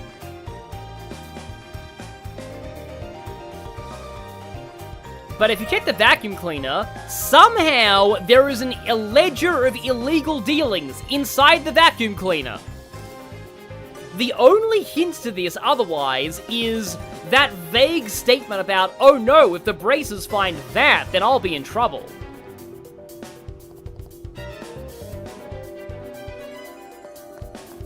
In fact, I wonder if you can actually read that. No, it's not in here. Prepare yourself. The defense is down. Okay, you know what? In honor of... Let's go. Of what just happened, I'm gonna play as Shara because I think she deserves it. She's also great at dealing with big groups of enemies. Aside from his dodge attacks, Olivier seems better against like single targets. Yeah, this owl just takes a while to get stunned. But I appreciate the challenge. There we go. I'll be your opponent. You're mine.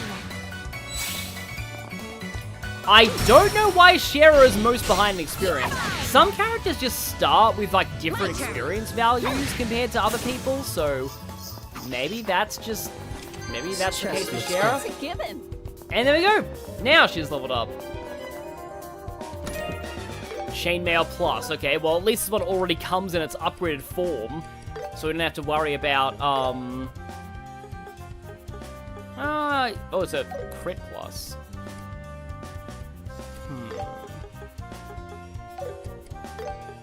Yeah, I think I'd rather grab that. But yeah, because we can't go back to town and do upgrades, so it's cool they give this one to us directly in This one's tough. the form Brace of yourself. its upgraded version. Yeah, I had a feeling that we'd incur the wrath of the tree. You have alerted the tree. I think in the IW Chaotix 30th anniversary special, they actually had Amy reenact the "You Have Alerted the Sonic" memes from Sonic CD, which is amazing. Okay, that's definitely stunned. Your knees. For your troubles. Speaking of which, actually, that means that I can talk about this. So yeah, some of you who were already there, because I mentioned this at the very start of the stream, and it's been several hours into this at this point, so you might have forgotten it by now. But I did promise that eventually I would talk about my whole dumb tangent about why I suddenly started shipping Silver and Blaze, and blame Crossworlds, because Crossworlds has Sylvain's Piltony, which I still think is one of the coolest ship names of all time, even if I didn't use to ship it. So, the reason why this happened is that whenever I am and this is consistent across every festival, it's not just the Joker Festival. Whenever I play in a festival online, because Silver is what I'm main, so it's probably confirmation bias, because I just play as Silver a lot, so I'm just naturally going to encounter a lot of this stuff. But, like, here's the thing. When I am playing as Silver, and there are, not even if they're on my team, if there are blazes in the race, I do really well. I consistently do really well as Silver when there are blazes in the race. Wonderful, Shara. And one time, so last night it got especially ridiculous. So last night I had a big string of like 5 matches. The first one, there were 5 blazes. Here we go. Which might be the most of any one single character used in a single race I've ever seen. Because the other thing about this as well is, it isn't just that, like, I do well, like, when there are blazes, but when I'm playing as Silver, I attract blazes. And the blazes start multiplying. Like, there might be, like, 1 or 2 blazes normally. The moment that I switch to Silver, suddenly there will be 3, 4, or 5 blazes. So I don't know what happens, but like me playing as Silver just somehow draws blazes to me. So anyway, so this first race I had 5 blazes and I won. Ironically, I was the team with the least blazes. One of the team had 4 blazes on it. My team was just like 1 silver and 1 blaze. The 1 silver, and I was the only silver in this race, by the way. I was the only like silver in the race. But yeah, Subagent says every blaze see a silver and all go, guess I'll throw then. Yeah, I wonder about the leaky boots. Evasion plus 5%. I mean, there might be strats around that. Strega R plus, is that like better on anybody?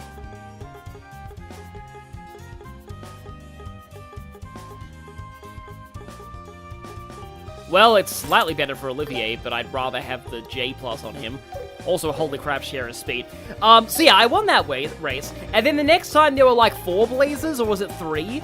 And, and then the next race I had 2. I have screenshots of this, by the way. I was in Discord and I was kind of popping off about this, so I had screenshots.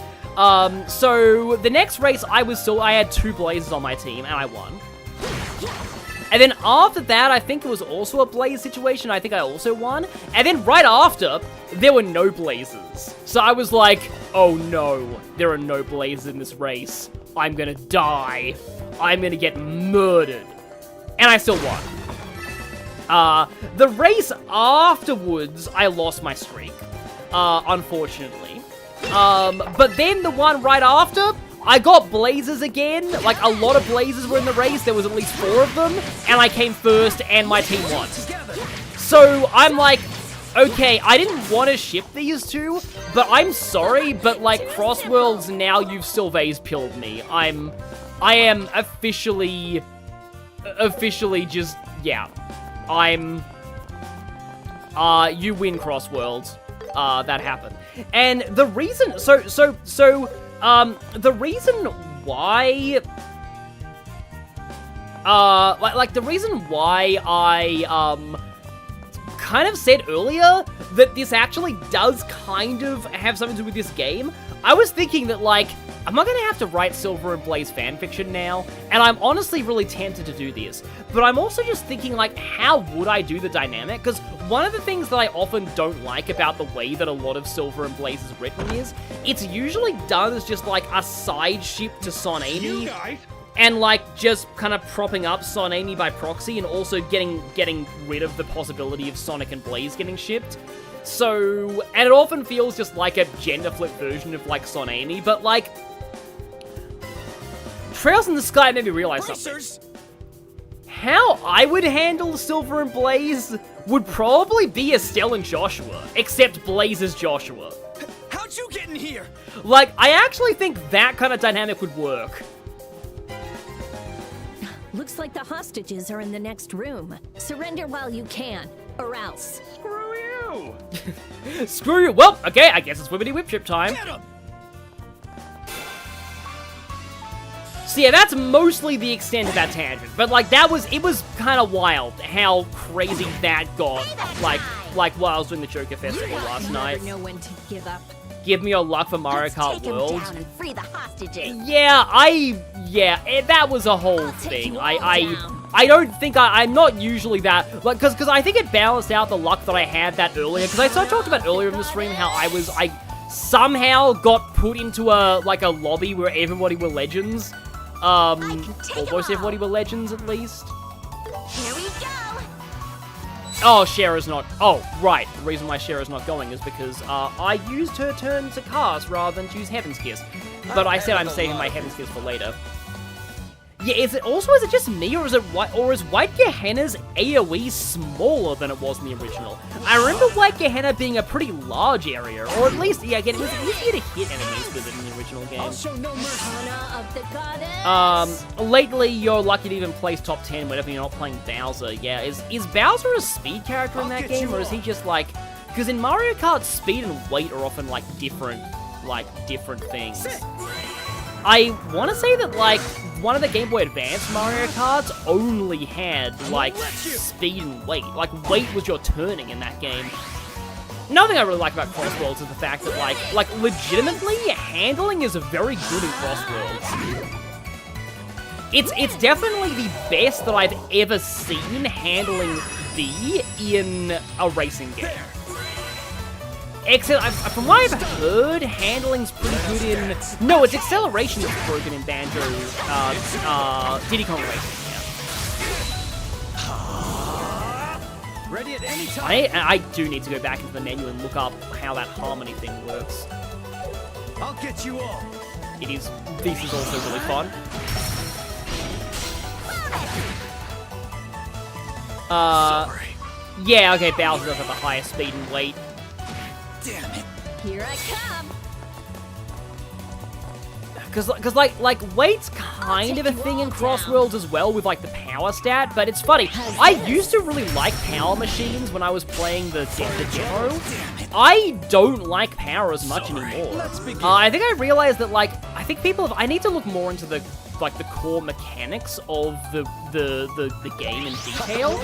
But from what I've heard, power machines actually are one of the few that get to speed debuff while drifting. Which is not good. Whereas, handling machines actually get faster when they drift. Whereas speed machines, I think, go slightly slower, and I'm not sure about acceleration. I do not like acceleration in Crossworlds. I don't think acceleration machines... Well, I don't really know what it is, but to me, acceleration machines have never really been that good in Crossworlds. I mean rather, I had never had much success with acceleration machines in Crossworlds, which is a shame. What the hell? What's going on outside? Oh, and also the hostages have voice acting, which is great. Which is a shame because, I'm so sorry, but I'm a crazy shipper. I just made a Tails x Cosmo car. Because Cosmo doesn't have an icon, I had to unlock Tails' icon and make it the decals on the car, Tails, heart, flower. But I hope some people get what I'm talking about with that. Sounds a bit much for a simple scuffle. Everyone okay? We're from the Bracer Guild. We're here to rescue you. Really? Are we really saved? We've taken care of the guards. Rest assured. Really? We're saved? I'm Grant, the captain of the Airliner Lind. I would not expect the captain to have sounded like this in the original. You have my utter gratitude. I don't know how to thank you. Not the time to worry about it. By the way...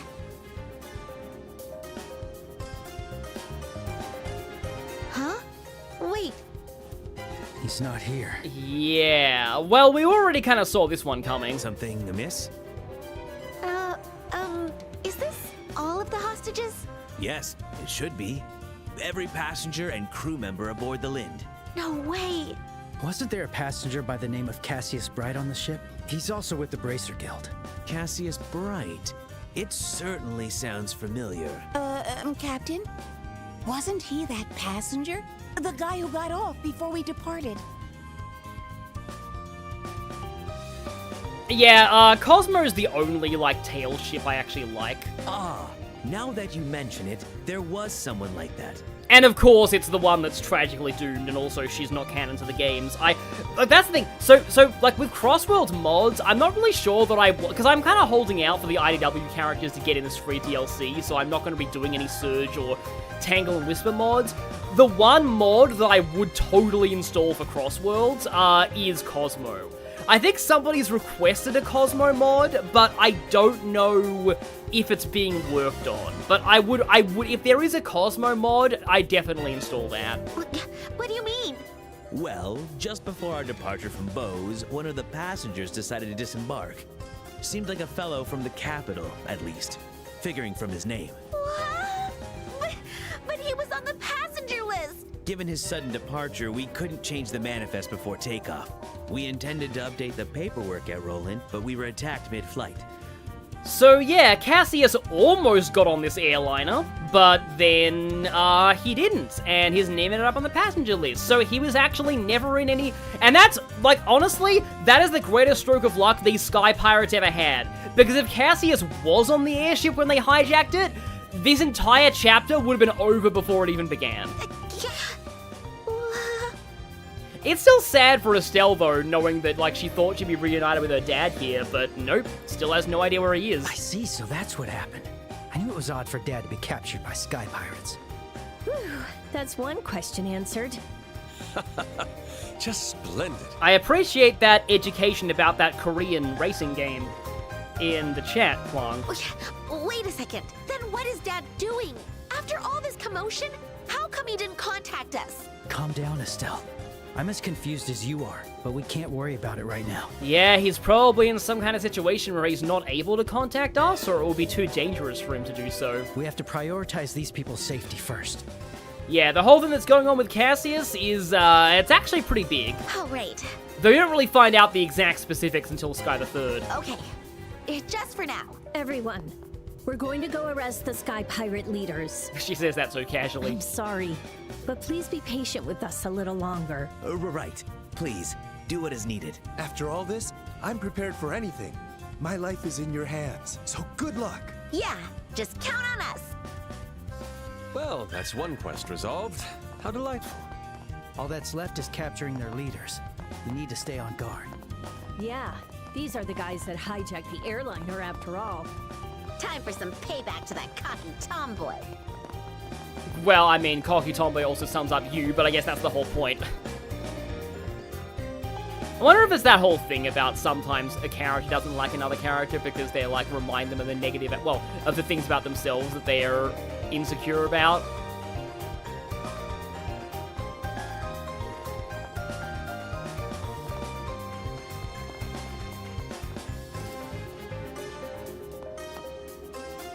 I do like how we have all of these people here that all have their own names and their own, you know, lives within this world. Wait, this guy's name is Prometheus? Okay, that's awesome. And this guy's Timon. Also Estelle's... Oh no, she got out of being stuck. No, that was merely the tip of the iceberg regarding the whole story of that racing game. I'm scared now. I'm actually genuinely scared now. Oh, and now Olivier's stuck.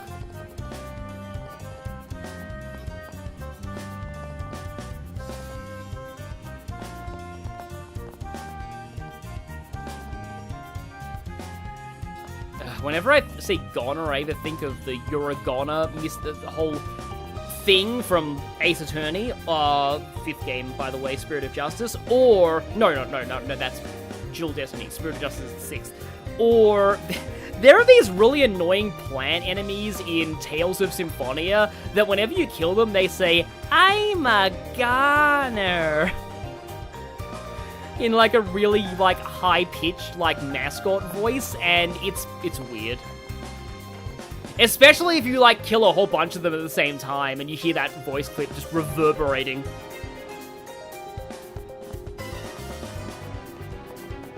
I think it got to the point where like most people who like play that game start calling those enemies goners.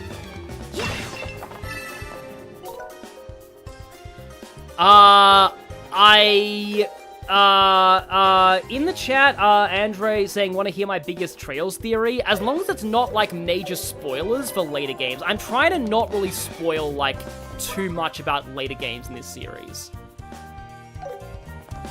So, yeah, just, because a lot of Trails theories do heavily rely on, like, major spoilers for later. Okay, there's a blue... Oh, okay. Nice place to stop. That's just the other entrance. It is actually kind of cool that, like, they kind of justify there being another heal point here, because this is actually an entrance. It's just, like, you know, the entrance that we didn't come in through.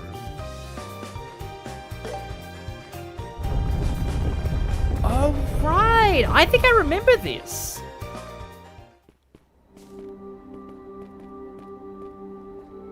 Are you able to actually go back to town now?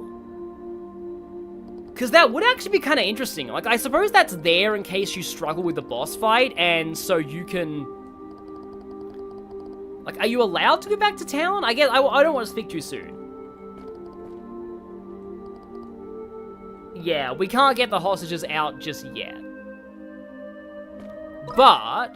Are we allowed to fast travel? I mean, you have to manually walk, but you can get to the hut. I presume you can't go all the way back, but your theory is that Estella's 80 years. I mean, I don't mean to, you know... Sorry, I didn't mean to laugh there. I'm sorry, that feels mean. I just thought that was what I was expecting, I'll just say. But I mean, yeah, if you've got evidence to, like, support that could be cool speculation. Mostly based on stuff in Sky the Third. Yeah, I mean, there are some things that do seem a little interesting about Estelle. But yeah, Oh yeah, you can resupply at the guy's hut, yeah. If you can do that, you probably aren't allowed to go back to town. Because, like, you know, if you can resupply at the hut. Oh, it's treasure. I'll be your Oh, it's Sedge. That was a line from that really bad, Telefang Pokemon ripoff. Oh, hi, Owl! Don't mind me grabbing this ring. No doubt it's stolen.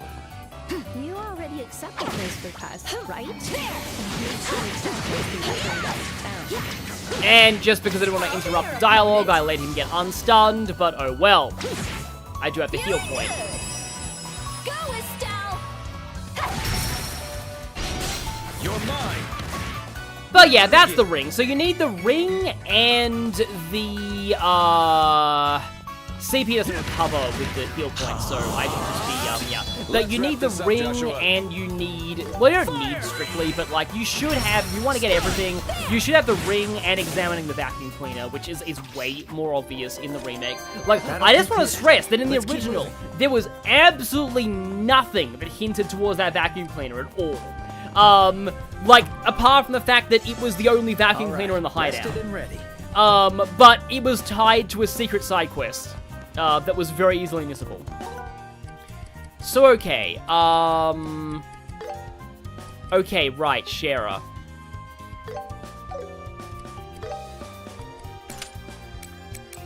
So, I have Earthguard on you, I have that. Wasn't there a way that I could have given you Sylphan Wing? Yes, I can get you Sylphan Wing and clock up EX. I don't think I need the Earth skills. I mean, Earthguard is good to have, but Joshua has that.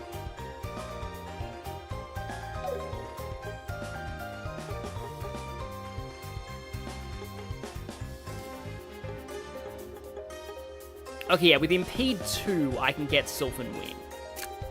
So I'll take that.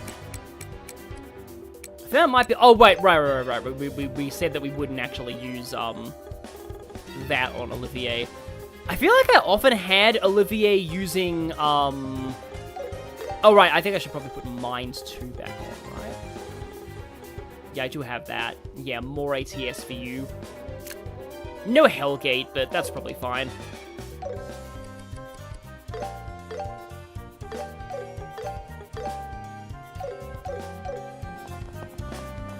I like Shara's Wheel of Fortune pose too, but also, Status, right. I wanted to check Olivier's,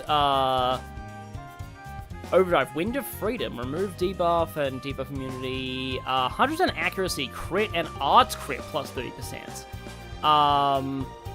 ATS and speed. Okay, that's a lot of things, right? Okay.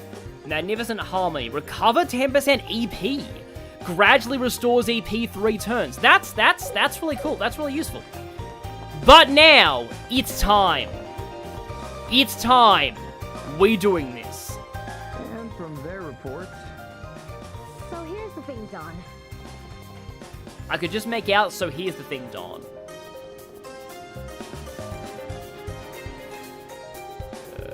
Oh yeah, you have to check first.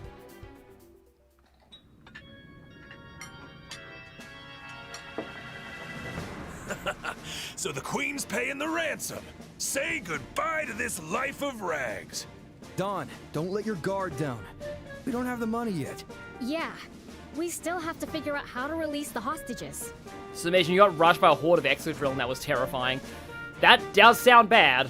Release the hostages? Am I hearing you right? Who the hell's gonna bother with something like that? Huh? We take the mirror and get rid of the lot of them. No need for all those scruples. Don? You gotta be kidding me. They've already seen our faces. Hello? Even if we fled liberal, they could still catch up to us eventually.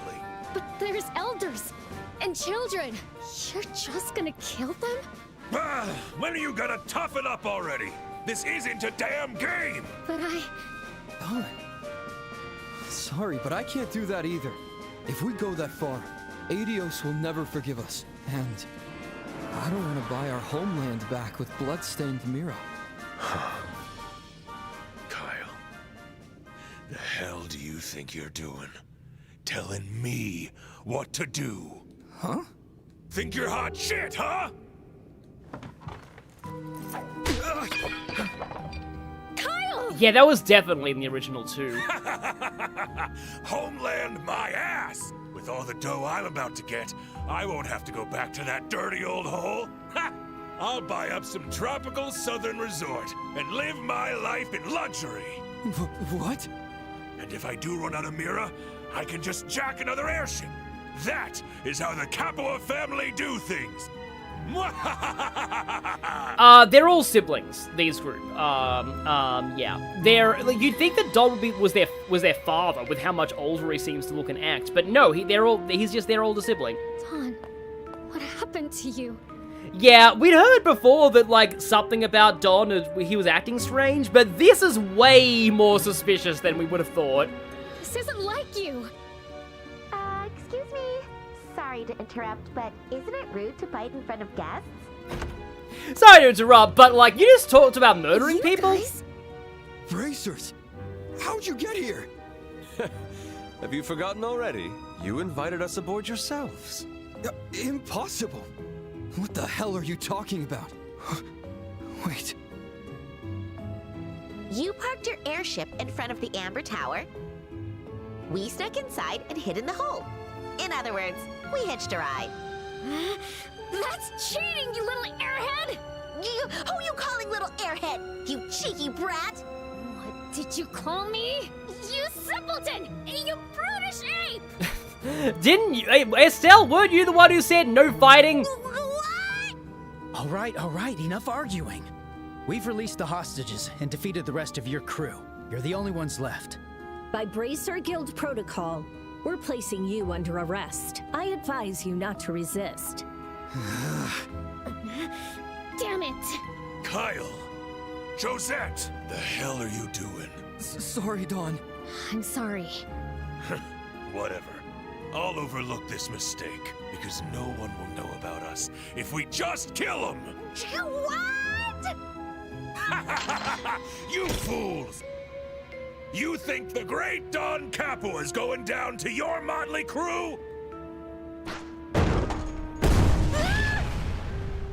He picked up an orbital cannon so easily. Kyle! Josette! Get your weapons! We're mushing them to a bloody pulp! Okay, he still says that. I was wondering if that would that kind of like his dialogue was really brutal in the original localization. Also, that's scary. Okay. Off the bat. Right then, yeah, that hurt. And Josh was on fire. Oh, that again. Well, yeah, Estelle's almost certainly the biggest threat out of this group. And also Don's going next. That was not a good opening salvo. Yeah, I am very worried now. And none of us have any, like, healing or defensive S-crafts either. So, I mean, I have lots here, but, like, I can't get it in time, and I only have Sylph and Guard on you, not Wing. Impede, mute, remove, no, that's not gonna really help. Alright, I gotta check to see if he's vulnerable. Yeah, okay, he resists Confuse. Confuse works on them, but it doesn't really take a lot. Yeah, that was a really bad opening turn. I think I actually might need to use an item here. Let's see.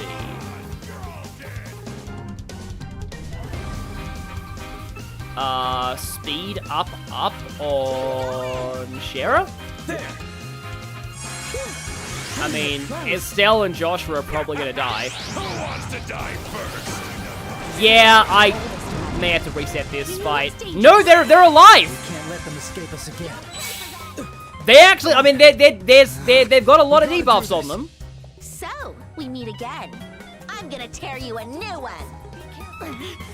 Whatever's happening, bring it on! Here we go! So, that goes, oh. I feel like Joshua's just gonna immediately die if he starts casting.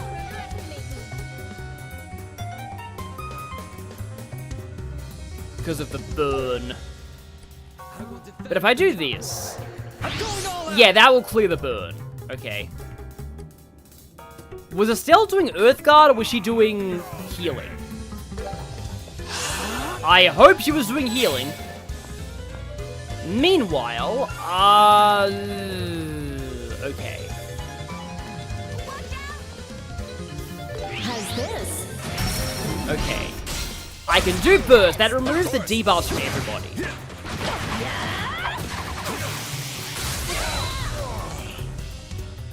Payback. Oh, wow, okay. That's unfortunate. Ah, no, we were both using Earth Guard. Yeah. Should have planned that better. It's my turn. It's my turn to spin. Barely done any damage to the three of them right now. I really, really want Olivier to be doing some stuff, but I also need to revive, I kind of want to clock up the X himself, though. I think I'll go for the clock up the X and himself. Let's begin. And now, I need to revive. There.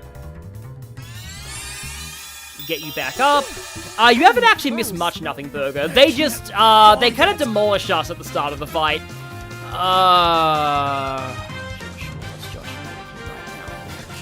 He's got the crit.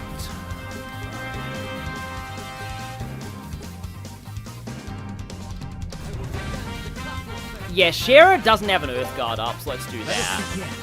Olivier with 0 arts, I will certainly take, though. Yeah, and I can white Gehenna here.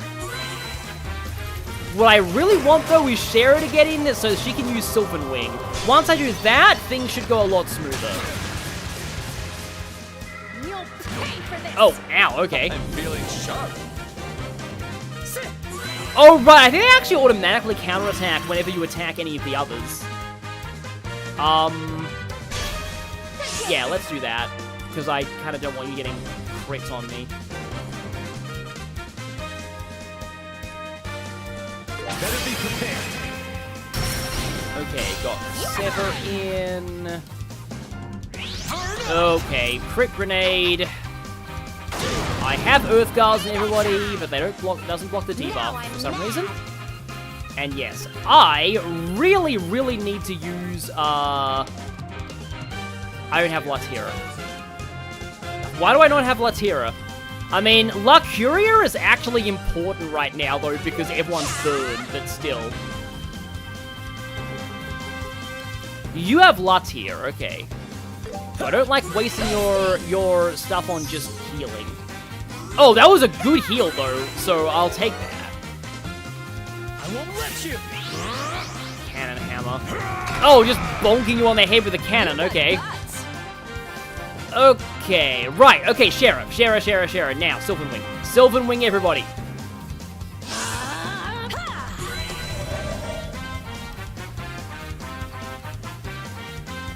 Because, Foresight is gonna be of major help here. Oh, right, you lost all your CP when you just went dead, so... Oh yeah, I did hear that you can actually put, like, impede on arts by using the impede quartz. Don't think it worked there. Let's begin. Okay, you are kind of lower. Olivier has his speed up, and his ATS up as well.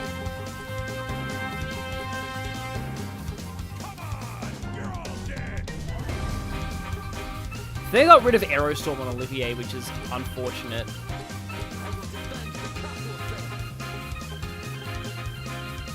So let's try and just... Because, I mean, Josette is kind of, like the lowest right now. Just 1 second. So I sort of want to try and... Oh, it's a line attack, okay. It still has a 0 arts, though. How are our Earth Guards going? I think only Estelle has hers left, so let's put those back up. And Shara just walk right out of... I don't have enough EP for Aerostorm. Well, that's an issue. I can do that, though, and then I hate to waste Joshua's turn on using an EP charge, but it might be necessary. 4 on 3 is not fair at all! Leave it to me. You're one to talk. You had your whole goon squad on us. Shut up! Shara gets some more EP. Faster. This is why EP cut is great. Okay, let's burst. Of course. I probably should have saved that until we got debuff, but oh well. Die. Okay, got a counter from the Cannoneer and Kyle. Is that going to hit anyone? I think, yeah. Now we're ready. Yeah, I think Olivier was maybe in range of that before, but not anymore. Okay, so Josette is stunned.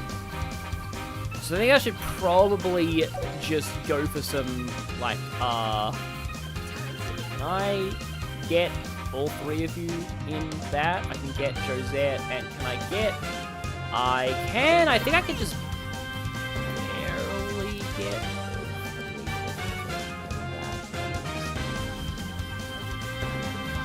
Or not. Or, you know, I just use Snipe Shot, because that definitely gets all 3 of them. Okay. Yeah, again, they talk about fairness, and yet they open a fight with a super. They must have been taking lessons from a certain other Trails boss, let's just say, from Sky SC, a very infamous Trails boss.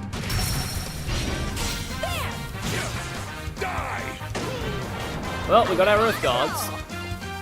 Oh, Kyle's muted too. Oh, and Josette's also muted. So let's see. Oh! I'll make it. I have enough for this! I love Heaven's Kiss. Heaven's Kiss is one of the most broken things of all time. Do I go overdrive with Olivier yet, or do I... If I go for another one of these, I can get another BP. You've my trust, Estelle. Yeah, I do really like legitimate... okay, this is so tough. I kind of want Estelle to be the one who takes down Josette. I don't know if this will do it or not. Oh, that definitely did it. And we can burst up out of that. Yes. Yeah, this is what they do turn 1, your video on that boss in SC. Yeah, that one was great. I'll protect Dawn and Josette, even if it costs me my life. Such a resounding sibling bond. Didn't think the Capua family would be so tough.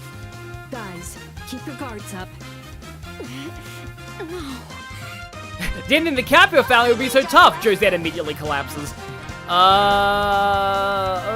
Okay. So, I think we need more Earth Guard.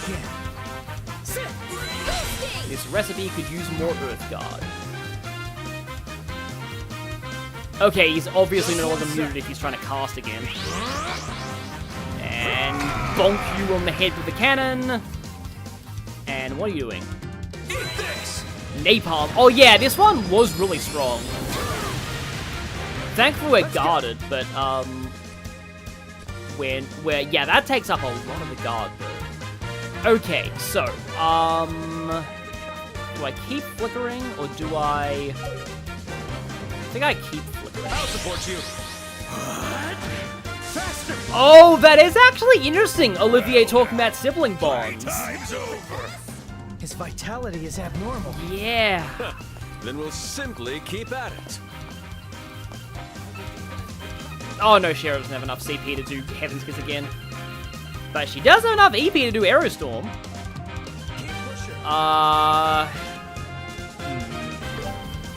Sorry, but I don't want you getting that HP heal turn. I'll show you the essence of beauty.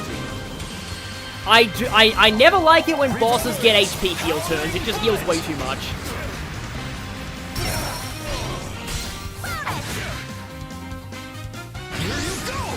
Oh, okay, we got rage status up. Just one sec. He didn't do that last time. And he's probably casting Napalm again. I'll defend my family. Josette dies. Kyle, come on, sis, you're making me look bad. Yeah, exactly. Oh, he's actually pretty low. They're both low. I don't like being bunched up like this when Kyle is in rage mode. But I'd also like to get some of these in. Leave it to me. Courage. Flicker spam again. Because it might not be Arc Slash, but it's good enough for Sky. Yeah, they're actually getting really, really low. You ready for this? Kyle is definitely going to go down soon. I have... I'll make it hurt. Nope. Okay, that's not going to work. And I can't Aerostorm either, but I do have... Okay. I guess I can still... I do like that Silverwind is, like, arts-based now. Just like Olivier having, like, arts-based, crafts now. Arts-based crafts is like a paradox, but you get the idea. And that's Napalm again, isn't it? Yeah. I'm not skipping that because the animation is also... Oh, no! Close. I won't let you. Eat this. Oh, no. To think I would love you. I can't fall yet. Well, yeah, don't speak too soon. That was a very, very bad turn of events. Thankfully, Joshua is not, burned, so he won't immediately drop after I use this, but... Okay, yeah, it ain't over till it's over, obviously. However, I do have Zerum Powders. So, Zerum Powder Olivier... And thankfully, there's not a lot of delay on using items. This is tough. Oh, here's the problem, though. Shara, unless I use a burn cure, is gonna immediately die. So, also, this kind of serves me right for being bunched up like this. I knew, and in a direct line with Kyle. Like, that was really bad. That was kind of on me. I do like that he has that napalm, though. Like, that's a really scary, ability. That kind of, you know, is kind of unique to him in this fight. It's kind of his main role here. He's like the arts powerhouse. So, do I have a burn cure food? Here we go. Oh, that's great. Yeah, eat some ice cream, Shara. Shara, eat ice cream. This is bad. And Joshua, I almost wanted to... I was like, oh, she's down. I need to use a Phallus Bomb on her. Wait, no. Why am I doing that? That's Josette. That would be really funny, though. Zero and powder again, and I'm gonna... I don't know if this is a good idea, but... The climax rises. I'll show you the essence of... I might be able to take down Kyle with S-Breaks. Reverberate, howling bullet! Yeah, crisis averted for now. Yeah, he's down. He's definitely down. Oh, and Don is too! Don, Josette, I'm sorry. Okay, so that was a little rough a few times, but that was first try.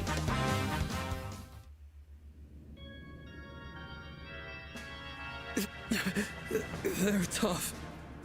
Bracers sure are strong. Damn it. How could I lose to her? Serves you right. Now that things are settled, you should surrender. If you continue to resist, you know what will happen. No! I can't! Oh, how could it end like this? Yeah, never let someone on low health act if they're in rage. Yeah, rage is really, really scary. I was expecting Don to be the one to go rage mode on me, no, not Kyle. What the hell's going on? Oh, it hurts all over. What the? Why am I holding an orbital cannon?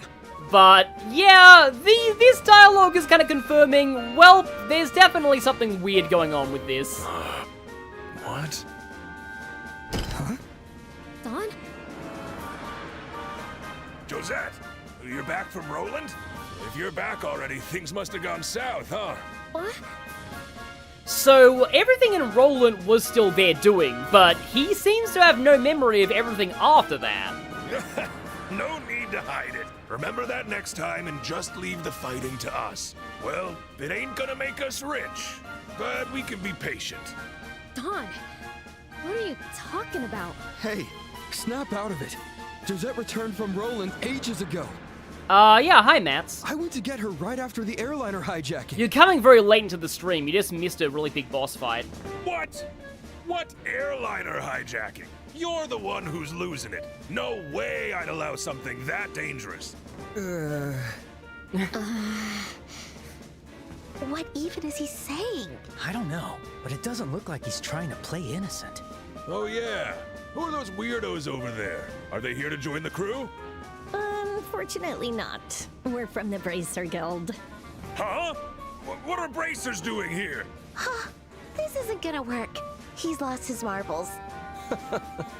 An interesting turn indeed. Forgotten or not, it doesn't change your arrest. Charged with suspicion of the airliner hijacking, taking hostages, and demanding ransom. Airliner hijacking? Taking hostages and demanding ransom? Kyle! Josette! This some kind of joke? Don. That's what I want to know.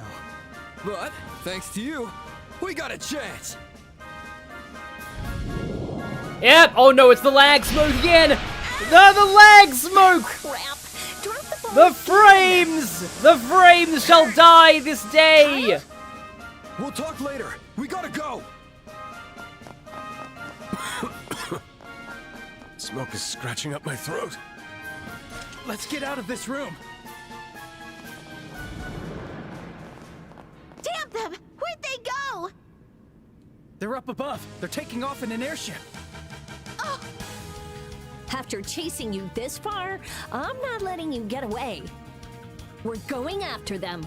Yeah, I'm seeing the other feed on my mobile phone, and yeah, the smoke definitely lagged everything.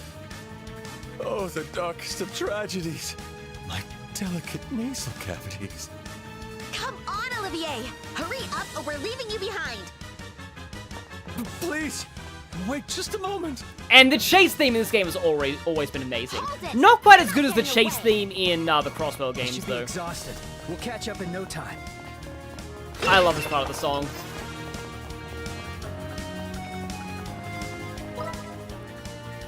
So I'm pretty sure that, like, yeah, you can, like, talk to everyone now.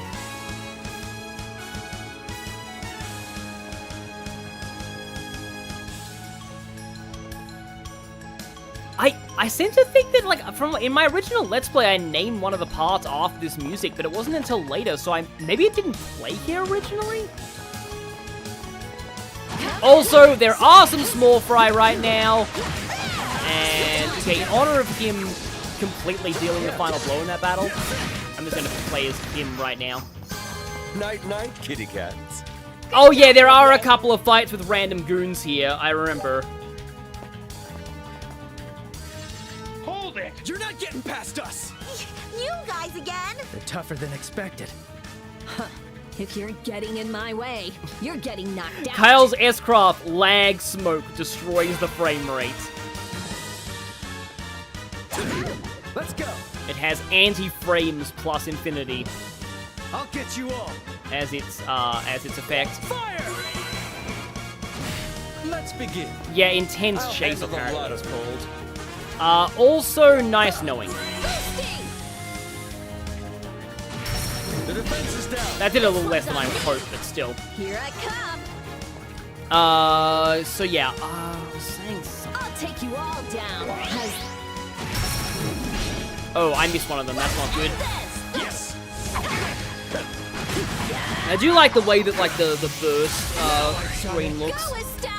But no, that's it. That's what I was gonna say. Like some mage in the chat. It would be really horrifying if Don had killed the hostages and then, like, remembered, like, afterwards. Like, he would have murdered a whole lot of people, including children and elderly, and he wouldn't have like had any agency in doing it, and, like, he would come to not remembering that had happened. Like, that would be really, really disturbing. I'll leave it to you, Shara. Low frame rate is the status ailment.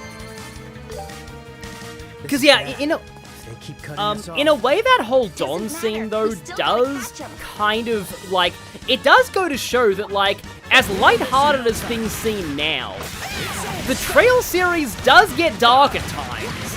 And this is still in, like, the early lighthearted territory. I really do not care about you. You can vomit some other time. Just don't rope me into it.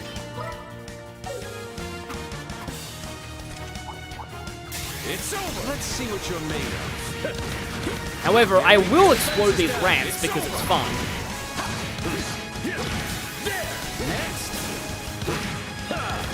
Here we go.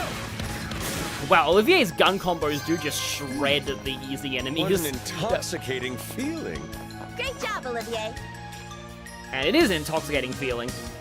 Low FPS would make a hilarious status ailment, yeah. Whoa! You're not getting any farther. Just take the hostages and go. Here they are again. Looks like they need a second beating. Are you trying to stall to help your bosses get away? Oh, you have to go now, Kwang? Yeah, it's nice to have had you here. Yeah, thanks for stopping by. They were there for us when we needed them. We're just paying a debt. And it does feel like the Capuas are, like, all kind of like one big family, really, and they're all a lot of people who had nowhere else to go, so you do feel bad for them in a lot of ways. Especially since the whole, you know, hijack, take hostages, and potentially kill them was not actually their plan. And somehow it was just something that was, like, brainwashed into Kyle. We don't know why. I can get all four of these flicker, can't I? Wind. It's funny when she's I can't. Anytime anybody says wind, I think either. Well, in this series, it's appropriate to think of Gaius, but I also think about Talim in Soul Calibur. There. Wind gave me. The defense is down. Did I just miss a whole bunch of people? Okay, yeah, we've got two of them left. Hello, Sylvan with time. Has this stunned? And I'll see if I can do chain. You're mine. I've done it. Counting on you, Olivier. And yeah, this guy's totally done. You're mine. Damn it.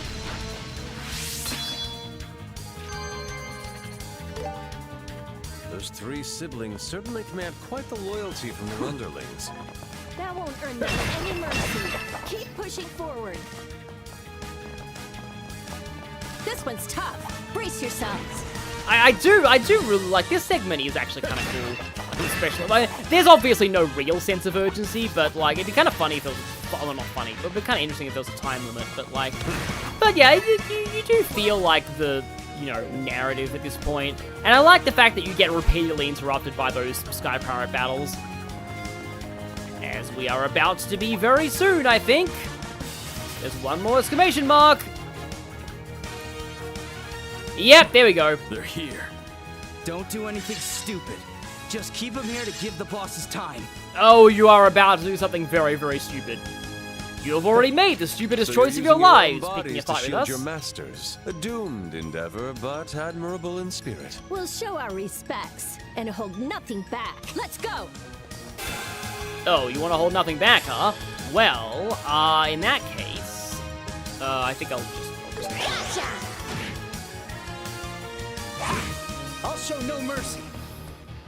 Okay, well, again, flicker spam, because, ow, okay, 2 of them dodged that. I'll take you all down. Well, okay, well, I suppose I can just do regular aerial.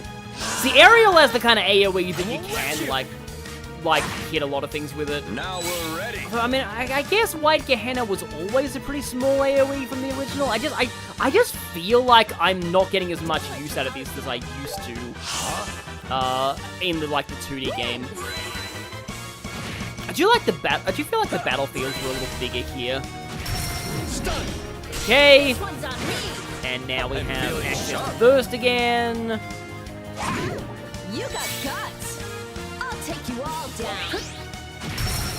Which means we'll do it. I think it's actually the same icon as Cold Steel for Russian Burst. Let's go.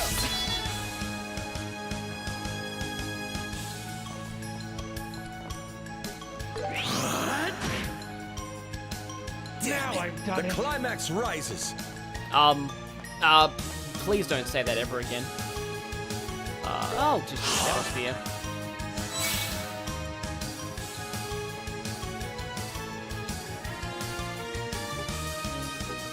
Time to get bold. Here we go. Yes, I'll do that. I'll make it hurt.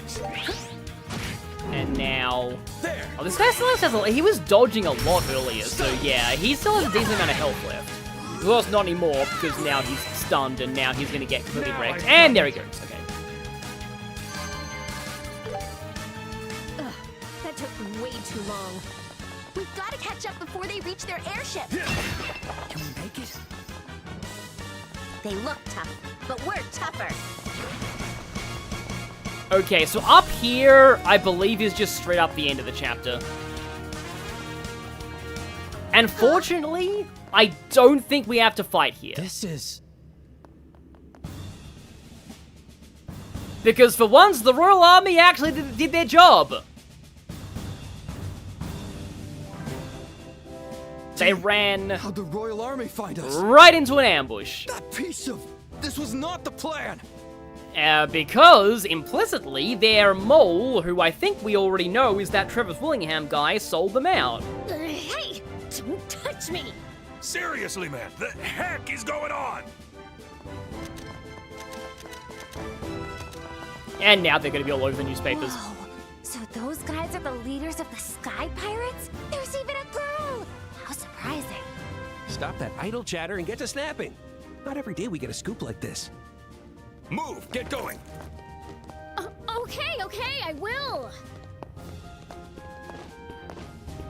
That was the reason why this place is, why the army's competent. Will this make a suitable article? Because Richard. Yeah, totally. We're truly grateful for this opportunity. Oh, Colonel, would it be all right if we got a few photos of you? General, would that be acceptable? Do what you will. This operation was your plan. I won't deny its significance. It was thanks to the accurate analysis of the intelligence division as a whole. That and assistance from them. What?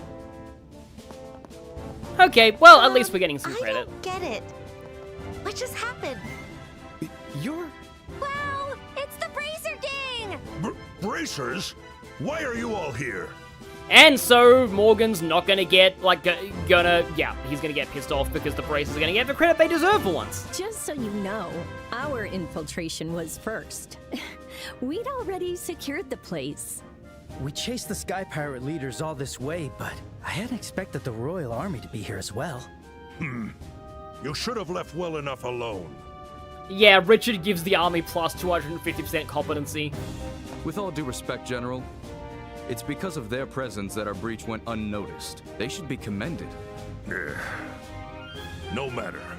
I will leave command to you. I'll be returning to the ship to begin interrogating the Sky Pirates. Understood.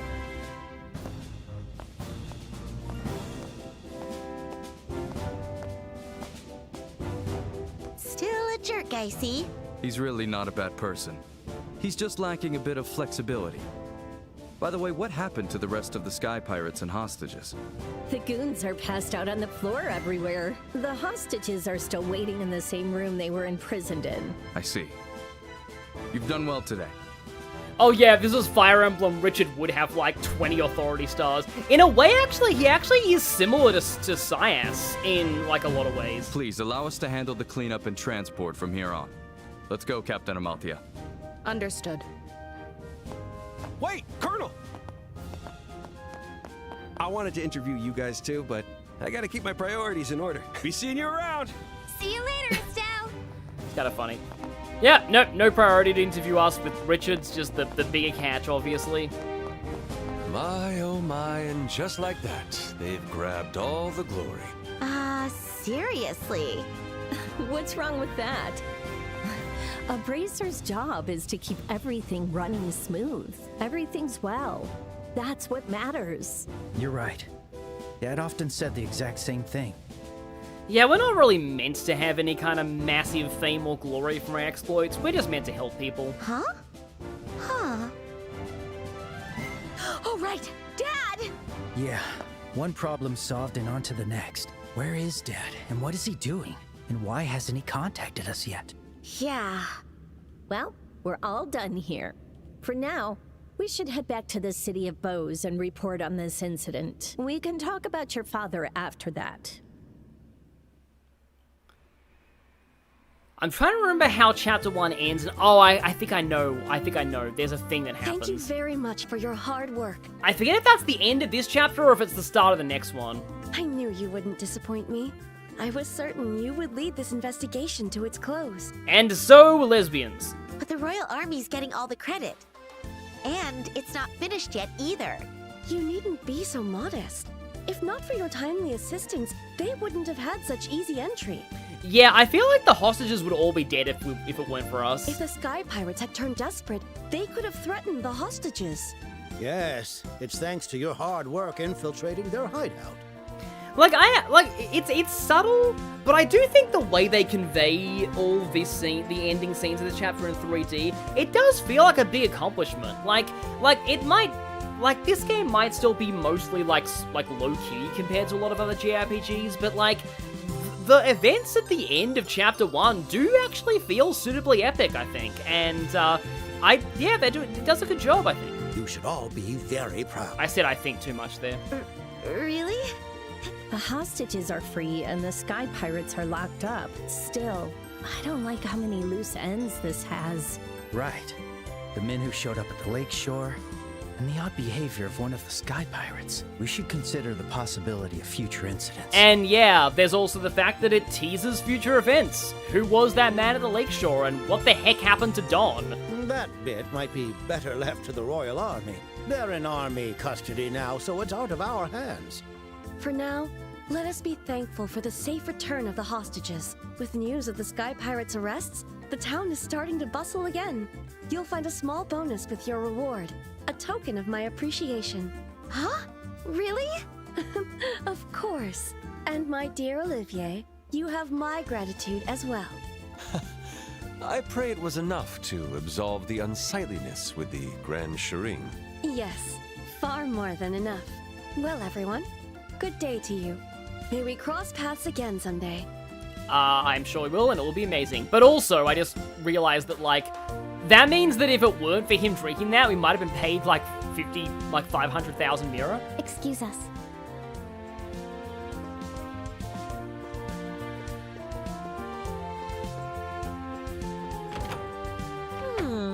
Feels nice to get a proper thanks. If the incident had dragged on, it would have only caused more trade issues. Yes, trade issues, and the fact that there'd be a whole bunch of people just dead. I'm sure she's more than pleased. That really makes me smile. Feels like all our hard work was worth it when I see those happy faces. Look at you getting all cheeky. But it's true. You two can't exactly be called rookies anymore. Frankly, it was impressive stuff. Really? For now, accept the rewards and accolades of a job well done. Oh, sorry. 6,000 Mira is actually pretty good for this point, and 10 BP. I've included a bonus from the mayor. Oh, and this is from me to you. And yeah, why would we not get a recommendation after doing all that? Wait, is this a recommendation from the Bows branch? Are you sure about this? Quite. Resolving an incident of this size was no easy task. There's simply no way I could not. Please, won't you accept it? Thank you, Old Man Lugren. We will continue to better ourselves to remain worthy of this recommendation. Yes, just call him Old Man. Congrats, kiddos. I'm sure if Master Cassius heard, he'd be overjoyed. I feel like that's a bit of a sore point right now. Yeah. Right. Cassius, huh? I wonder where he could be. He hasn't contacted his family, let alone the guild. Right. That's really not like him. I wonder where he went after ditching the airliner like that. Excuse me. Ah, the landing port receptionist. Oh, I remember this now. I think there's like a letter or something. What's wrong? The airliner cargo stolen by the Sky Pirates has just been returned. Amongst the load was mail addressed to the Bracer Guild. I'm here to deliver it. Thank you for that. Wait. Now, why would a ship departing Bows have mail made out to us? That's not the case. It's addressed to Roland. Are Cassius Bright's family members currently residing at the guild? Huh? That's us. Ah, perfect. I contacted the Roland branch and they said you should be here. Please, accept these. Letter and a parcel. This letter. Yeah, it's definitely Dad's handwriting. I remember what the parcel is. Addressed to me and Joshua, Roland branch. It's all coming back now. Looks like he wrote it in a hurry before departing the ship. So Dad did try to contact us. Oh. That's great news. Is that parcel also from Master Cassius? No. Seems like someone sent it to Dad. Wait, what? Yeah, there's no sender listed anywhere. I have indeed handed it over.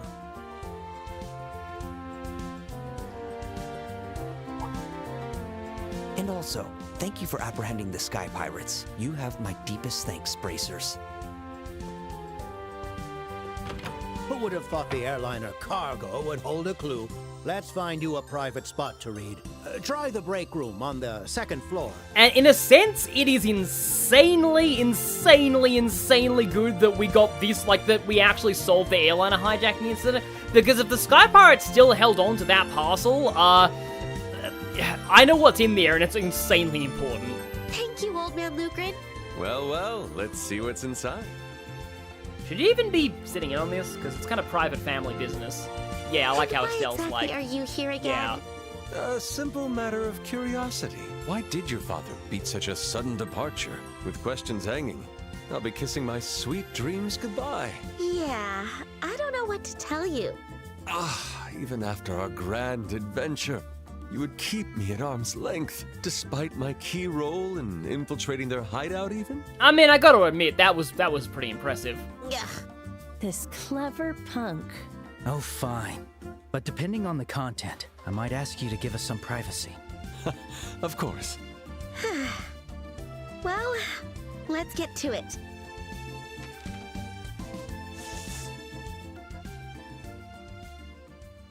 Dear Estelle and Joshua, I suppose you'll be wrapping up those jobs I left for you. Even if you slip up, you'll be fine. Just take it one step at a time. I know you two can do this. I, on the other hand, ran into a bit of trouble. Seems like I might be gone for a while this time. So, well, just assume I won't be back until after the Queen's birthday festival. I hate to do this to you, but you're not lonely little kids waiting for Daddy anymore. You can handle yourselves until I come back. And I will be back. You can plug away in Roland, or hit the road and try to qualify for Senior Bracer. You're both 16 now, and you've got so much ahead of you. Live your lives without regrets. Farewell. Give my regards to Sherazard and Ina, Cassius Bright. How very Master Cassius. He acts nonchalant, but his love for you two is obvious. Yeah. Indeed. The Queen's birthday festival. From my understanding, that's quite a ways away. Not for another 2 or 3 months. So, you mean another 2 or 3 chapters? I guess it's enough time for a bit of a trip. Yeah, in a way it does kind of feel like every chapter, except maybe the prologue, is like about a month. But I do wonder what he's up to. Setting that aside, what about that parcel? Particularly the part about its unknown sender. I'm curious too, but we can't just open something meant for Dad. Consider for a moment. A parcel with an unknown sender arrived just as your father disappeared. It may be no mere coincidence. Could it? Olivier, stop it. Don't try to egg her on just because you're curious. I think FC and SC are both about about a year is like all of FC and SC, I think. And then because in Cold Steel it's funny because like Cold Steel 1 is like almost like kind of 6 months or something, or a lot of a year, and then most of Cold Steel 2 I think takes place in just like 1 or 2 months. No, I think Olivier has a point. It would be strange to just let it sit until Dad returns. Maybe we should look inside. All right, let's check it out. It's present opening time! Yeah, it's this thing. Is this? It's an orb mint. I don't know what it does, though. Let's check the memo. Yeah, so no voiceover for this, because we're not meant to know who wrote this at this point. I retrieved this item from that group. Please keep it safe. Try to get Professor R to analyze it. K. That's it? Oh, okay, now I know who K is. Yeah, first I was like, wait, who's K? Oh, no, now I know. Right. Yeah, there's nothing else written on it. Sadly, the K is not Kevin. I wish it was, but it's not. Shara, do you have any idea who this K or Professor R could be? Unfortunately, no. Yeah, no, I was about to mention that too. All of Cold Steel 2 takes place during Azure's final chapter. Master Cassius knows a lot of people, so it's possible they're foreigners. If those are the only hints, this is hopeless. Because the Crossbell and Cold Steel games are actually, like, taking place at about the same time. And what's this black ornament? From the shape of it, I doubt it's anything ordinary. It looks a little like a tactical ornament. No, it isn't that. A tactical ornament would have slots for inserting quartz, but this one doesn't have those. Perhaps this might be an artifact. Artifact? An ornament from the ancient civilization that made the prototypes of the ornaments we use today. They were stumbled upon in their ruins. Most are managed by the Septian Church. Simply put, they're antiques. But from the looks of it, this doesn't seem that old. It's like it was manufactured recently. True enough. There's little doubt this device houses a shrouded history. Ugh, again with this. That damn bum of an old man. Always making us worry. Estelle?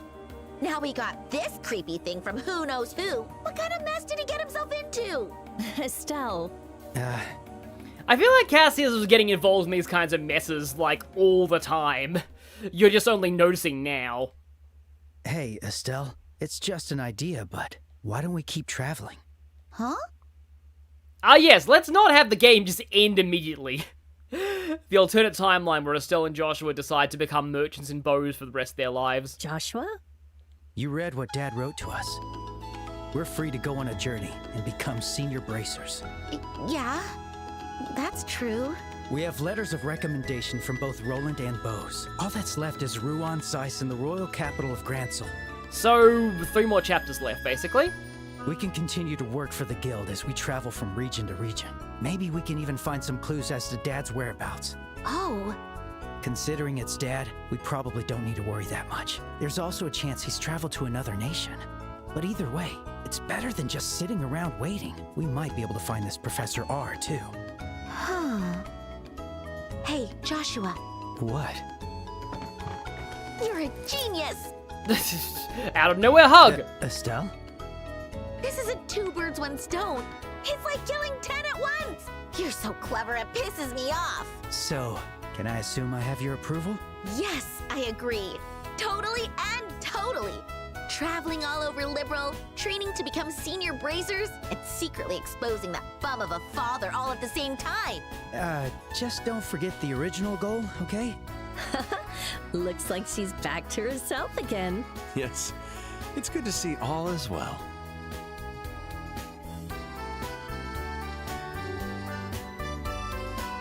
Professor R, even. All right. I'll be heading back to Roland. So here's where things get sad. We're gonna be losing Shara for a while. But I'm worried. You sure you don't want me to come? We'll be fine. We're on a journey to become senior bracers. We can hardly call it a challenge if you're with us, Shara. But we are gonna be getting some new party members coming up. Without you, the Roland branch would be in some serious trouble. It'll be all right. We can manage. Well, if you say so. Yep, they're gonna be the very best like no bracer ever was. Yeah, it's very, very similar to a Pokemon journey, I just realized. It's rare for anyone your age to become senior bracers. Just don't overdo it. Well, I mean, you know, Instructor Sarah probably did it in like a month. And if you ever need help, just send word to the Roland branch. No matter where you are, I'll be there in a flash. Yeah, okay. Thanks, Shara. And, maybe you should try to go easy on the drinking. That's my only worry. Yes, Shara's only weakness, the one thing that can kill her. Liver problems. I'll try. Please do not fret. Rest assured with the knowledge, for I will be with her at every step. Yeah, that's gonna make things even worse.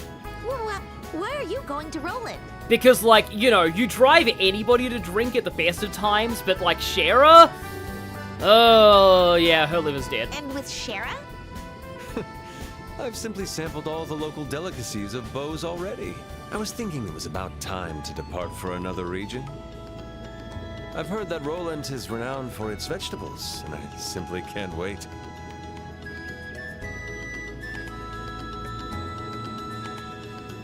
The final chapter is a split-off point where you could reasonably place a chapter divide, but they probably didn't want to do that to keep the tension up, and because 2 chapters with no real boss at the end would be weird. Are you talking about this game, or are you talking about Azure? Because I feel like Azure's final chapter was also very long.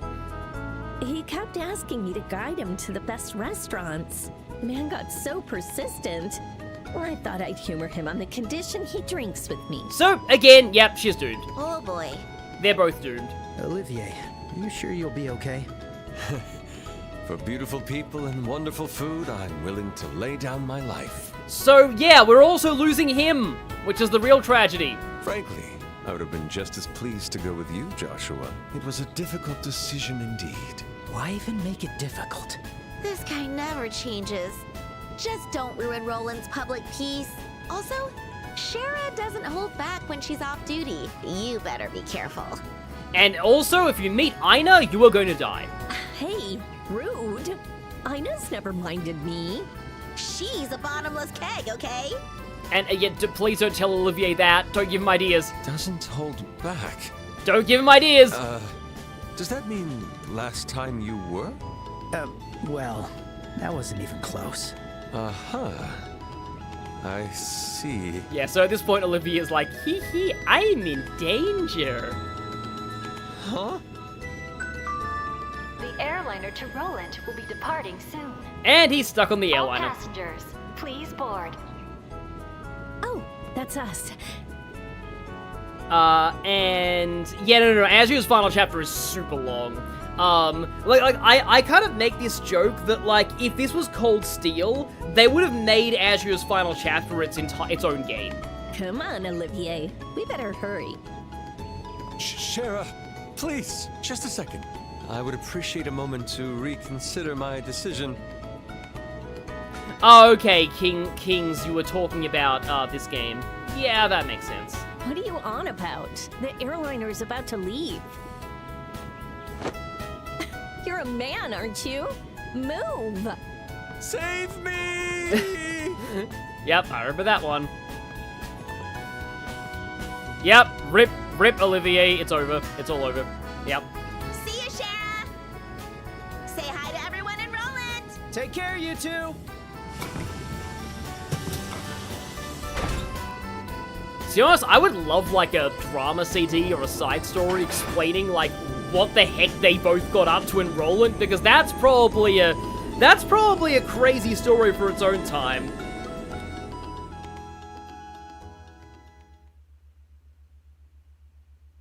Oh yeah, that's the chapter over. I honestly, I really want to at least just start the next chapter, because I think there's this scene with Shara and Olivier, like, that, right then, that is actually really important. So I think I'm gonna keep going a little longer, but then I'll stop the stream. Because I hope this is what I think it is. That concludes the Sky Pirate incident in the Kingdom's North. Yes, this scene. Indeed. Who would have thought I would encounter the fallen Capua family? There may be inquiries from the kingdom, but just disregard them.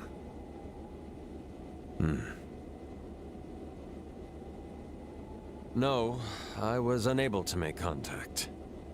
It seems like he was caught up in some trouble as well.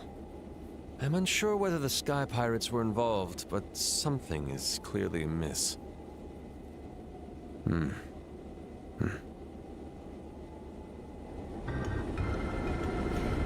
Yeah, Kings, I do think if they were in the Cold Steel mentality, they would have ended Azure on that scene right before the final chapter. It's not all bad. I've met some very interesting people. The food is wonderful, as are the ladies.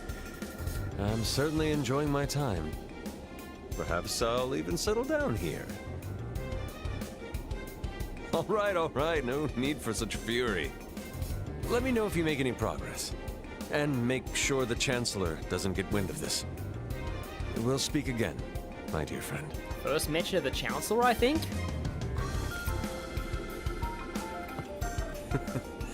It's always fun to tease him. His inflexibility is simply adorable. A portable communicator, huh? That's quite the clever little gadget you've got there. Shara. That's not an orbment you can get just anywhere. Not even the central factory in Zeiss has them. Just who exactly are you? Come now, no need to be so distant. You know very well who I am. The wandering poet and genius musician Olivier Lenheim. But if you would like to know even more, perhaps a little pillow talk is in order. Excuse you. I'm being serious here. But you already know that, don't you, Mr. Erebonian spy?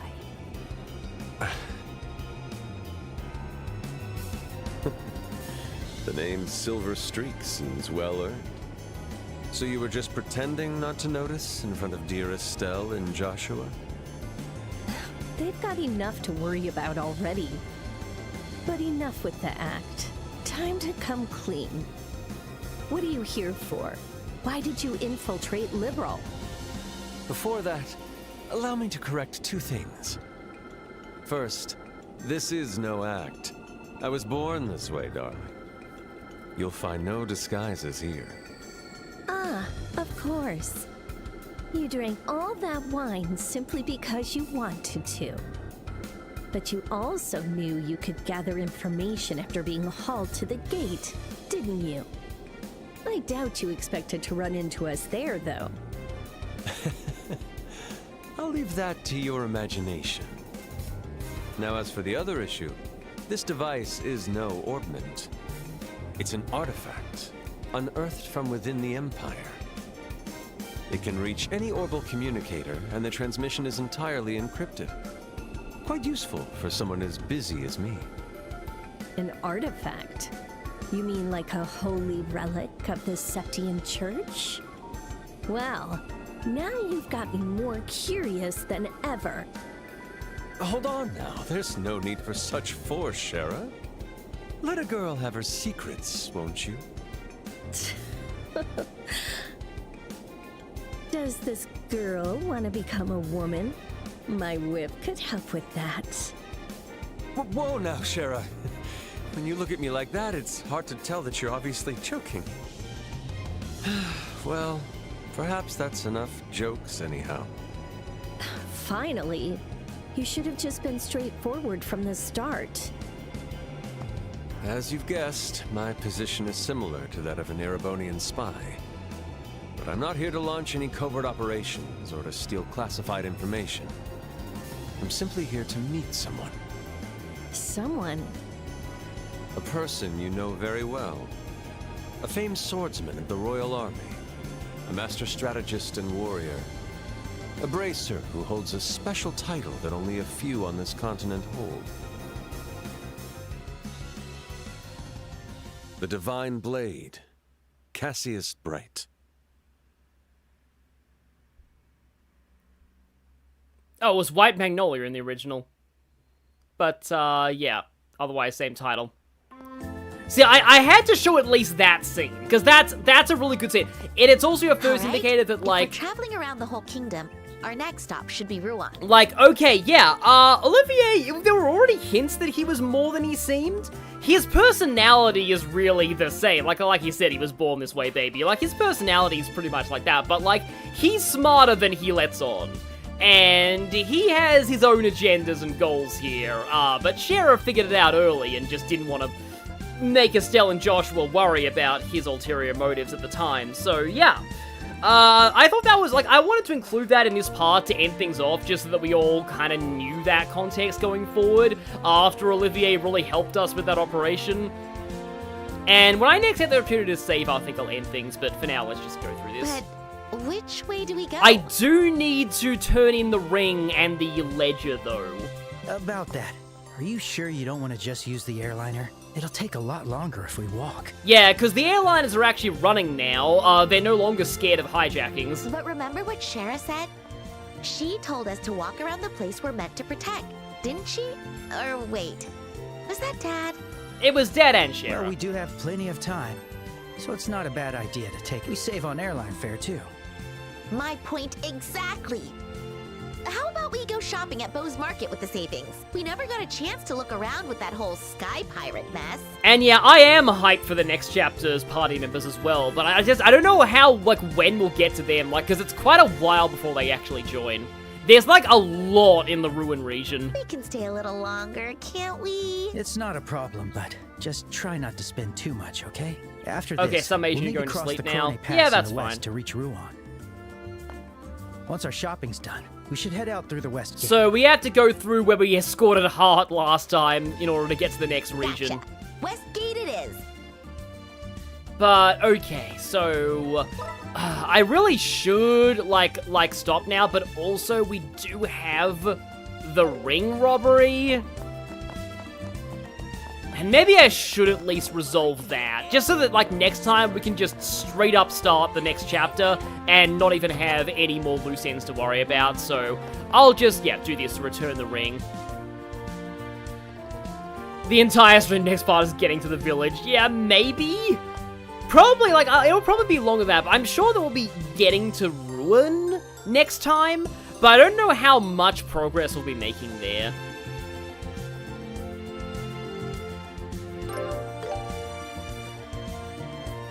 Be funny if this was actually the wrong ring. Ah, okay. Heart flashbacks intensifying.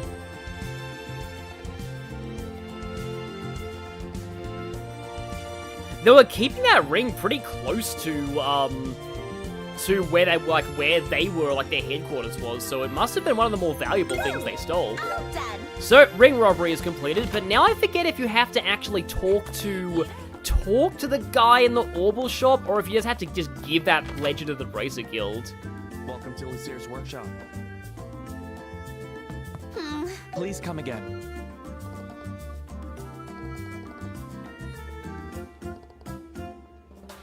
Ah, okay, they have caught him. Right. Yeah, the other guy was taken away by the military. So he did get caught, but I know that I got the ledger. Do I have to just give that to the guild, or... Oh, no, I do actually have to go to the gate, right. Thankfully, there's fast travel.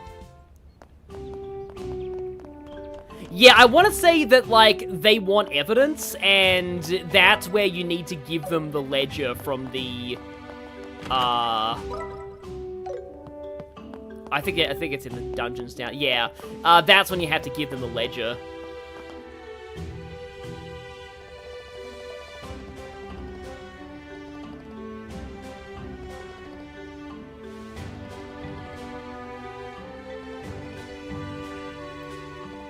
Because this is definitely one of, like, the most obscure quests in the original game.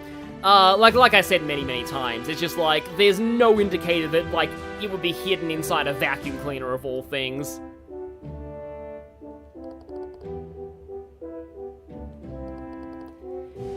Well, okay, maybe the... no wonder those black bangles were so overpowered. They were actually maybe contraband?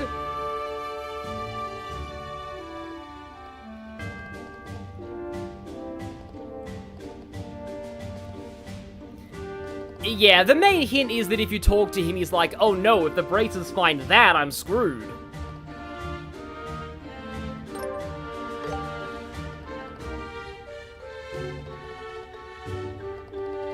Wait a minute, this is a death note! Not really.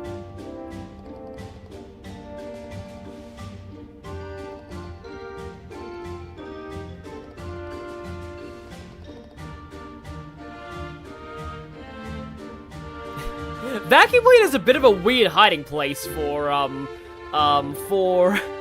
something like that, but I suppose people probably wouldn't think to look in there. Yep, and that is quest completed. We never expected it to be evidence. Do we really deserve the thanks? Luck is a skill as well. We should gratefully accept it. You never miss these kinds of chances, do you, Joshua? He's like, oh no, it was a complete coincidence that I happened to take over an entire Orbital shop that I didn't own and was using it as a criminal front and, like, doing shady dealings and obviously making a lot of money that I wasn't actually, like, you know, that I was reporting off the books. But okay, so yeah, so Bracer Guild, I can report these two. Yeah, if you weren't paying attention to Nigel and Cornelius' plot lines, you have no clue to check that vacuum cleaner, yeah. Let's see. So... Let's see. Yeah, ring robbery is done. That's reported. Let's hear it. Yeah, client nobody. I'll be awaiting your next report. And with that, that is all. That should be all the loose ends in... Actually, wait, no. Maybe there's one more loose end. There might be one more loose end. Hang on. We bid farewell to Bose Market.